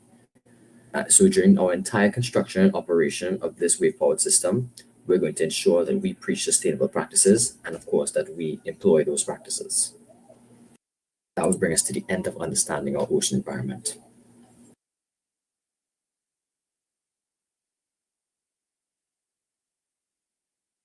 So now we move into the prototype. So slide 7 here would bring us into the heart of our technological innovation, harnessing the power of the ocean itself. So we want to tap into one of those most reliable and abundant sources of renewable energy, wave power. Unlike wind and solar energy, wave power is actually far more predictable and consistent, as we have seen. Our seas around us are a vast untapped reservoir of clean energy powered desalination technology on potential in Trinidad and Tobago. It just requires a little bit of work, and we have been gifted this opportunity to do so. This slide would illustrate how we've taken the principles of wave energy conversion and applied them to drive a reverse osmosis desalination system, as previously mentioned, in Point Fortin, Trinidad, aiming to provide a sustainable solution to our water needs. So our prototype our design would have used, before we go into the maths, just a little bit of background on we decided to opt for a design where the generator actually was fully above water. So it's sort of like this generator we see on the right here, but it's a little bit modified. It's not the exact same thing, but it follows the same principle, I'd say. So we followed a principle like that because we don't want to extend below the water to disrupt marine life and whatnot. And that would obviously also incur more cost and maintenance because of how it's located underwater versus when it's above water, it's actually much more easier to use and maintain. And also with the material we have selected, it would actually cost less. So that's all about the design and prototype. We can move into the mathematics now. So essentially, our maths really revolved around trying to find the most optimal path for this installation. So as we mentioned before, we did collect data and ran some calculations on it, such as the wave amplitude, the wave oscillation periods, and whatnot. So we went through with that. We also ran calculations for, based on Faraday's law and Lenz's law from physics, as we all know. We actually use a magnet running through a coil to produce the electricity for the power plant, for the desalination plant. So we ran that calculation to and get a figure of how much current our generator can produce. And on top of that, we also got a figure for the demand, the amount of power the plant demands from we got that figure. I believe that was mentioned previously. Uh, uh, yeah, so we also wanted to find out heat and energy losses calculations so that we can get a figure in the rafts based on their sizes. Well, we also have to consider that as much as the machine is taken into consideration, we also have to acknowledge that it's not always the machine itself, but so there can also be other problems. For example, the copper wiring. So from physics, we understand that resistance in a circuit is inversely proportional to surface area. So if we have wires that are, say, too thick, then that would actually possibly alter the resistance in a way that would not be very good for us. And also that would that would cost more as well. But if we make the wires too thin, it would improve on the economy of the wires by making it less expensive and easier to connect. But also that might also introduce a larger current into the circuit or an undesired current. And if we have too little current, we will not get the desired power that we require. However, we have to also take into account if we have too much current in the circuit, that could actually lead to overheating and whatnot. So all of these outside of the box considerations we did make when we were making our wave power generator. So that would bring us to the next slide here. I'll let Nikolai. So I have to remind you that you have a time constraint. So we're going to give you 3 more minutes if you can wrap up so we Okay, can that's no problem. keep to the schedule with other presentations. Excellent. Okay. Yeah, that's almost done. All right, Nikolai. Right. So the project roadmap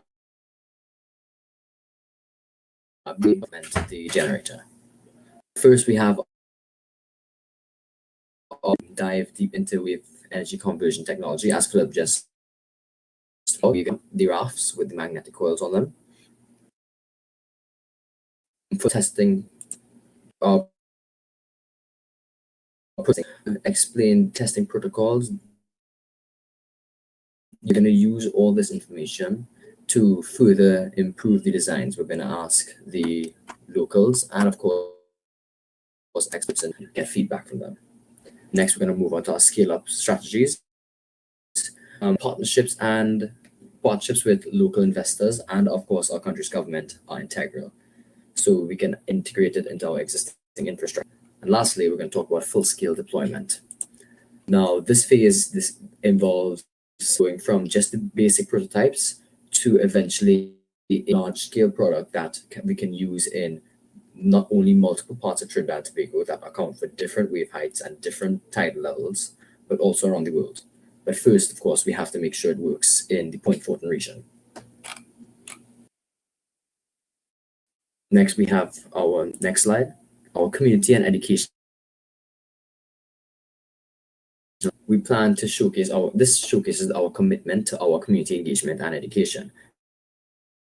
Understand the high level of physics needed to understand the magnetic graphs, right?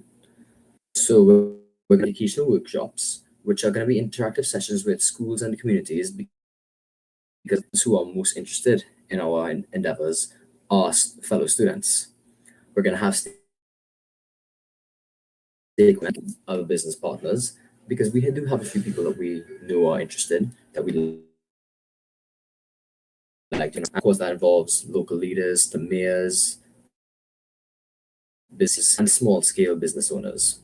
And lastly, the economic and educational benefits.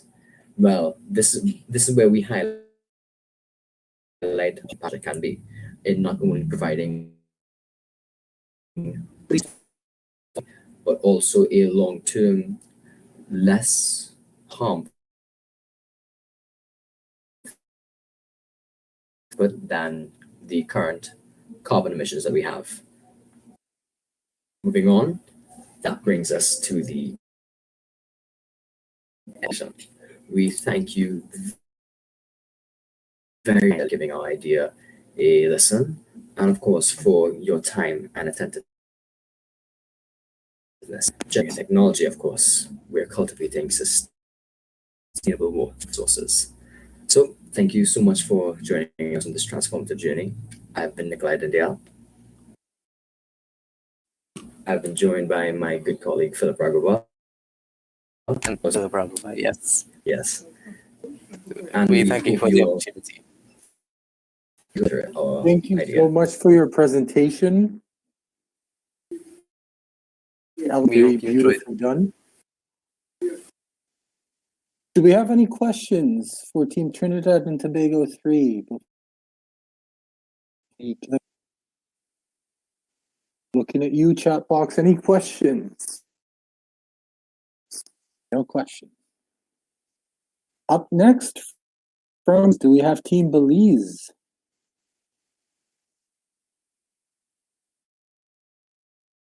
Team Belize, Healthy Marine Life 09, you are being called to the main stage. Francis, hello. Wait, can you hear me? One. I can hear you. So, we can all hear you. Okay, wait. All right. So, hello everyone. Our team is BHS Water Rams. Our name was inspired by our school, BHS, which is Belize High School. And the BHS Rams is our school mascot. Rams actually stands for resilient, ambitious, motivated, and successful. So we wanted our team name to reflect our school and the country that we'll be representing today. So we have a video to show. I'll present that now.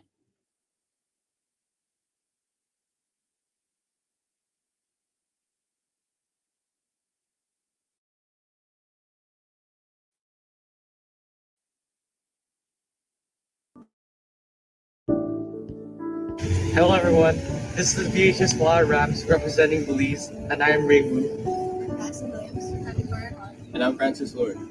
The category we're participating in is Category 3, Healthy Marine Life. We wanted to promote awareness of the marine environment in Belize and the world, and one big factor that affects the marine environment is plastic use. So let's talk about microplastics. 99% of all waste in the water consists of microplastic. And nowadays, they've become very abundant in our everyday lives, including our commercial seafood, the air that we breathe, and even lately found in human blood. These plastics contain toxic chemicals, including BPA and phthalates, which are very harmful to not only marine life, but human life as well.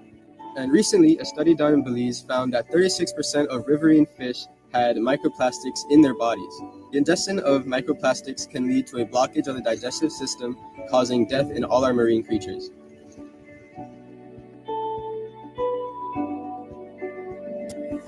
Washing machines contribute approximately 35% of all microplastic pollution in the ocean.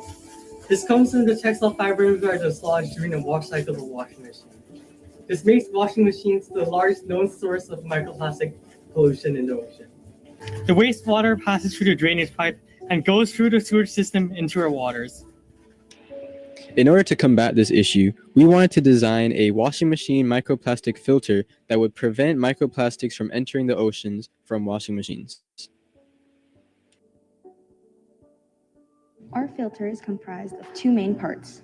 The first two layers are made from a fine mesh that would first filter out major plastics as well as microfibers. Water would then be filtered out into the second part.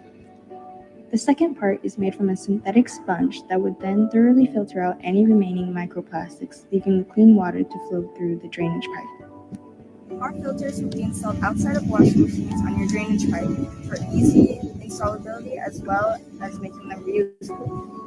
Our filters will be government mandated, and we hope to add them onto already existing washing machines as well as implement them into newly installed ones. Once your filter is full, it can then be returned back to the store where you bought it, where manufacturers will then collect and extract the waste collected from your filters. That waste will then undergo a process called pyrolysis. Pyrolysis is a thermochemical process that involves the heating of organic material like plastic in the absence of oxygen. This induces the breakdown of complex polymers into simpler compounds, including liquids, gases, and solid residue called char. By carefully controlling the temperatures and conditions under which this is performed, pyrolysis can be a good way to transform plastic waste into other resources. Our project will not only reduce marine plastic waste, but also transform it into other resources. Anticipated results will likely result in a decrease of microplastic pollutions in the surrounding area. By mandating the use of our filter, we can reduce up to 34.8% of all microplastic pollution in our oceans. This is a large step in freeing our ocean from plastic. Further ways we can improve this experiment are by targeting areas that are more prone to microplastic pollution or have more washing machines. We're confident that our product will have a positive impact on our marine life. We will do so by reducing the overall microplastic concentration. In addition to aiding our healthy marine life, we hope to provide an eco-friendly fuel source. Pyrolysis will provide the means to create this fuel. Thank you for watching.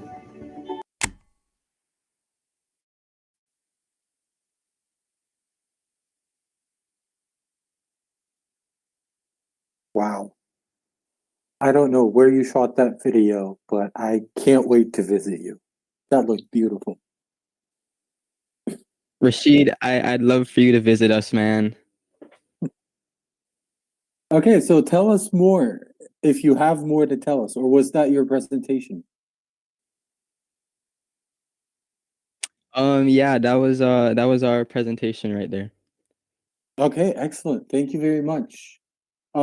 Jeff is asking, do you have any plans for what happens to the filtered microplastics? What is the disposal strategy? This question comes from Alicia. And Jeff is asking in the same vein, have you considered how often the filters would need to be changed?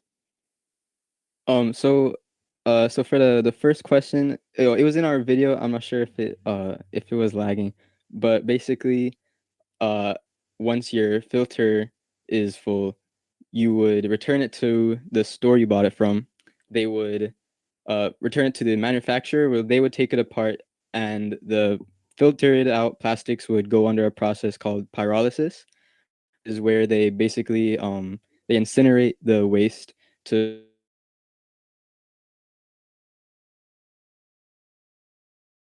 just like that question. We have not like figured out at what point your filter, and that's something that we were working on in our project still. Excellent. Thank you so much. Thank you for your and for your time. And we look forward to seeing you around at the closing ceremony. With everything.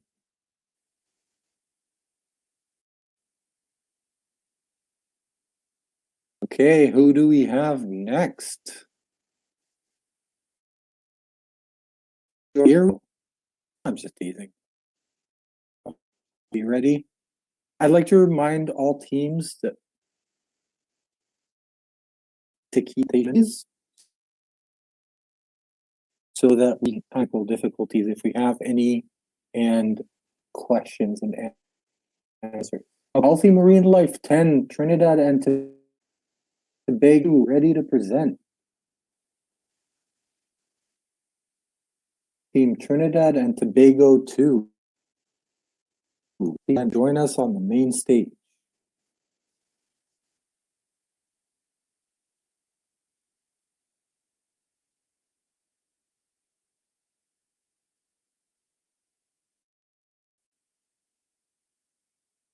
Okay, until we hear back from Trinidad and Tobago 2, let's check. Do we have any teams on the main stage right now? Anyone just raring to go, too excited, can't keep it to themselves, just wants to brag about their project? This isn't to brag. No problem. It seems that Team Trinidad and is having some difficulties. I'm going to help you with that as soon as possible.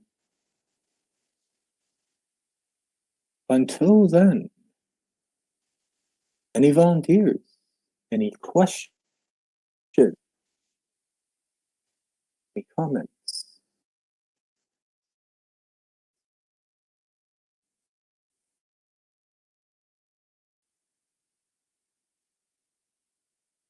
Nothing from the chat box. So, about scuba diving. I know, maybe it's getting banana around listening to me.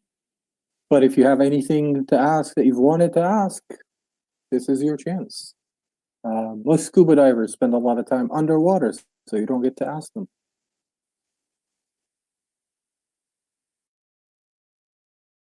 A pose with a turtle in my background. Sure. How am I posing? Let's see.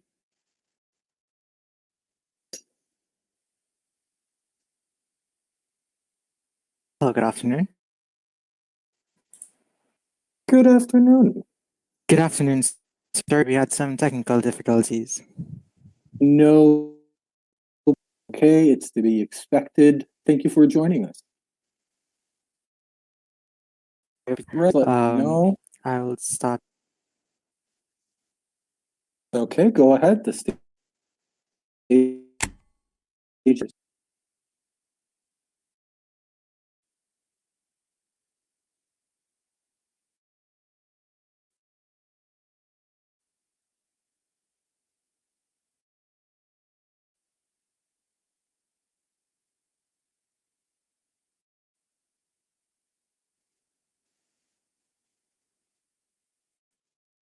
Everyone, we are Trinidad and Tobago Healthy Marine Life team.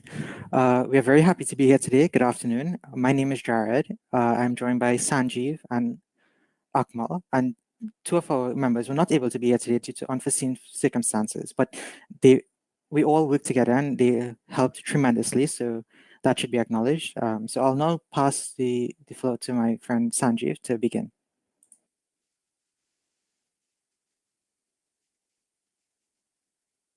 Good afternoon. As an overview, over the last 5 years, due to the real effects of global warming, our island, Trinidad and Tobago, has experienced an increasing growth of the sargassum seaweed on our coast. This challenge has allowed us to address the specific issues and is allowing our voices as young adults who are about to enter university to be heard.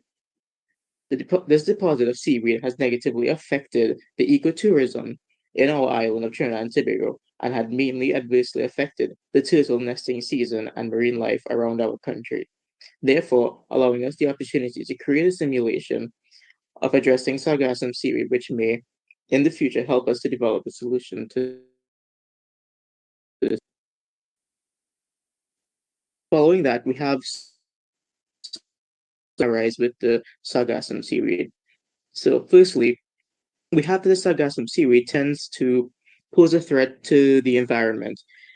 It negatively impacts the health of coral reefs due to the fact that large accumulations of it on the surface of the ocean tends to block light um, to the corals. This, as a result, may hinder coral growth due to the fact that the zooxanthellae on the corals, which produce food for the corals itself, are able to photosynthesize. So the sargassum seaweed, in this respect, hinders the health and growth of corals. Due to the fact that the Caribbean is a popular tourist destination, a surge in the sargassum seaweed may cause some resistance to those who would typically travel to the Caribbean. And as a result, sorry, and as a result, the foreign income which may be generated due to tourism is decreased year by year due to the surge in the sargassum seaweed. Furthermore, the seaweed, through decomposition, reduces the quality of the water quality of a given area by creating something known as brown tide. This tide then reduces the amount of light which reaches seagrasses and creates conditions of low oxygen, as well as an increase in ammonium and sulfates. This is unfavorable for local fish populations as well. Lastly, many local businesses situate themselves near beaches as they tend to be popular destinations for tourists and by extension the population of the country. However, beaches aren't suitable for recreational use due to the seaweed. Visitors will henceforth decrease, leading to a cut in the income of those local businesses. And in the next slide, we have some examples of what the sargassum seaweed tends to do to the shoreline and the beach itself. Following that, we have our sample area, the Lucy Rose Beach. This beach was mainly chosen due to the fact that it has a lot of religious, um, a lot of religious importance to those around the carnival holidays, because usually around this time on Good Friday, people tend to celebrate. And due to the sargassum seaweed and its effects on the shoreline itself, we see that there tends to be a decrease. There was a decrease in the overall population, which tended to visit this beach. The cultural significance of this beach, we opted to choose a Lucy Rose to be upheld. Now to my friend Jared Sammy.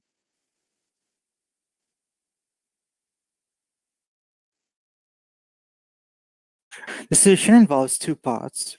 Part one is to using a lot of specially made nets placed at an angle with gaps in between them, each off the shore, as one long net around the entire country would be inconvenient.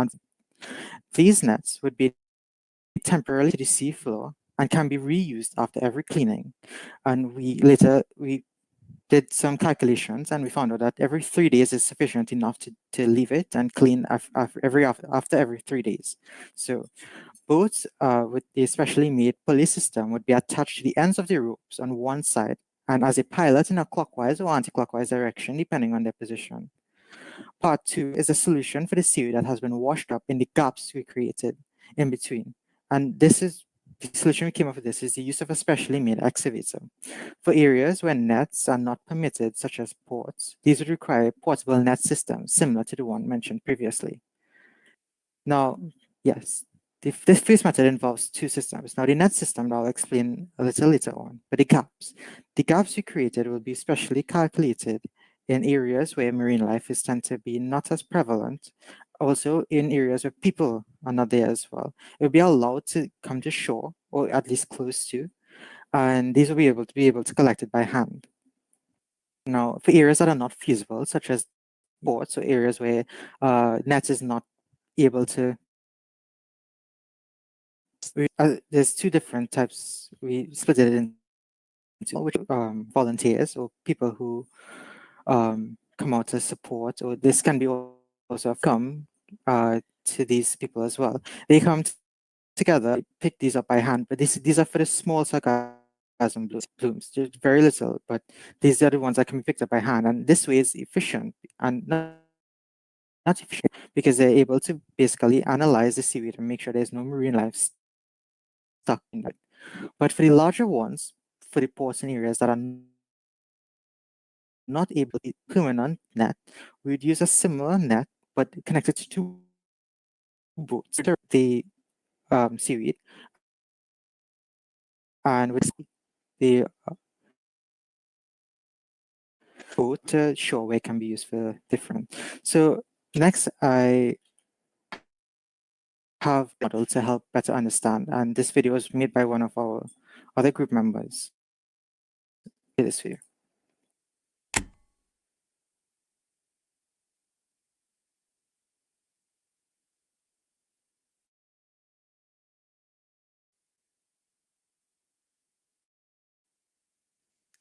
These specially crafted nets are placed offshore a few hundred meters, bordering popular beaches, and two anchor points are placed at each end of the net, one extending directly down, while the other extending down at a 150-degree angle also to the ocean floor. And this is to keep the net at this specific angle. And floats will also be used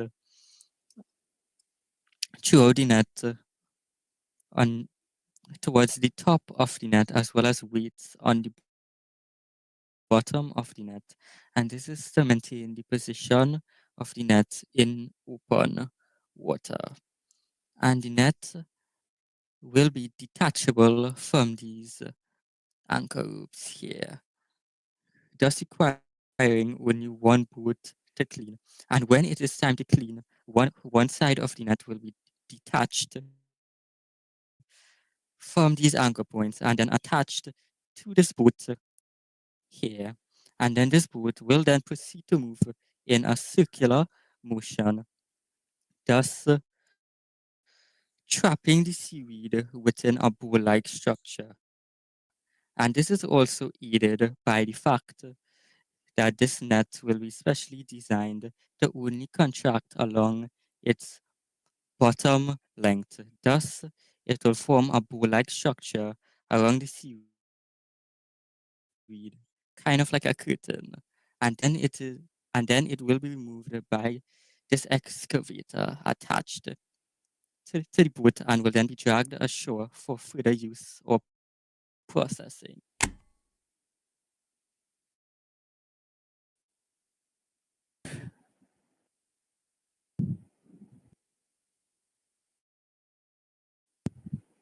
Right. So just to further explain what my net is especially designed. So think of this, right? If we begin of the net running straight up, when it is being pulled in, this boat is going to stop it. So like to stop these vertical parts from moving. If I give a little example, as we pull the net, it's going to be able to contract, something like this, forming sort of a bowl shape. In a way, we could be able to circle the back to the pole in order to be able to pick it up. And this makes it a lot more efficient in a way. There's no escape. Now, I'm just going to continue sharing. Right, so why is this solution efficient? Well, as mentioned, it forms a bowl-like shape for efficient collection, and the net only has to be cleaned every 3 days, according to our calculations, as well as the net is detachable, which allows it to be reused for a very long time until it has to be replaced, which is good because it reduces costs and it is very efficient. So I'll now pass on to my other colleague to continue. I'd like to remind you, you All have right. 4 minutes remaining. All right. Good afternoon, everyone. So, firstly, I would like to evaluate the benefits of this solution. So, through our study, we have understood that it would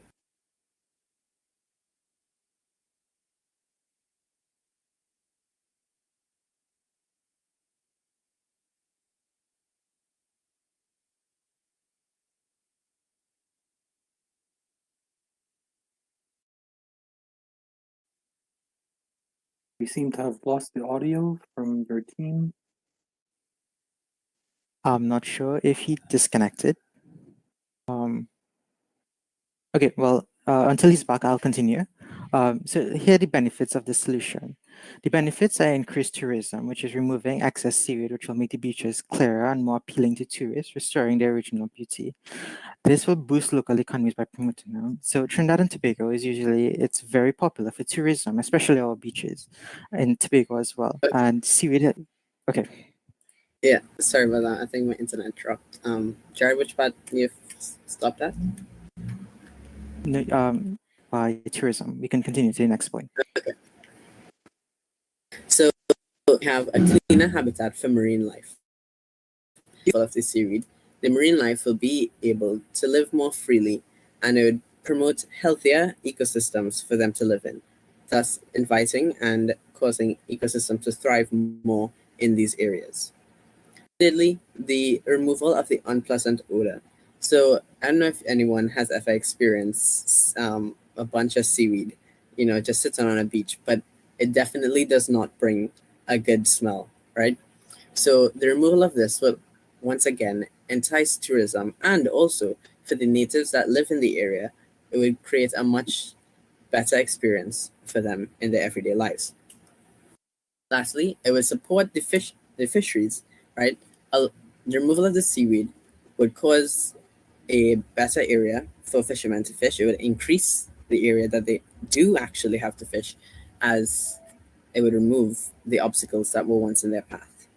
So now we move on to the possible problems in executing this project. So funding is one of our major issues, because the initial startup of this project requires quite a substantial amount of investment. However, in order to combat this, we have decided that partnering with organizations that have the same goal and seeking government grants could alleviate this issue. So the legal issues now. So within the Caribbean, there's a lot of borders, and within this, you need to understand that going through the different ministries of where you can actually operate is quite important, and these regulations are often time consuming and require very careful preparation in order to carry out projects within the water. Lastly, the environmental impact. So despite how this may be beneficial to us humans, it poses a slight disadvantage to marine life, as the life in the water is very delicate and has a very delicate balance that we need to maintain. So we must work very carefully in order to not cause any imbalances. And now we move on to our long-term goals, which would be ecosystem restoration, climate resilience, and tourism, and lastly, sustainable seaweed harvesting. Ecosystem restoration would just be simply to promote diversity and resilience within our ecosystem. Climate resilience would as an alternative carbon sink and exploring resilience to climate change. Tourism sustain use some experiences while maximizing the potential related to the marine conservation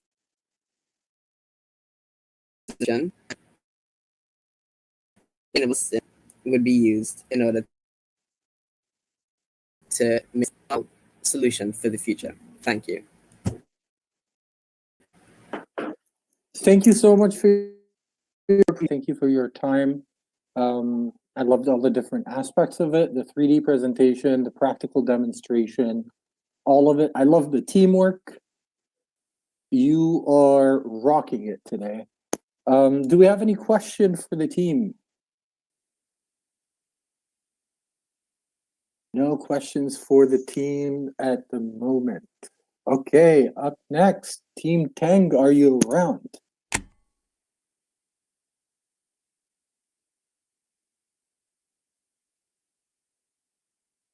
Team Teng, you are up next. If you can hear me, please head to the main stage area. Tang Canada, MRE04.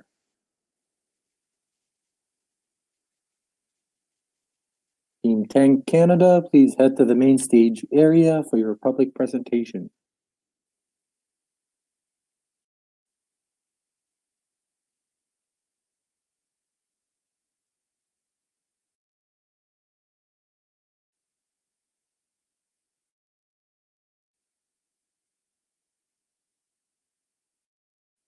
Okay, until we hear back from Team Tang, is Team Brilliant Brown available? Team Brilliant Brown. Yes, I'm here. Beautiful. Or cool. Okay. Are you ready to present?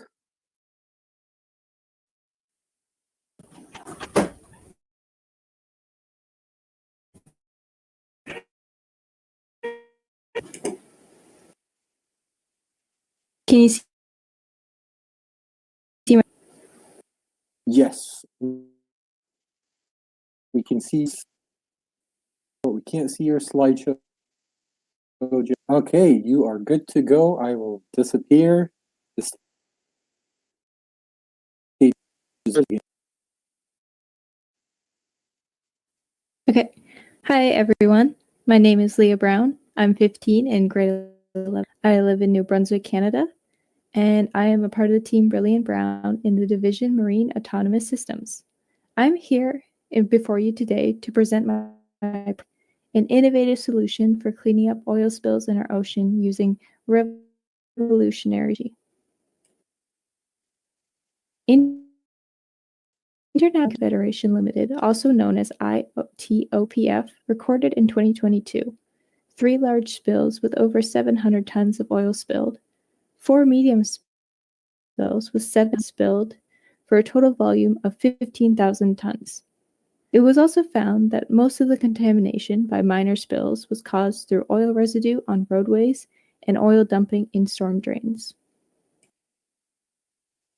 Oil spills are a tremendous threat to our environment. They cause pollution, harming and killing marine life, disruption of ecosystems,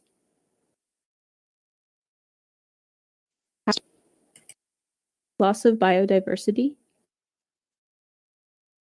sediment contamination, harmful impacts on human health, and damaging effects to the tourist industry.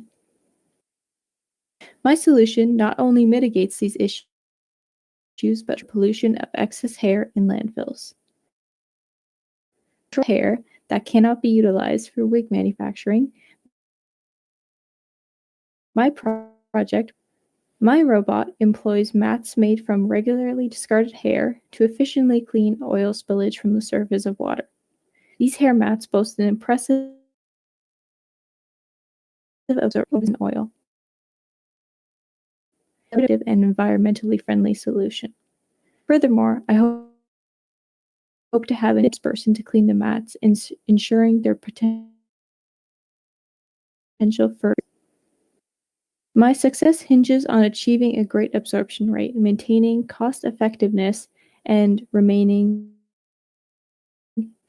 1 pound of hair can hold up to 1.5 gallons of oil, providing an efficient and sustainable solution to oil spill cleanup.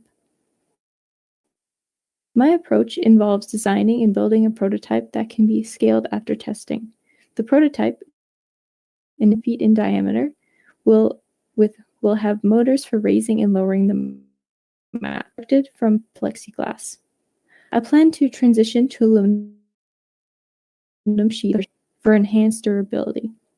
The inclusion of a safe dispersant ensures the cleanliness and potential reuse of the hair mats. In conclusion, my project seeks to address the urgent issue of oil spills, but also to contribute to the environmental sustainability by repurposing discarded hair. With your help, together we can work on a future that is cleaner, safer, and sustainable for our oceans and beyond. Thank you.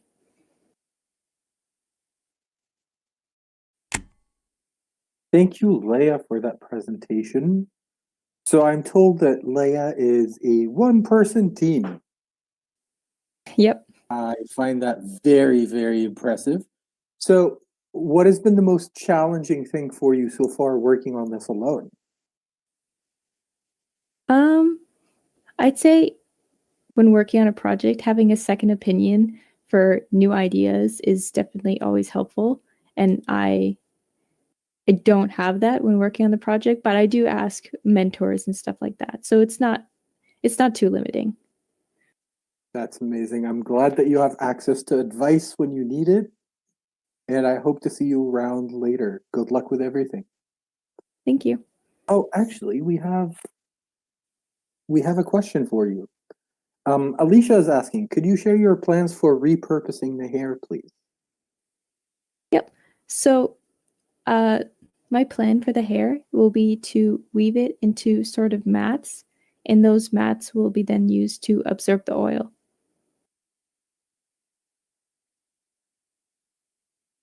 Okay, I think the question would be what happens with the mats afterwards? Oh, yeah. So I hope to remove most of the oil from the hair, either through a process of squishing it out or using a chemical dispersant to clean the mats and then allow them to be reused. Another question is, how did you come up with of oil versus the weight of hair? So where do you get that from?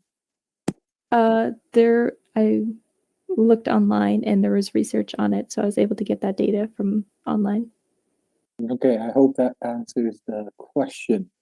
One more for you, if you don't mind, Leia. How many times can you reuse the hair / the mats? That I'm not sure on. I do plan on doing testing on that, but I haven't done enough testing on that yet to be sure. Hear that? Leia is working on research and development. If you have any advice or any suggestions, I'm sure she would love to hear from you in the team booth. Thank you very much again, Leia. Thank you for having me. Okay, who do we have next? Who do we have next? If your team is at the main stage area and is ready to present, just let me know. We are ready for you. Really exciting stuff. Team Tang, Canada. Team Tang from Canada. Or would that be an acronym of something? I wonder. I'll just have to ask them when they show up. Team Tang from Canada, are you ready?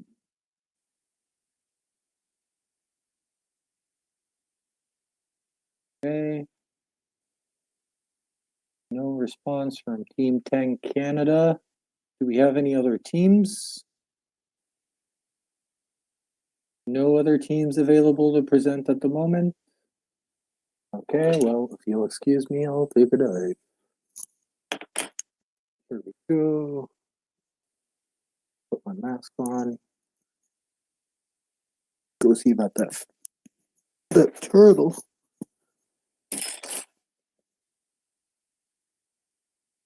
Okay. Do we have anyone?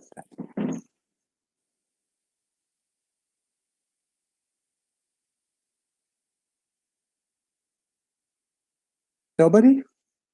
It's just me out here, the big blue.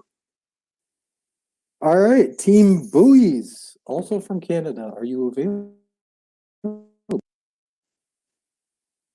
Or I think they want me to call it the Buoys. Oh, someone got screenshots. I'm glad. Jeff, if we're ever in the same place, we should go diving together. Okay, and a lot you can learn about it. Okay, Team the Buoys, Canada. I am yet to dive with sharks, Jeff. So I'll test it out and I'll let you know. All right, Bay of Fundy. Okay, I will add that. Any teams volunteering or ready to? So what do you do? I guess that's a question to answer, even though that no one asked. It's freezing, don't fall for it, and you can't see very far. Okay. Well, whatever it is, it'll be a new experience for me. So when you're diving underwater, you obviously can just dive in your swimsuit or swim trunks or whatever it is that you're wearing. But what ends up happening is that the deeper you go, the less the sun rays reach, and therefore it's less warm. So the deeper you go, the colder it gets. And at some point, you're going to hit a patch of cold water that will give you goosebumps. And to avoid getting hypothermia and getting cold underwater, what we do is we wear wetsuits that are usually a specific thickness depending on the water and the weather. So you've got your 3mm wetsuits, you've got your 5mm wetsuits, and more importantly, there are dry suits. Now, dry suits are exactly as advertised. They keep you dry. You wear the whole thing. It's got valves and grommets and gaskets and everything. And once you put it on, you can get in the water, you can dive deep, and it keeps you dry. Will it be okay in 4.0? I mean, dry, but you will still feel the cold. So it's usually not advised to dive in super cold water. It is better to not do it for a very long period. Okay, do we have any teams ready? Can you wear a snowsuit under a dry suit? I have no idea. These are some really good questions for next time I see my dive instructor. Okay. Anyone willing to present right now? Excited. Okay, any crickets? Any crickets? Any crickets, please head to the... All right. So while we remind everyone that we are giving 11 different awards later today at the closing ceremony. Clean ocean, where resources have been reduced or removed. We have an award for a healthy and resilient ocean, where marine ecosystems are protected, restored, and managed. We have an award for a productive ocean, supporting sustainable food supply and sustainable ocean economy. We also have the predicted ocean, where society understands and can respond to changing oceans. A safe ocean, where are protected from ocean-related hazards. An accessible ocean, with open and equitable access to data, information, and technology. And if you don't like the way I say data, I'll say data, so that you can sleep better. An inspiring and engaging ocean, where society and well-being and sustainable development. Obviously, we have the three main categories of the autonomous systems, marine renewable energy, and health life. Then we have the ecosystem excellence, so just numerous area teams, what projects, what ideas, what business plans will win these awards. Okay. For scallops off Deer Island and Grand Manan and the Bay. Guys, I'm assuming maybe free divers. Whole species, I feel. I've seen free divers who can go here on a single breath, and it is something to behold. We are waiting to hear back from any of our teams who are scheduled to present right now. If you are scheduled to be delivering your public presentation, please head to the main.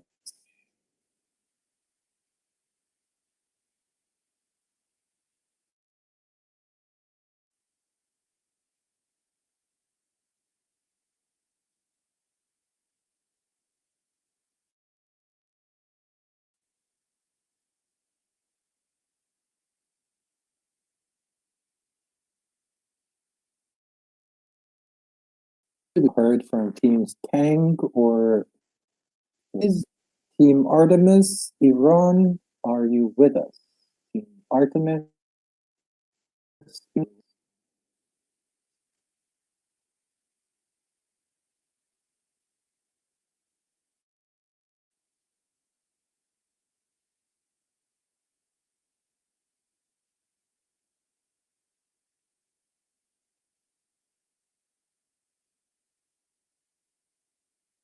Okay, we are hearing back from the teams at the moment.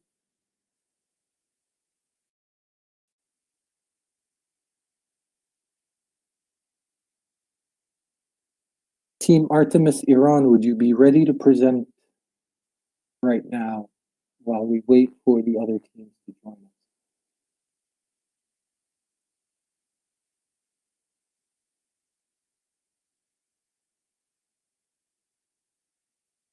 Team Artemis Iran. Okay, Team Artemis Iran is going to save the day and step in with their presentation. It will take us a few moments, so we appreciate your patience. In the meantime, I would like to remind you, if you would like to meet any of the teams, ask them any questions, inquire, give any suggestions or advice, offer support, each team will be at their assigned team booth waiting to hear from you. And we have movement here.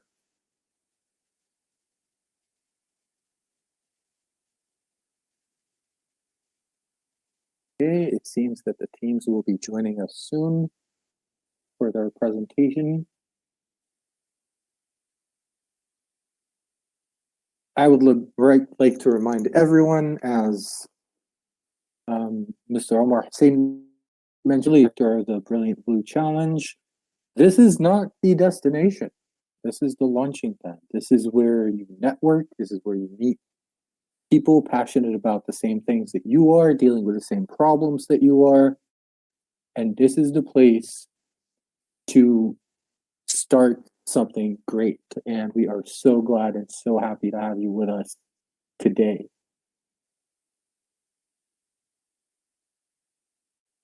Okay, calling one more time out to the teams. If you are supposed to be presenting at an allotted time slot soon, please make your way to the main stage. We will be waiting for you patiently.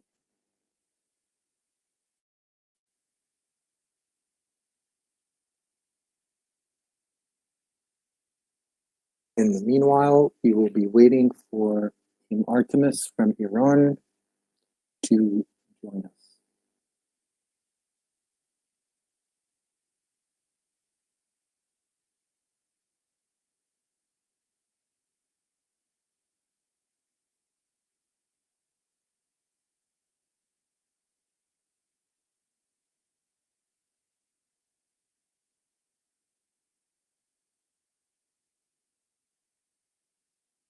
Okay, calling again. Team Tang from Canada. Team Tang, if you are around. Team The Boys, if you are around, please make your way to the main stage area for your public presentations.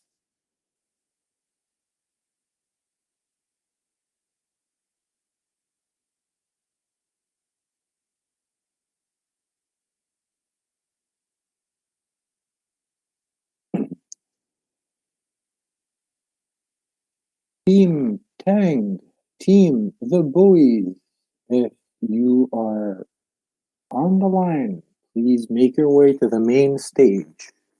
Please make your way to the main stage.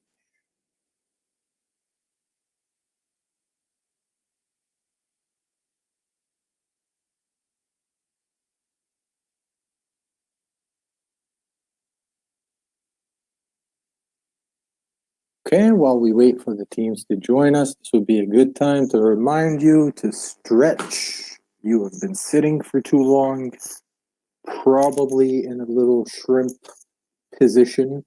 How fitting of the theme of today. So stretch, shake out your arms,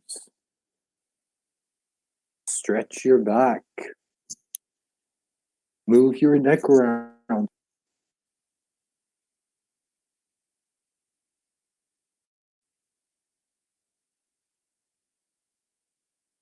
Hello. Who am I talking to?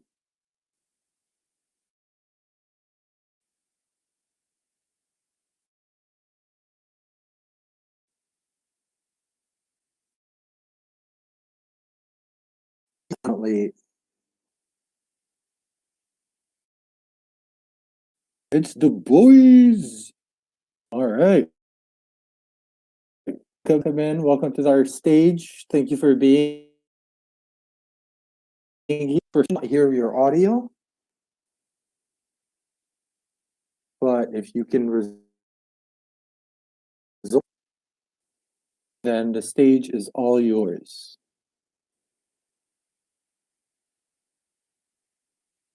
Am I the only one having this issue with the audio, or?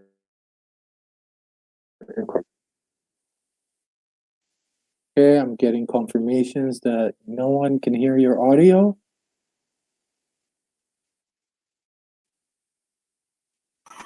There you go. Can you hear me now? Yes, we can hear you. Yeah, that All right. was an awkward. We thought we were actually talking to you. It's okay. A lot of people think that they're actually talking to me. Okay.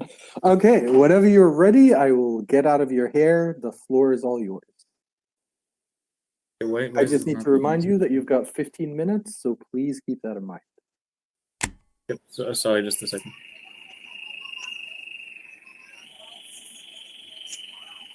Okay, there we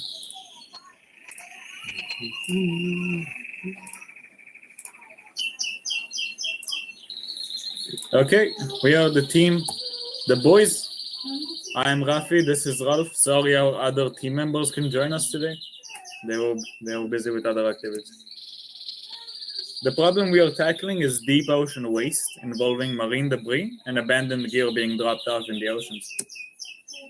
Each year, billions of pounds of trash and other pollutants enter the ocean, being washed in with the waves and tides. Some debris sink, some are eaten by marine animals that mistake it for food, and some of them accumulate in ocean gyres.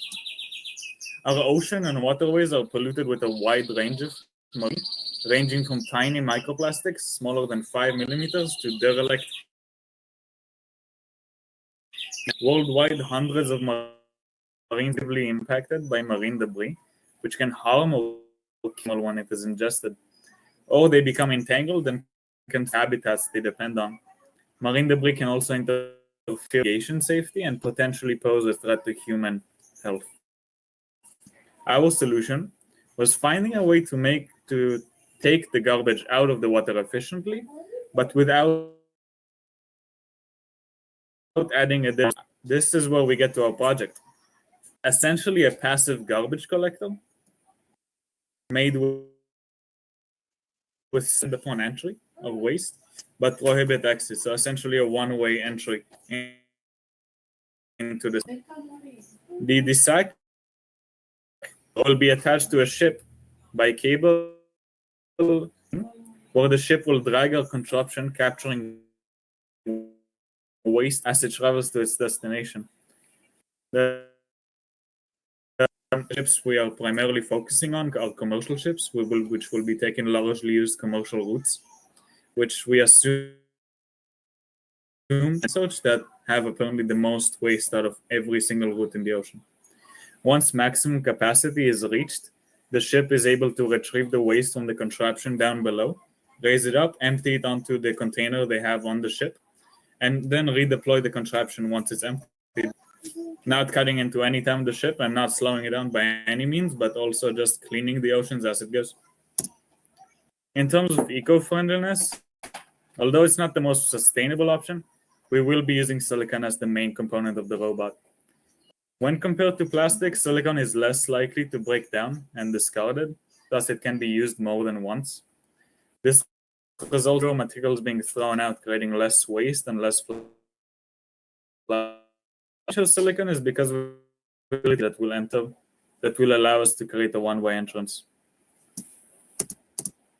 Tungsten weights, which will weigh the machine down and keep it down on the ocean floor, are small in size and dense in weight. Tungsten found underwater, which will be able to deter animals, fish, and other sea species from the contraption, with them being caught in the contraption. It has better feel on underwater objects, which means the humans lower grasp of when it reaches the bottom of the ocean and not give away too much chain in the process. And it does not have the toxic characteristics of lead. It goes in.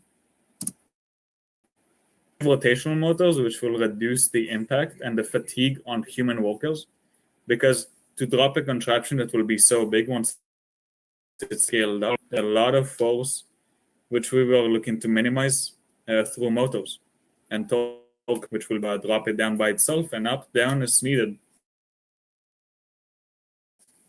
A widely used concept in machinery, motorcycles, car engines, and have many applications. It's a long-lasting way of transmitting rotary motion from one gear wheel to another. Achieve efficiency levels exceeding 95 to 90%, whereas belt drives are often less efficient, particularly in applications with high torque or heavy loads, such as I'm Ralph, and I'm going to be talking about our business plan. So for analysis, as Rafi said, a lot of marine species are being negatively impacted because they're ingesting and being trapped in all these kinds of trashes and microplastics, and eventually it's going to lead to humans being affected as well. So we did research on those technologies are really complicated and require a lot of maintenance to maintain. Also, the waste collection system is not the most efficient and sometimes leaves out microplastics, which still harm the environment. Most technologies are labor intensive, relying on human resources, and may not be scalable or be able to make into large scale production. It's also inefficient at deep water. Most technologies only do the surfaces, and we also found out the operation costs, which makes it harder to sustain. So this is our product. On the side is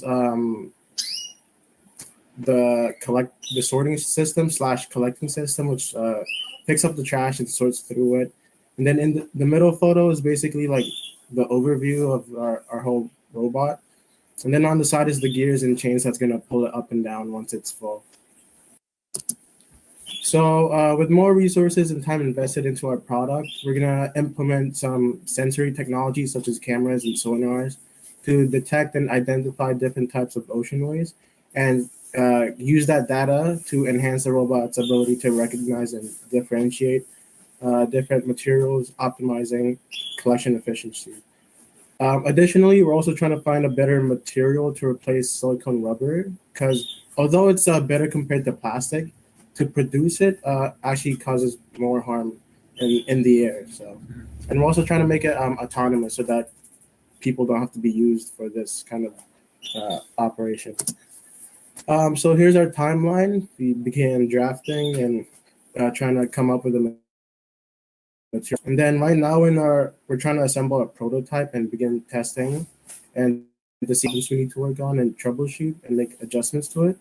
And hopefully by the end, we're able to present a product that's capable of cleaning ocean waste without additional harm, and hopefully commercialize the product and use that earnings to make it better.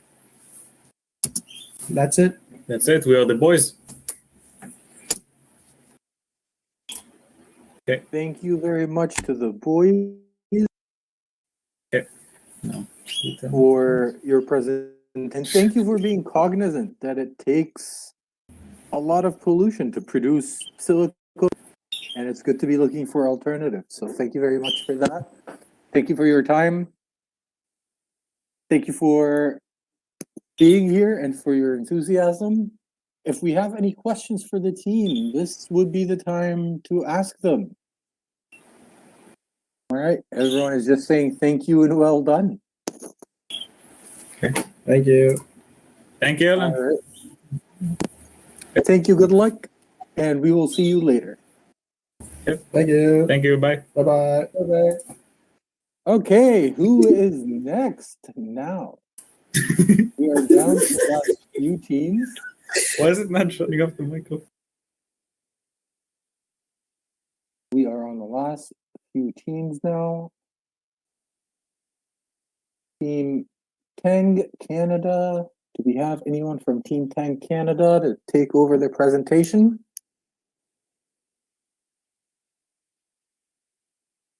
Anybody? No one? Okay, what about Team Artemis Iran? Are you ready to present now?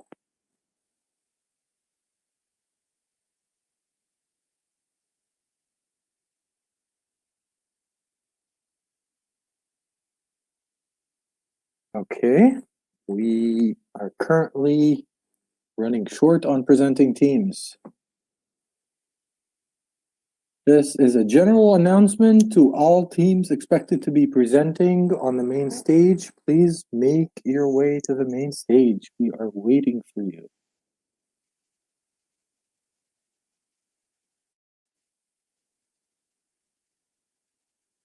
Team Tang Canada. Okay, let us take a 5-minute break until the technical difficulties are resolved. Be right back. That will be a hard 5 minutes, please.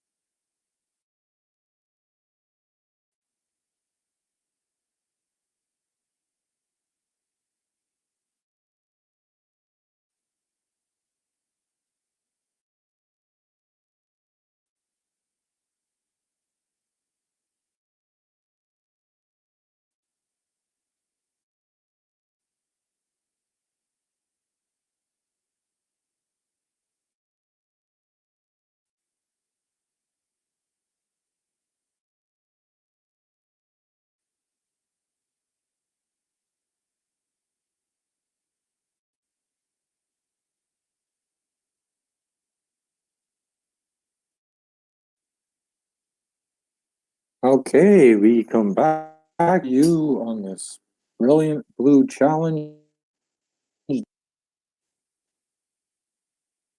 Do we have any of the teams ready to present?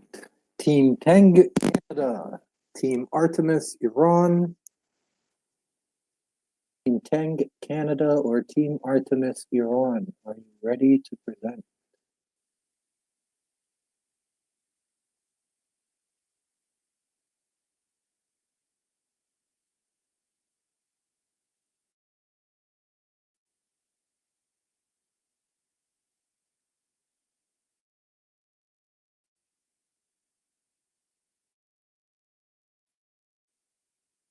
Okay, we have a team that is ready to present. Please, the stage is yours.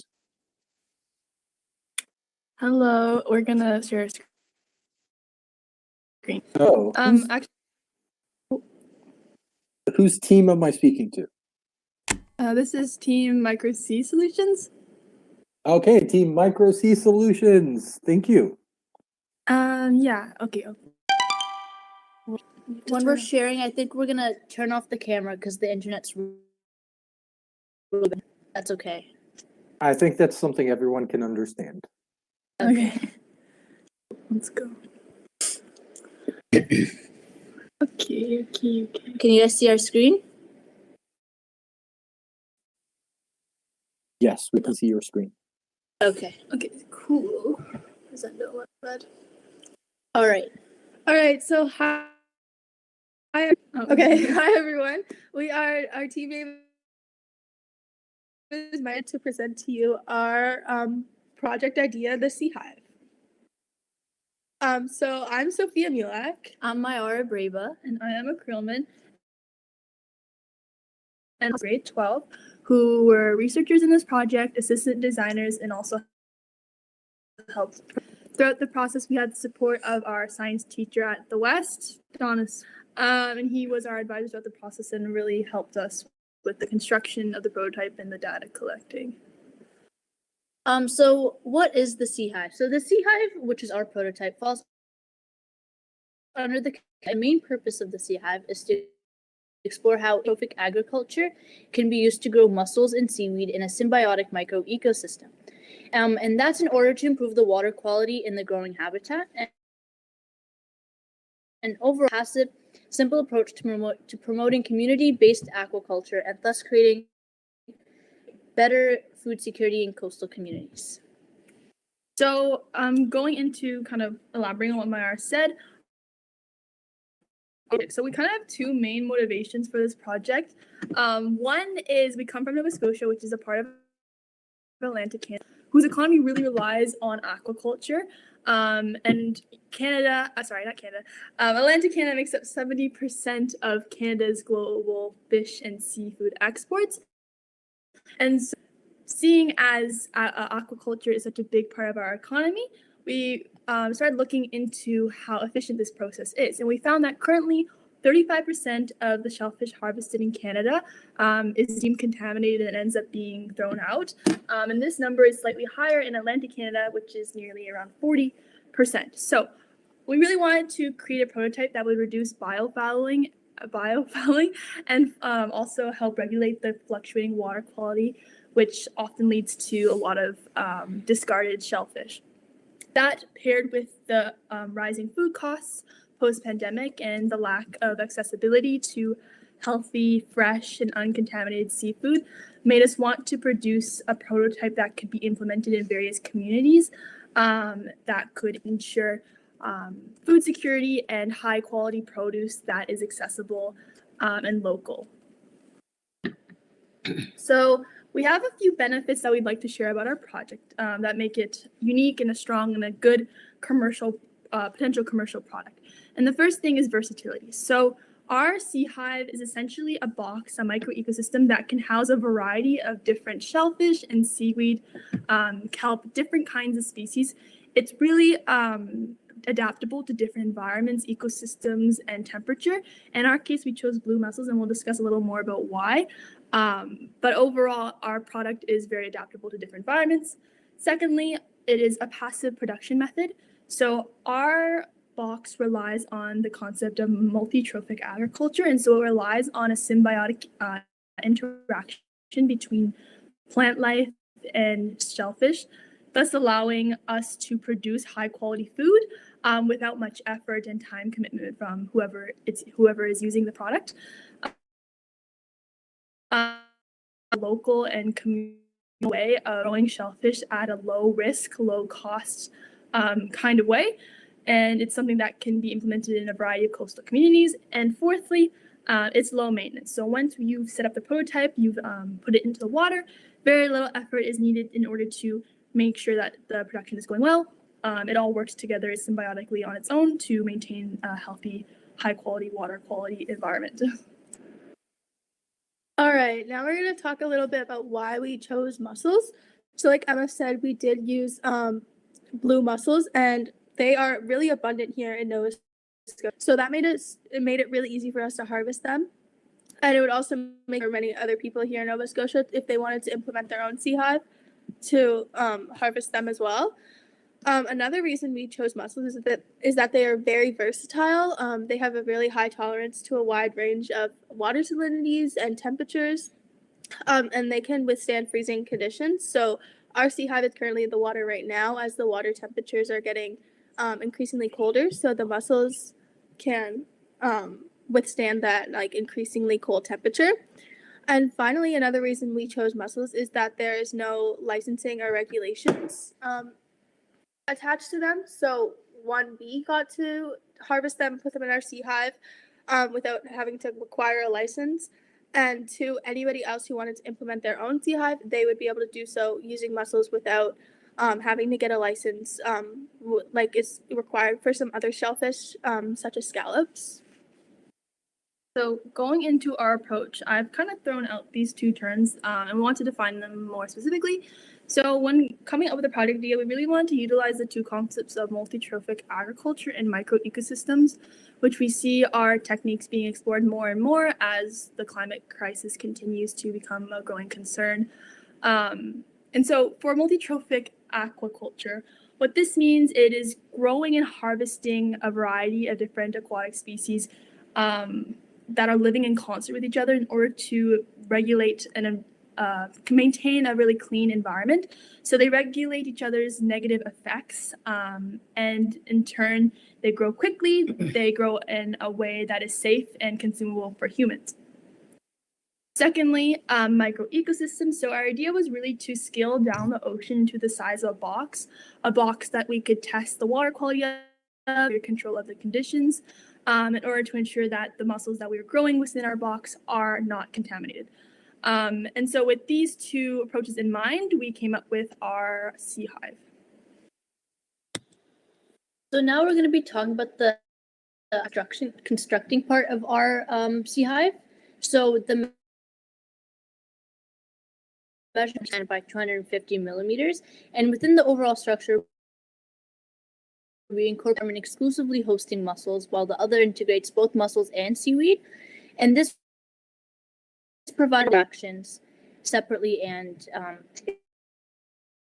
together. Supports with removable filters, enabling controlled flow for optimal environmental conditions. Plus concrete slabs, which acted as weights, ensuring that the sea hive remained. And this was really crucial for the constant extraction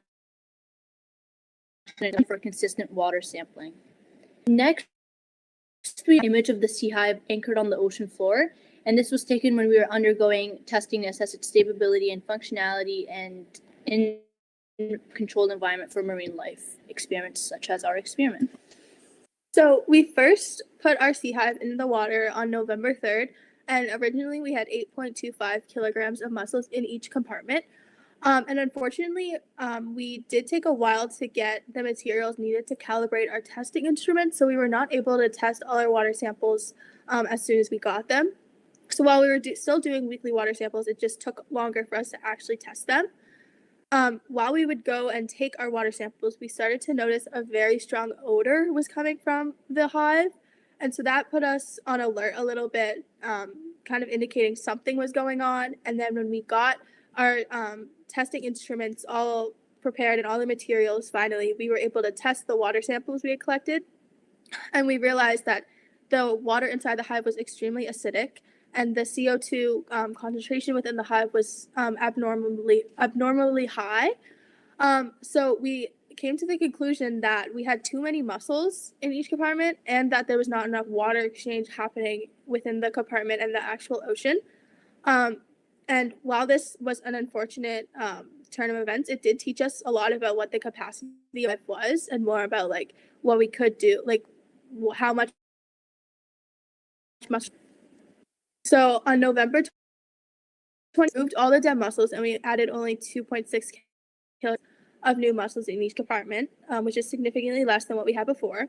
We also opened the secondary water ports and filtering materials. Previously, we had a filtering material covering the water port, and that was just not letting enough water be exchanged. So after doing that, no longer there, and our results were now down a lot, and the pHs were better. And that's what it is to this the mussels are compatible with the sea hive. It shows them and their byssal fibers attached to the hive. As well, we have seen them attach to the acrylic panels in the hive within 24 hours of them being in there. So we're going to go through some of the statistics that we've been collecting over the course of our project. We've only due to time constraints, kind of testing and study different kinds of materials such as heavy metals and potential parasitic microbacteria that might be living in our waters. But anyways, to start, so we have our pH data here from November 3rd to 13th. 2 data collection days, that was when we had our 8.25 kilograms of mussels in the box, and we were facing significant pH decline by 1 year. It's pretty drastic when it comes to nature. And once though we did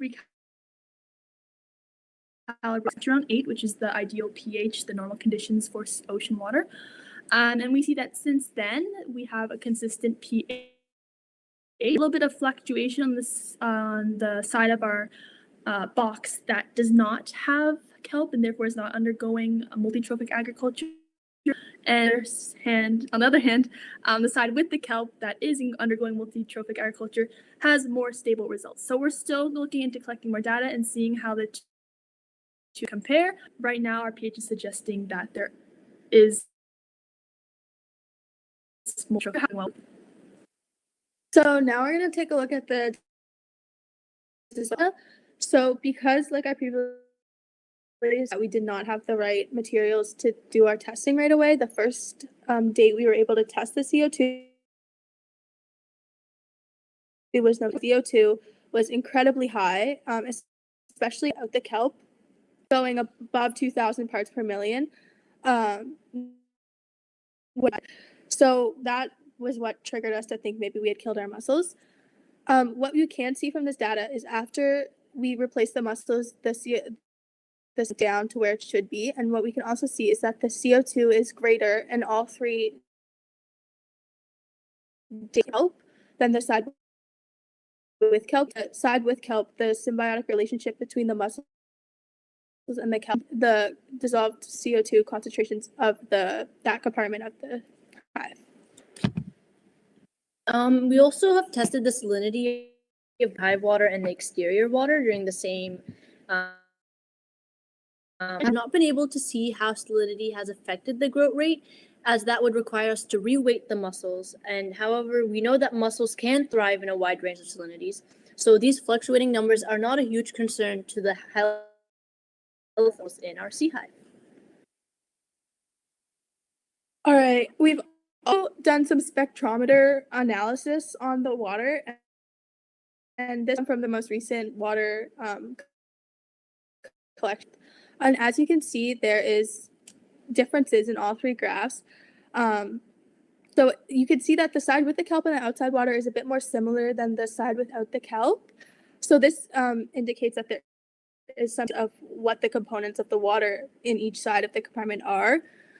We do not yet know what these components are that may be in the water. That would require further testing, but we do know that this does suggest a positive difference in having the plants growing alongside the mussels. And throughout this experiment, we used wireless Pasco probes and sensors, and these technologies are very useful, but they do offer lots of limitations. And that's because the readings fluctuate and we would require multiple rounds of testing and calibrations of the devices. So subjectivity, which is another limitation that we have encountered through the test strips that we use. So people may interpret color changes on the test strips differently, including which includes or introduces inconsistency in the results. This subjectivity challenges the establishment of standardized assessment of water quality, and as such, we try to aim to keep the person reading the test strips to be as consistent as possible to control it. And an alteration that we also decided to do because of a limitation we faced was when we were collecting the water samples for water testing, we would have to lift the sea hive to the surface, and that's where we would unscrew the openings at the top, and sometimes we'd have some exterior water would get into the tops. So during this process, we tried, but sometimes disturbance did occur. And a way we could improve the system was to have a way of collecting it out without having to lift the sea hive all the way up to the surface of the water. So just to wrap up our presentation, in conclusion, our most recent data is quite promising. We're seeing that this product that we have developed that is user-friendly and good for individual and communal aquaculture, has a lot of positive impacts, and it is going to be something that allows more regulated, high-quality seafood to be produced with risk and low costs. Additionally, we did face so the Sea Hive is still a project that needs a lot more development, a lot more action. And so we're really eager and excited to keep going, keep collecting data and see where it takes us. As Meyer mentioned, future developments are for sure needed. There's several improvements that we can make, including testing a wider variety of things within our oceans, such as the heavy metal concentration and the presence of microbacteria that are oftentimes responsible for mostly what is responsible for the throwing out of seafood. And additionally, some kind of pump mechanism where we pump out the water from the sea hive instead of having to lift it up from the ground and cause a disruption to its water flow is something that we're currently looking into. So we really appreciate everyone's time. Thank you for listening to our project, and we really hope that we can continue to learn from this and develop our idea so that it can become a commercialized product. We do have a video if you guys would like to see it. We are at 15 minutes though, so I mean, if we're in a rush, we don't need to show it, but it's up to you guys, or you. Okay, let's check first and see if the next team is ready to present. If they're not, I think we'd be more than happy to see your video. Sure, no worries. Okay, Team Artemis Iran, would you be ready to present in about 5 minutes? Or are you ready to present now?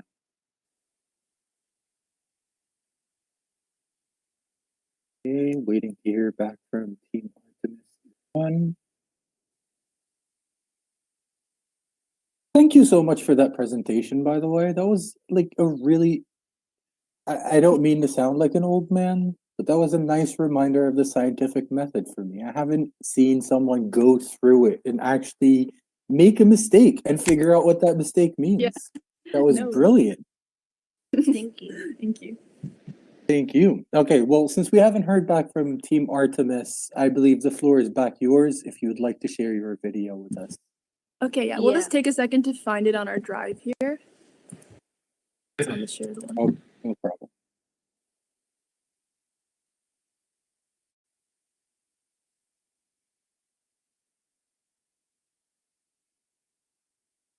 Okay.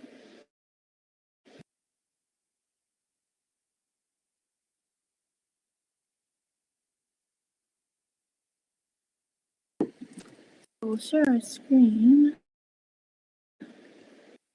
Okay, so this just kind of goes through here in Halifax. For anyone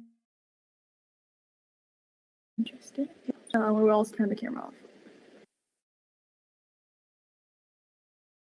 Yourselves, or is it going to play for you yourselves?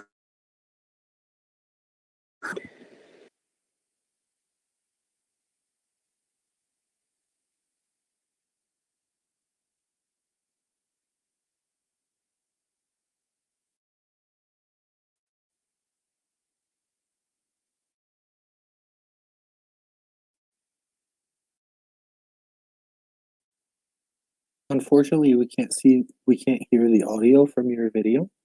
Oh no. Okay. Maybe you can't hear any. I don't know. Maybe if we mute ourselves, is that gonna help? You hear nothing at all. Is it really faint? No, there's something with the platform where you might have to hit the external audio or video kind of link with the little blue plus in the bottom left, maybe. I'm not sure though. Like share external video, possibly. Okay. Oh wait, that's not like that. Share external video. Add video URL. Because it is a YouTube video, isn't it? I don't know if it's URL. Hold on. No, don't. That's not it. Copy link. Oh, it's I'm on a not Google sure. Drive. Yeah, I don't know if that's going to work or not. Okay, I mean it's You could talk us through it though. okay. Well, I mean you can see it, can you not? Yeah. Or you can see our screen. We can Yeah, see we your could see it. screen, definitely. Okay, well we can just explain the parts. Like Yeah. Let me mute it though, because I'm gonna not Yeah. be able to hear. So I mean, this is our The box. sea hive. It's essentially just there's two compartments in there. One side, the side that Maya is holding on the the right. That one is the side without any additional kelp in it, and the other side does have kelp. And here Maya is just essentially showing how we test it. We kind of unscrew the top and we stick our suction big pipette in there. And the ports there, you have two on each side. But essentially, you can add filtering material. We took it out. We used Scotch-Brite though when we did have the filtering material in. That's just showing how it's anchored. Yeah, between the dock and the mainland there. What else are we talking about? Probably. Is that 360? 360 here. It's pretty much it. It's pretty simple. And I think I'm just saying. What do I explain? I don't know. Hold on, I'm muted. Yeah, this is just talking about multi-troph agriculture. Yeah, and Maya's just kind of going over that we covered in our presentation. So everything that's like talked about now, we covered in our presentation. Good for us. The other video, we really need the audio for. So. Yeah.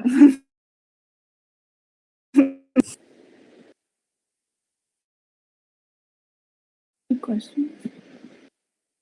All right, excellent. I have one question. I'm sorry if I missed the answer at the beginning of your introduction. Where did the name Sea Hive come from? I'm familiar with the beehive. Yeah, I mean, it's kind of hive essentially. Like it's like a. I think, and it's our idea is like we want it to be buzzing with activity. We want people to like anyone to be able to do it, and beehiving I think is a like pretty like self-sufficient system. So like ours is self-sufficient. Like anybody can do it. It's pretty easy. Once you have the actual sea hive. There was a lot of names thrown around, but that's just the one that's the one that stuck. Yeah, and a nice little Oh. Now we can't hear you. Oh, God. I think you're muted. So, a little scared though. I was asking, were you comfortable sharing some of those names with us? We have it up. Like we can pull it up. It might take a second, but there was a lot of things going on. I'm trying to think of one. Sophia's also yeah. It was like brainstorming. It's like one of the first name, and so it's been a while of choosing it. I probably talked about it for like we just let it go with the flow. Whatever one we start calling it was. I think Mr. Sweeney was telling his students about it, and he was saying it was it's like a beehive but for the ocean. So I think that's sure if you want to speak to that. I think he's not here. But yeah, I think that's kind of how it happened. But there was a lot of names. A lot of them were alive. Well, thank you so much for sharing with us. And we look forward to seeing you around later.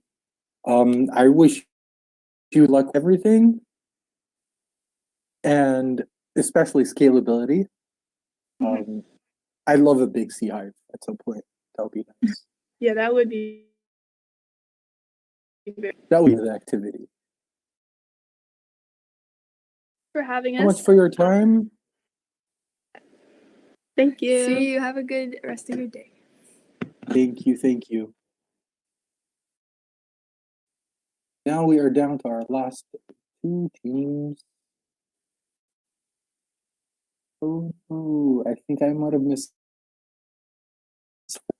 the team. We will get them on the way out. No problem. Hey, Artemis Iran, are you ready to present? Or Team Tank Canada? We might have fun to our presentations, and then we'll just think about all the presentation that they saw today. So we got here. The teams have also presented to the judges of our competition. They are grilling questions, and now they will need time to deliberate after we are done, and then we will be announcing the words during our closing ceremony. Team Tang Canada or Team Artemis Iran, are you available to present right now?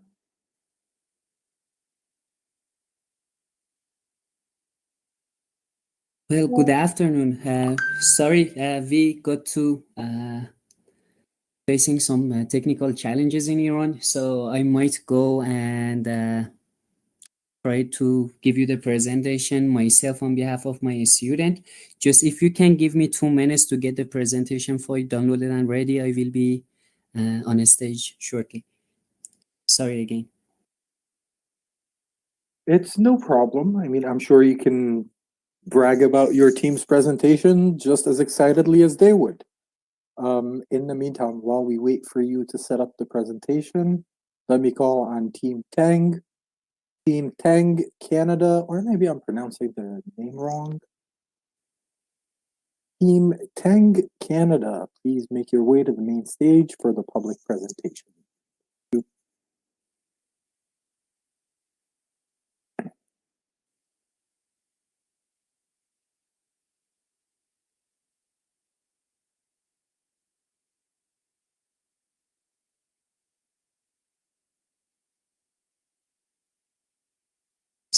So I hope you guys having my screen. Once again, hello and good afternoon.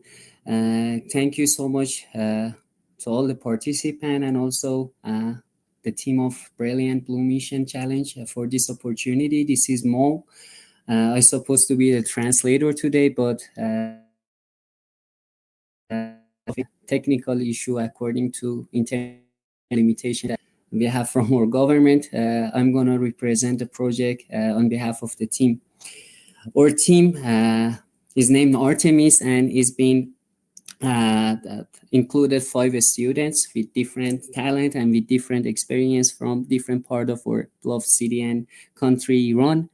They are not only diverse from the geographical location that they live in, but also from the background and different talents that they do have. We do have, I'm going to represent them from the picture that you are seeing in the center, Mohammed Amin, which is the R&D person of our team. We have Kehan, which is the social media manager and content developer in our group. We have Surush, which is the captain, and he worked as a project manager and facilitator for everything that is been going on in the team. We have Mohammed Hossein, which is our talented programmer and data scientist, including the Mahdi, which is our 3D designer and also mechanical expert in our group.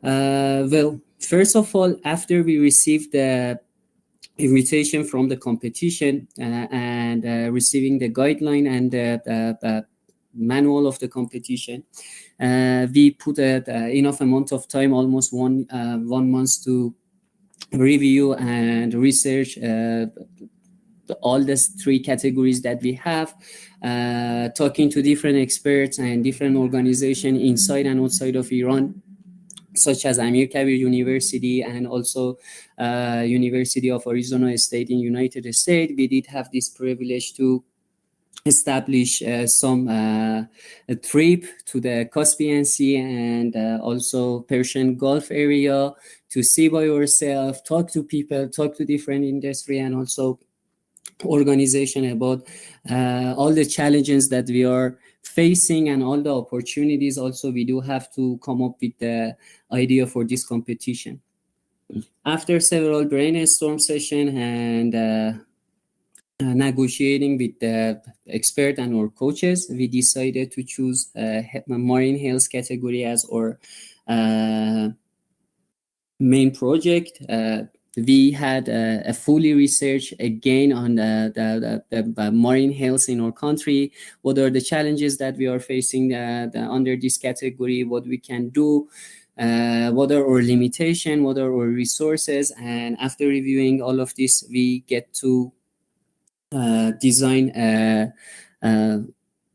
automatic unhumanoid robot that help to clean the algae blooms, which is kind of like a the treat an issue for every country that has ocean or sea border in their country.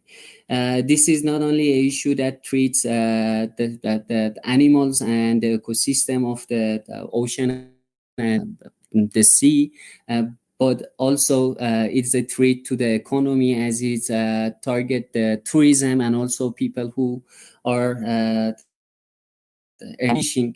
So that's how we started thinking, yeah, that could be a challenge and that we can work on to fix it. And we established our idea.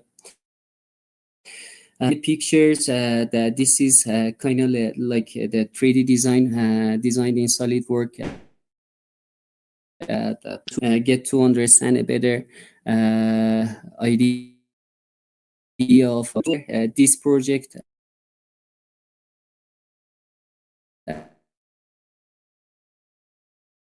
Is the big which is kind of like the main part of the project. It includes the filters, the input and out, and the water of the ocean, and also it cooling system. It includes the suction pumps that we do have here. What pretty much and also the second part is the navigation part. As here we decided to work with double boat construction because it gives us a better stability, better speed, and also more space to include all of our structures to achieve what we are looking for. We have also the third part as is the main entrance for the algae and other sort of trashes that we are collecting here. One of the thing that you might imagining right now that there has been so many kind of similar project that they have been trying to collect the algal bloom and clean the ocean and also seas from the algae pollutions. But that there are so many differences in our project with them, which if I want to go for the main one, which is the biggest advantage and the biggest innovation of our project is, okay, you got to clean the algae with whatever mechanism you have. What do you want to do after with this algae? It becomes itself a pollution and a challenge to fix. So as we had some experience working with algae before in our previous projects for different competition. We decided to design a photobio reactor mechanism that with the multicultural mix of algae can produce bioplastic or even feedstock for animals and fishing farm. And that way, we are not only cleaning the oceans from the algae pollution, we are also producing some stuff which I wish my students were here to represent better with more detail. But I put at least 2 to 3 months of hard working. You just maybe see a picture here, but it is a fully designed, fully detailed bubble column, nanobioreactor, electrochemical plates that it can it can give you the opportunity to make something that you consider that for waste before to something beneficial for the environment and also for the economy. Beside all of this, we were thinking, now that we have the boot inside the ocean, collecting the algae, why not add sensors and a little bit of collecting some data according to the water quality data like pH, DO, TDS, and some other factors from the water and data center that give us the opportunity to give this data also used for several research processes, and also it give the big help to see what is coming before it's happening. The operation system that is here is something that it's been designed and tested prototyping process as we live way far from Caspian Sea and ocean. And I explained to you that we made a trip, had over 14 days of working with different type of filters such as centrifusion, such as temperature filters, such as pressure filter, and we ended up designing that filter which we kind of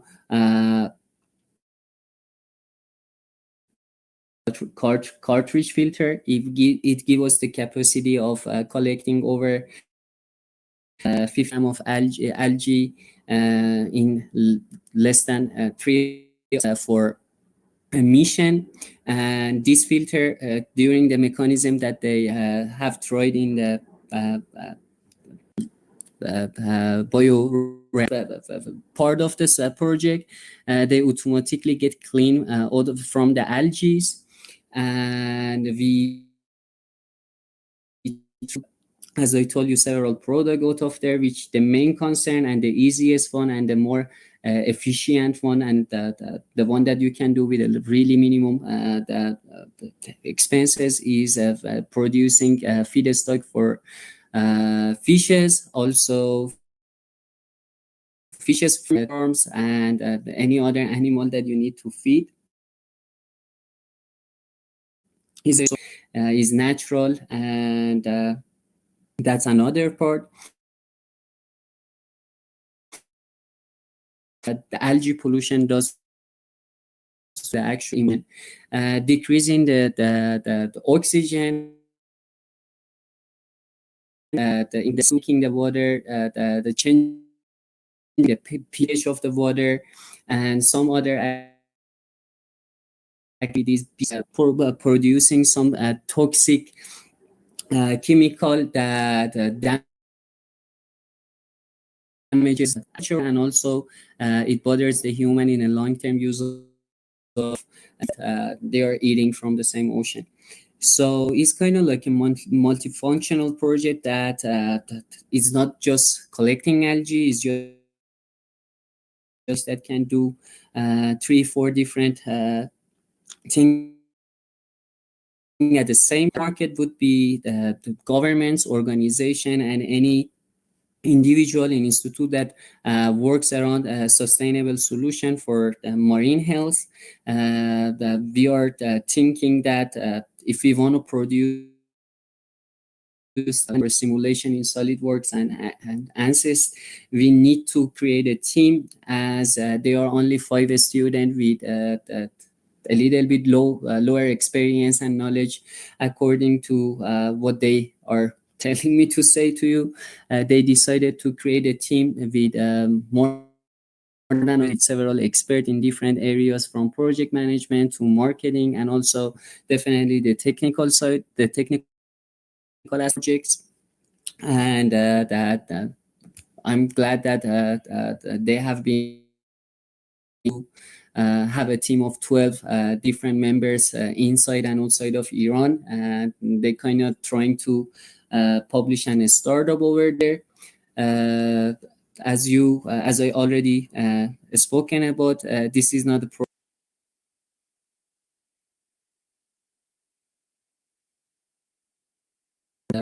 frame. First, make a social awareness about what we're doing, what this project is capable of doing it. And after that, we do believe if people realize and understand what exactly this project can do, we're gonna have a great we're gonna have a great attention from the market. At the same time, participating in national and international conferences, competitions such as the one that we are in it right now, Blue Mission and Blue Challenges, give us the opportunity to network and present our project and get involved with governments and bigger institutions directly. The financial aspect of the project for creating a prototype, we estimate a price of 85 million Iranian currency, which is equivalent to $1,050. And gladly they have started negotiating with 3 biggest startups in Iran, named Digicolo, which is the biggest online shop in the Middle East, and also 2 online taxi platform that they have signed some kind of agreement with them to help them secure the financial resources necessary for industrial prototype out of it. And they are during their market researches and financial planning, they have imagined that during the next 3 to 5 years after starting this project as an industrial activity, we can start having the revenue, which this revenue could be spent on. Also, part of this revenue should be spent on R&D and also the operation of the project, and the rest could be a huge profit, which we also make a table of how we see these numbers more accurate. If you want, we can share that with you after or during the competition.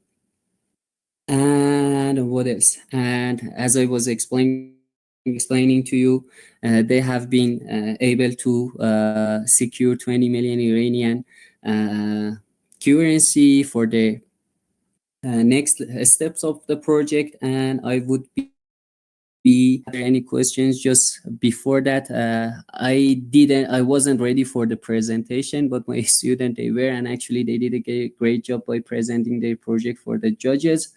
But unfortunately, the technical issue, and I don't know, technical or governmental issue, we couldn't have a great public presentation here. So I'm sorry, and I hope my student also forgiving me for not a great presentation. I would be happy to answer any question if there is any. Thank you, Mo. I don't think you have anything to apologize about. We're glad to have you with us so that you are able to talk about your teams and your group's project, even if they couldn't be here, because obviously we need to know about this. Everyone needs to know about the work that your team has put in. So we appreciate you for that. We can tell how proud you are of all the work that they've done, how involved you are, and we appreciate you for it. Thank you so much. Now, if we have any questions for Team Artemis before we excuse Mo. Any questions? Any questions at all? No questions? Okay, I am going to call on Team Teng from Canada now. If you are available, please head to the main stage for your public presentation. Team Teng Canada. Team Teng Canada, if you're available, please head to the main stage for your public presentation.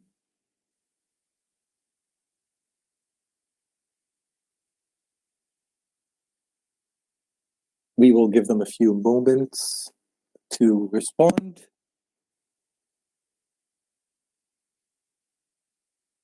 Till then, if you would like to be a part of our group photo, please join us on the main stage right now and turn on your video.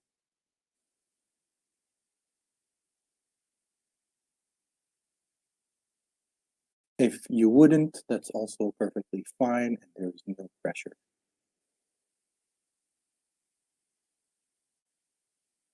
One last call for Team Tang from Canada. If you are ready, please head to the main stage for your presentation.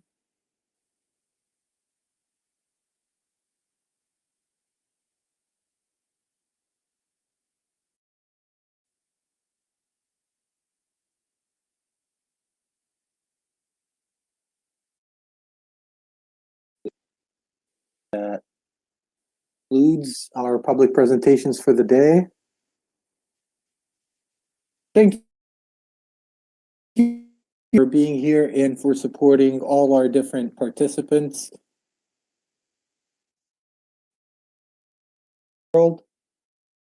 Many of them showed and shared their work despite ethical and even linguistic challenges. You have to keep in mind a lot of these teams were speaking in a second language, and I find that very impressive. If you don't for me, we are going to take it on the judges to deliberate. Yeah, very difficult decisions to make. I do not envy them. I hope to see you back here on our scheduled time. Please be here to celebrate the 11 awards that will be handed out to the different and various teams. And we hope to see you soon. Please be sure to come back and see you in a little bit.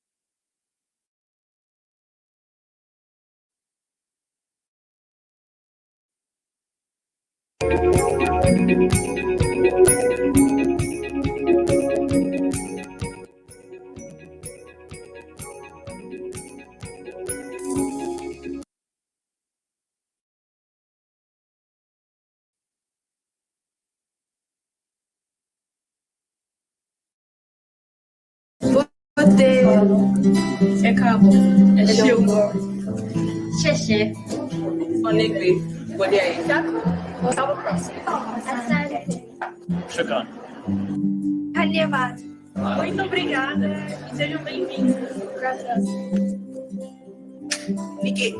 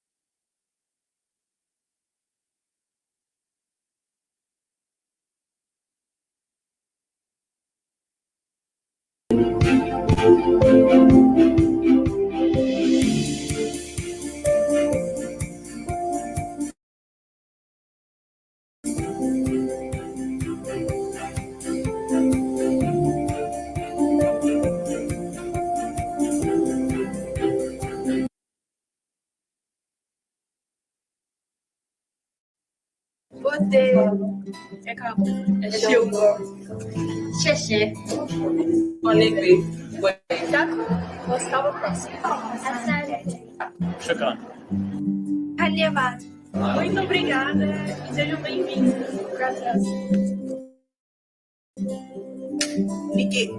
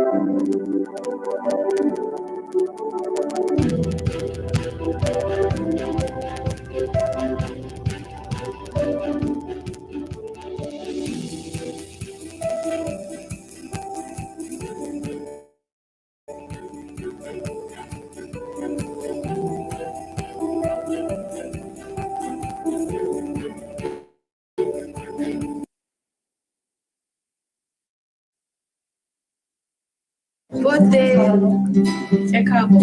Chegou. Xexé. Onegue. Bodiaí. Vou ficar no próximo. Shukran.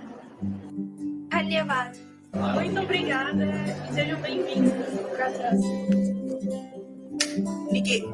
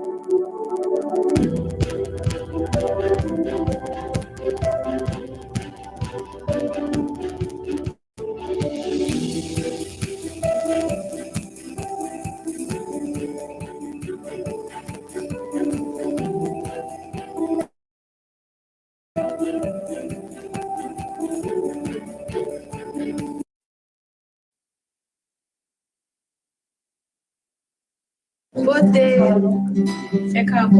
É show. Xexé. Alegre. Pode aí. Gostava próximo. Shukran. Muito obrigada e sejam bem-vindos. Graças. Miguel.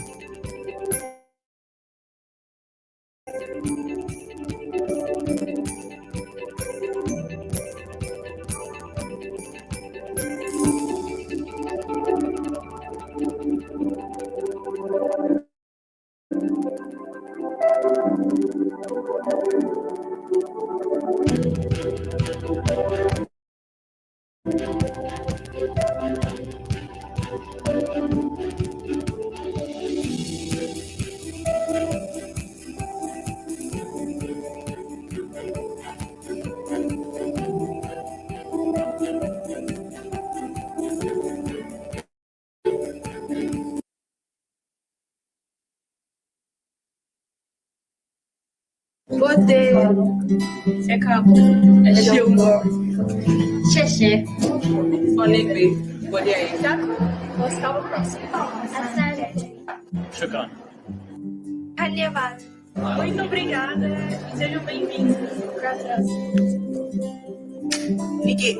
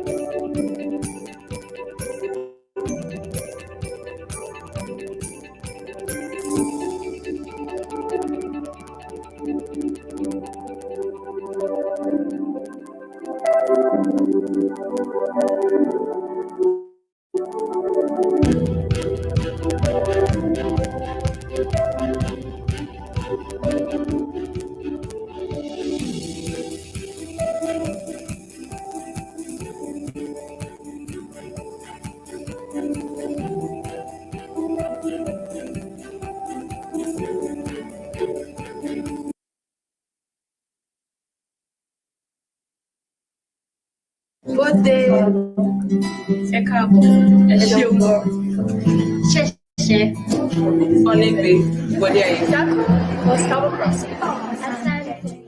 Shukran. Muito obrigada e sejam bem-vindos. Graças. Niki.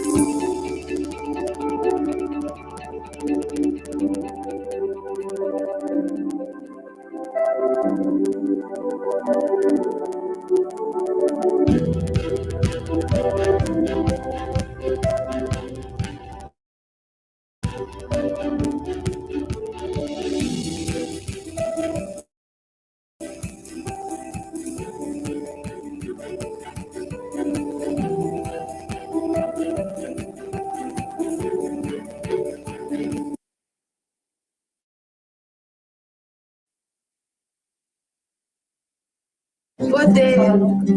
Acabou. É filme. Xexé. Onigiri. Odeio. Vamos para o próximo. Shukran. Dhanyavad. Muito obrigada e sejam bem-vindos. Graças. Fique.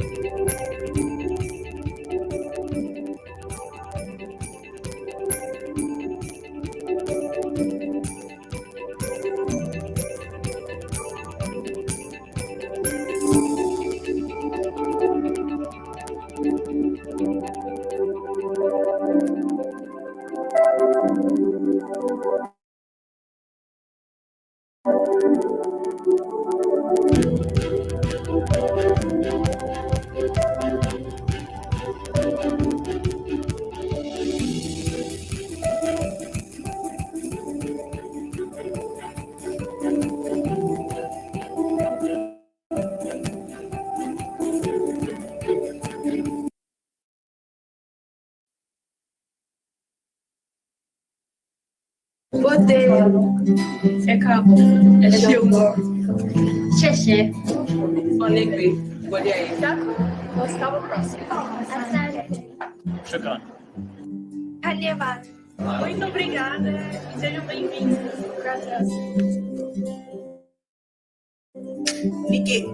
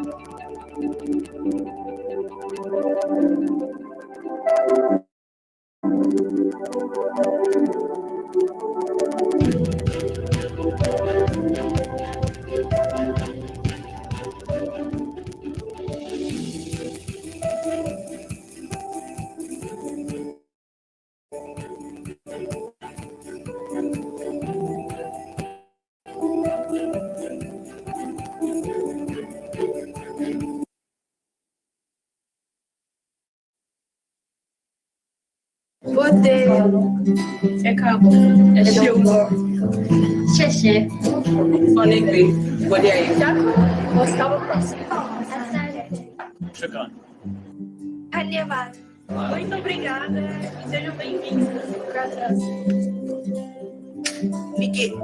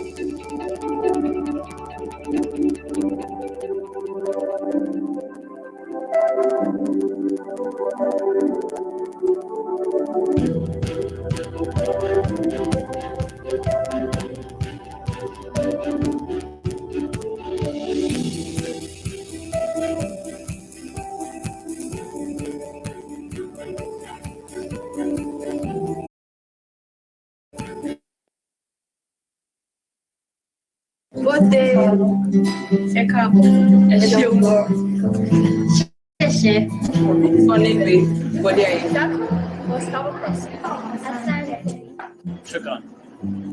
Alievado. Muito obrigada. Sejam bem-vindos. Graças. Fique.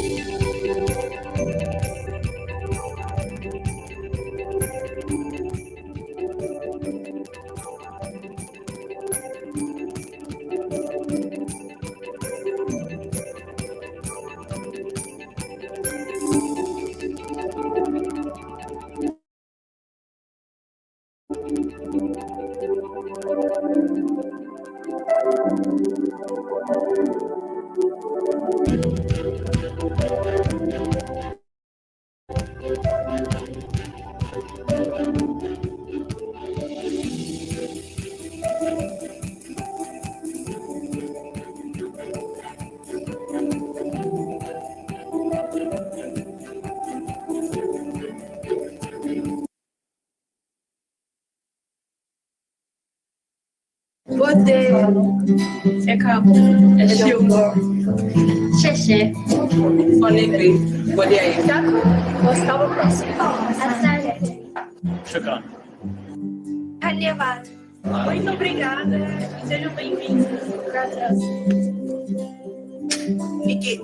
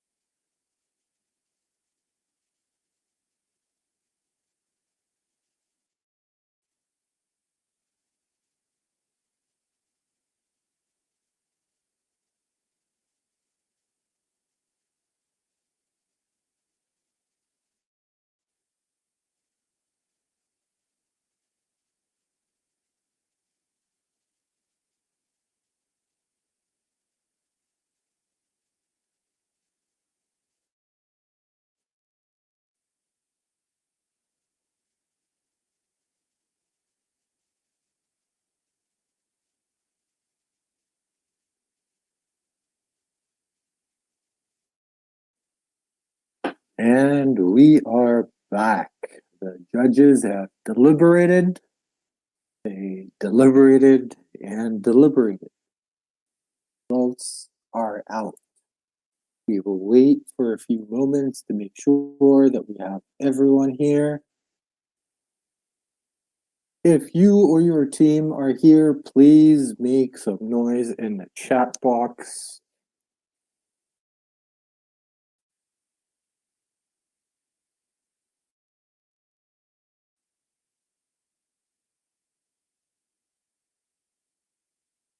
All right, we've got presentation from Team Iran.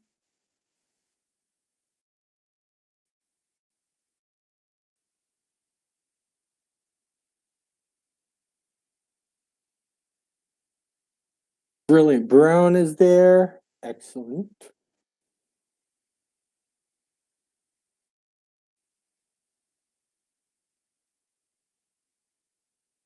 If you are just joining us, if you or your team are here, please make some noise in the chat box.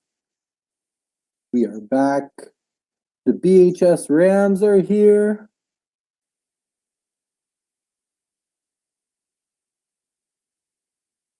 Okay, excellent. Let's see, what other teams do we have? Who else is here? Make some noise for your team in the chat box, please. Let us know that you are here. The boys are here.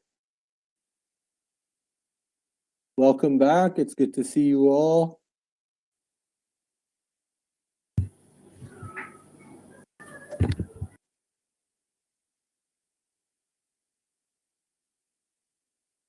Okay, We may will run into a give all the teams situation where few we more have moments to, join us. sorry If to you're interrupt, just Rashid. We joining might us have now, if to, you or your team are on the main stage, please make some noise in the chat box. Let us know that you are here, that you are proud, and that you are ready for the awards ceremony.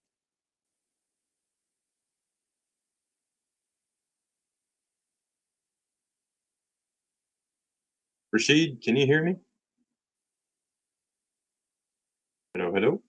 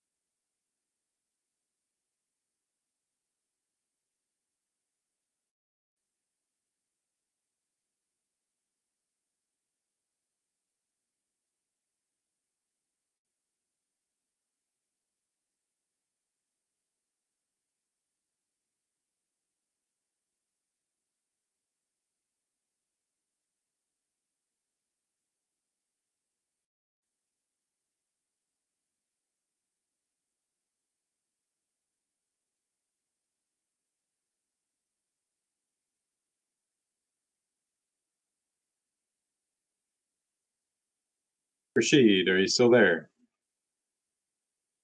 Yes, I am. I was having some technical difficulties earlier. I'm sorry I couldn't hear you. All good. I had to kick some people out from the Brilliant Labs team just to make room for some team members. So I think we've got a few more now, but I don't know who else we're expecting. Okay. Thank you. Okay, if you're just joining us, please let us know that you and your team are here for the closing ceremonies and the award announcement. We have Team Iran, Team Brilliant Brown, Team BHS Rams, and the boys.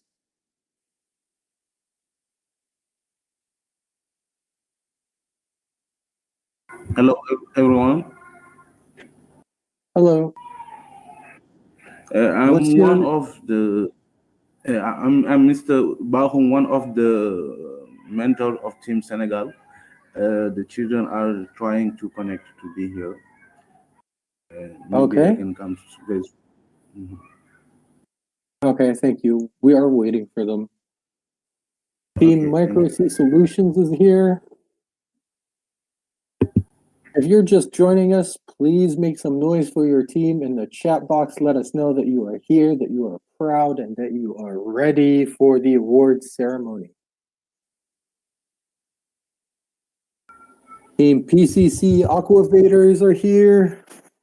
Team Royal Robotics are here. Team Trinidad and Tobago 1, Team Senegal is here. Team Trinidad and Tobago 2 are here.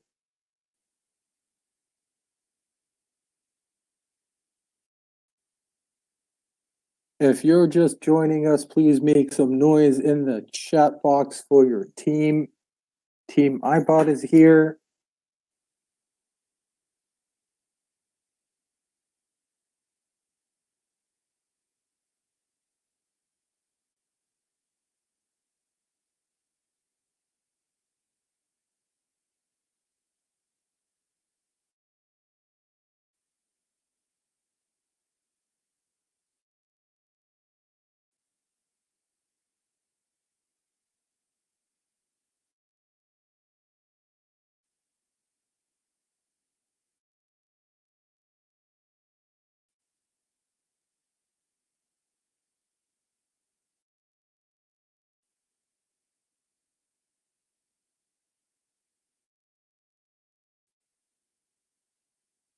Okay, if you're just joining us, please in your team in the chat box, let us know that you are here so that we can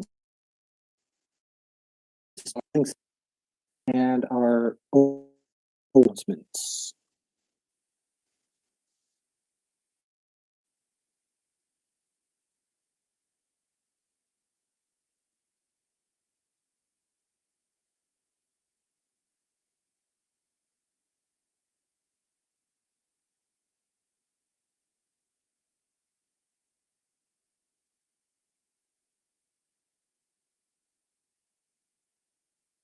Rashid, it's Andy Marshall, the judge advisor, joining you for all the fun. Oh, yeah. The person with all the results, with all the feedback, with all the good stuff. You get to ask all the questions. And I am envious. We are joined by Andy Marshall, our judge's advisor, and we are ready to kick off the closing ceremonies of the first Brilliant Blue Challenge. It has been my pleasure to be your MC today. Thank you so much. And I will hand you over to the capable hands of Andy Marshall. Go ahead, Andy. The floor is yours. Thank you very much. Hello, everyone, and what a great day. Day is in a couple of parts of the globe, but we are a global force. We are here to make a difference. The judges had a tremendously great time learning and listening to all of you, and they have some fantastic comments. And let's move on to the awards. We can have the next slide.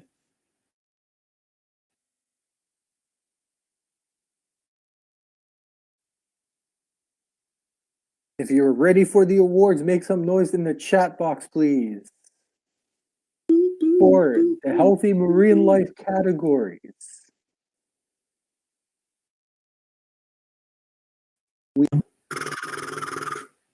the award for a clean ocean.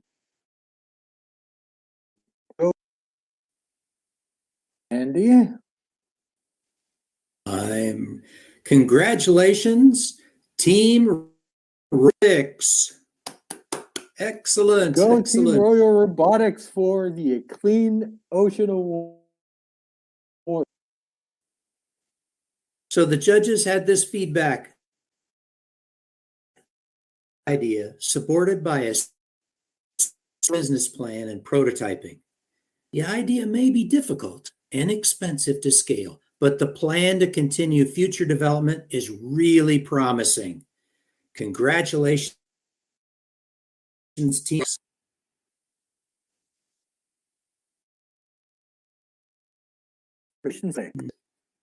Next up, we have the award for a healthy and resilient ocean. The award for a healthy and resilient ocean goes to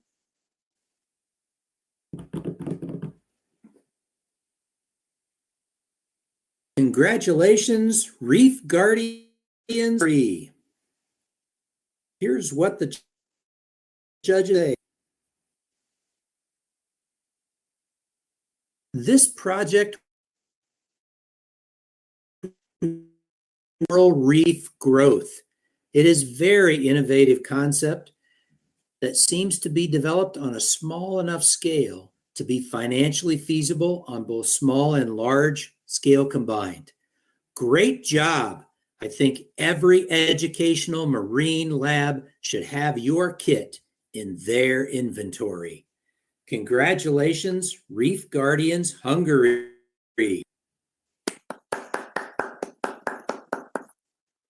Congratulations, Reef Guardians. Up next, we have the award for a productive ocean. And a productive ocean goes to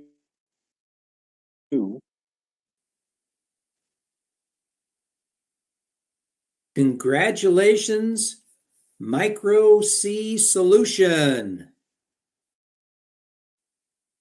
Congratulations, Micro C Solution. Back for Micro C Solution is thought with successful prototype in action. All presentation supported by data. Well done. So C Congratulations, Solution. Micro C Solution. Up, we have the award for a safe ocean. And the award for a safe ocean goes to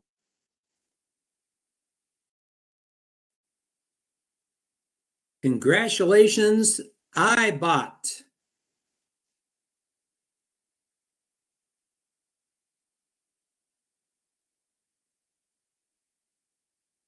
The judges' feedback for iBot, great project to implement a robot fish cleaning, a robotic fish cleaning out microplastics from the sea and oceans. This neat AUV design control platform. Judge, this team can proceed with further development of this project and one day deploy a swarm of robot fish to help clean the waters. Brilliant work. Congratulations. iBot. Next up, we have the award for healthy marine life.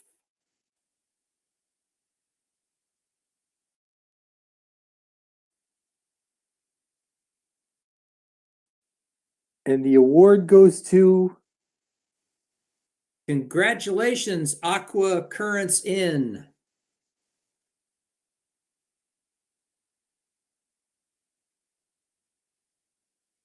Apologies, that's supposed to be Aquacurrents Innovation. Thank you, Jeff. And yes, apologies to the team. The judges had this feedback for you. Wonderful proposal by the team who showcased excellent teamwork and enthusiasm for their project. This team put together a clear and engaging presentation and an amazing prototype. The planning was well thought out and the team was very knowledgeable about the subject matter. Great effort here to address the issue at hand. Congratulations, Aqua Current Innovations. Congratulations, Aquacurrent Innovations. Next up, we have the award for Ecosystem Excellence.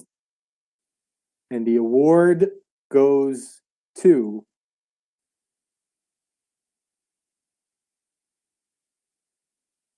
Congratulations to the Senegal Sea Savers.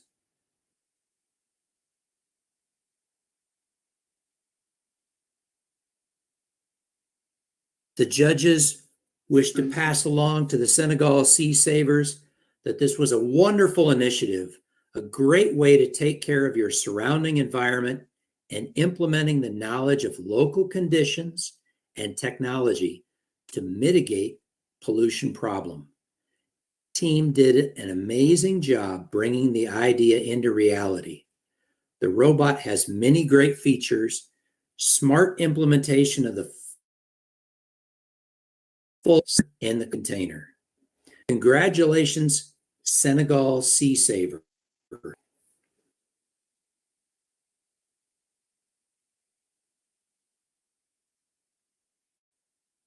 Next up, we have Marine Autonomous Systems categories. The first award in the Marine Autonomous Systems category is a Predicted Ocean. And a Predicted Ocean award goes to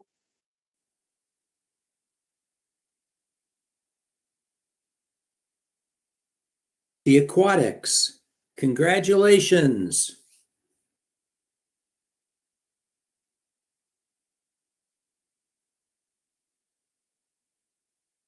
The Aquatics impressed the judges. Their input is incredible demonstration of engaged and passionate innovators. They were not fazed by the technology hiccup that we experienced at the outset. We really appreciated the prototype, that surprise video, and the camera demo. Team members were very clear and showed great collaborative effort. Beautifully done. Thank you and congratulations, Team Aquatics. Congratulations, Team Aquatics. Up next, we have the award for Marine Autonomous Systems. And the award goes to The Katra Eels. Congratulations.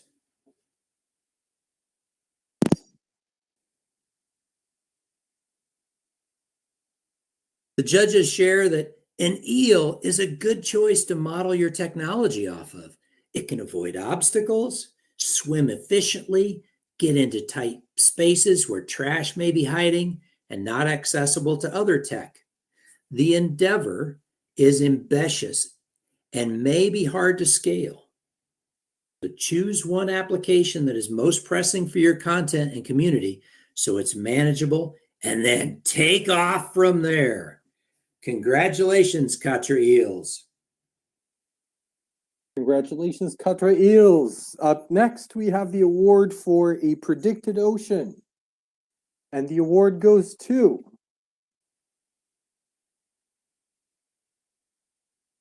Oh, it seems we are having some technical difficulties. We are moving on to Marine Renewable Energies category.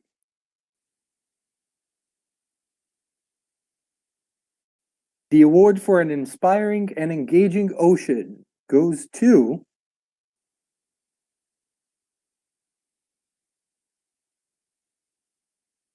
Team Tang. Congratulations.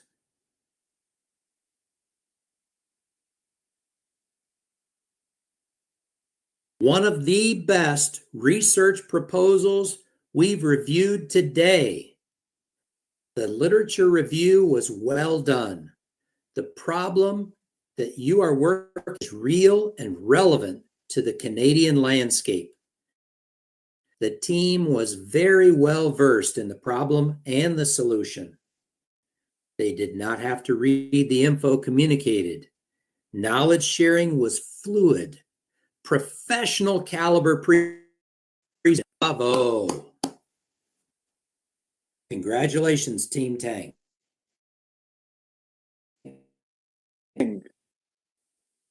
Next up, we have the award, and the Marine Renewable Energy Award goes. Ooh.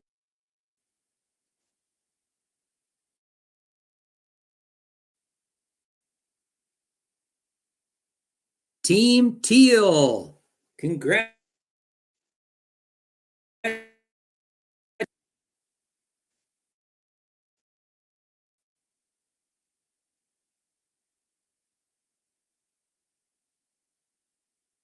The judges like to provide you with this feedback that you project utilizing thermal energy conversion systems to bring energy to the localized grid. Great concept of harvesting the energy from a source so widely. Congratulations, Team Teal. Congratulations, Team Teal. And that concludes our awards ceremony for today, if I am not mistaken. Thank you to all the teams that have participated. Thank you to everyone who has supported us and cheered us on. But before we wrap up, I will leave you with the final closing remarks by Omar Hussein. Omar, the floor is all yours.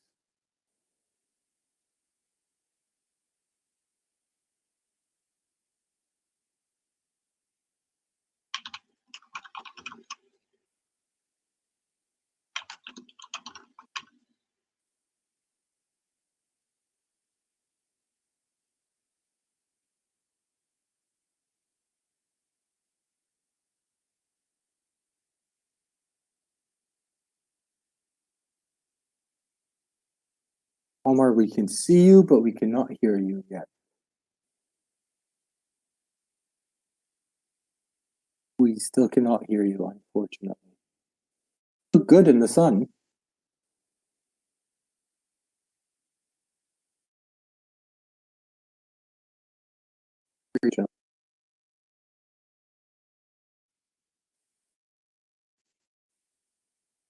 Okay, seems that we are having some issues at the moment.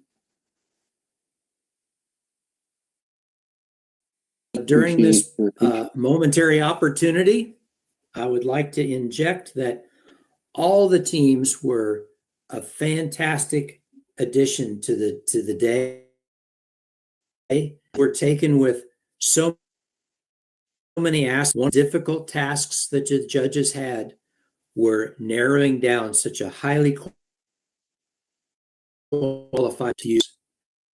So we thank you all, each and every one, for participating, and we encourage you strongly, keep going. Don't stop.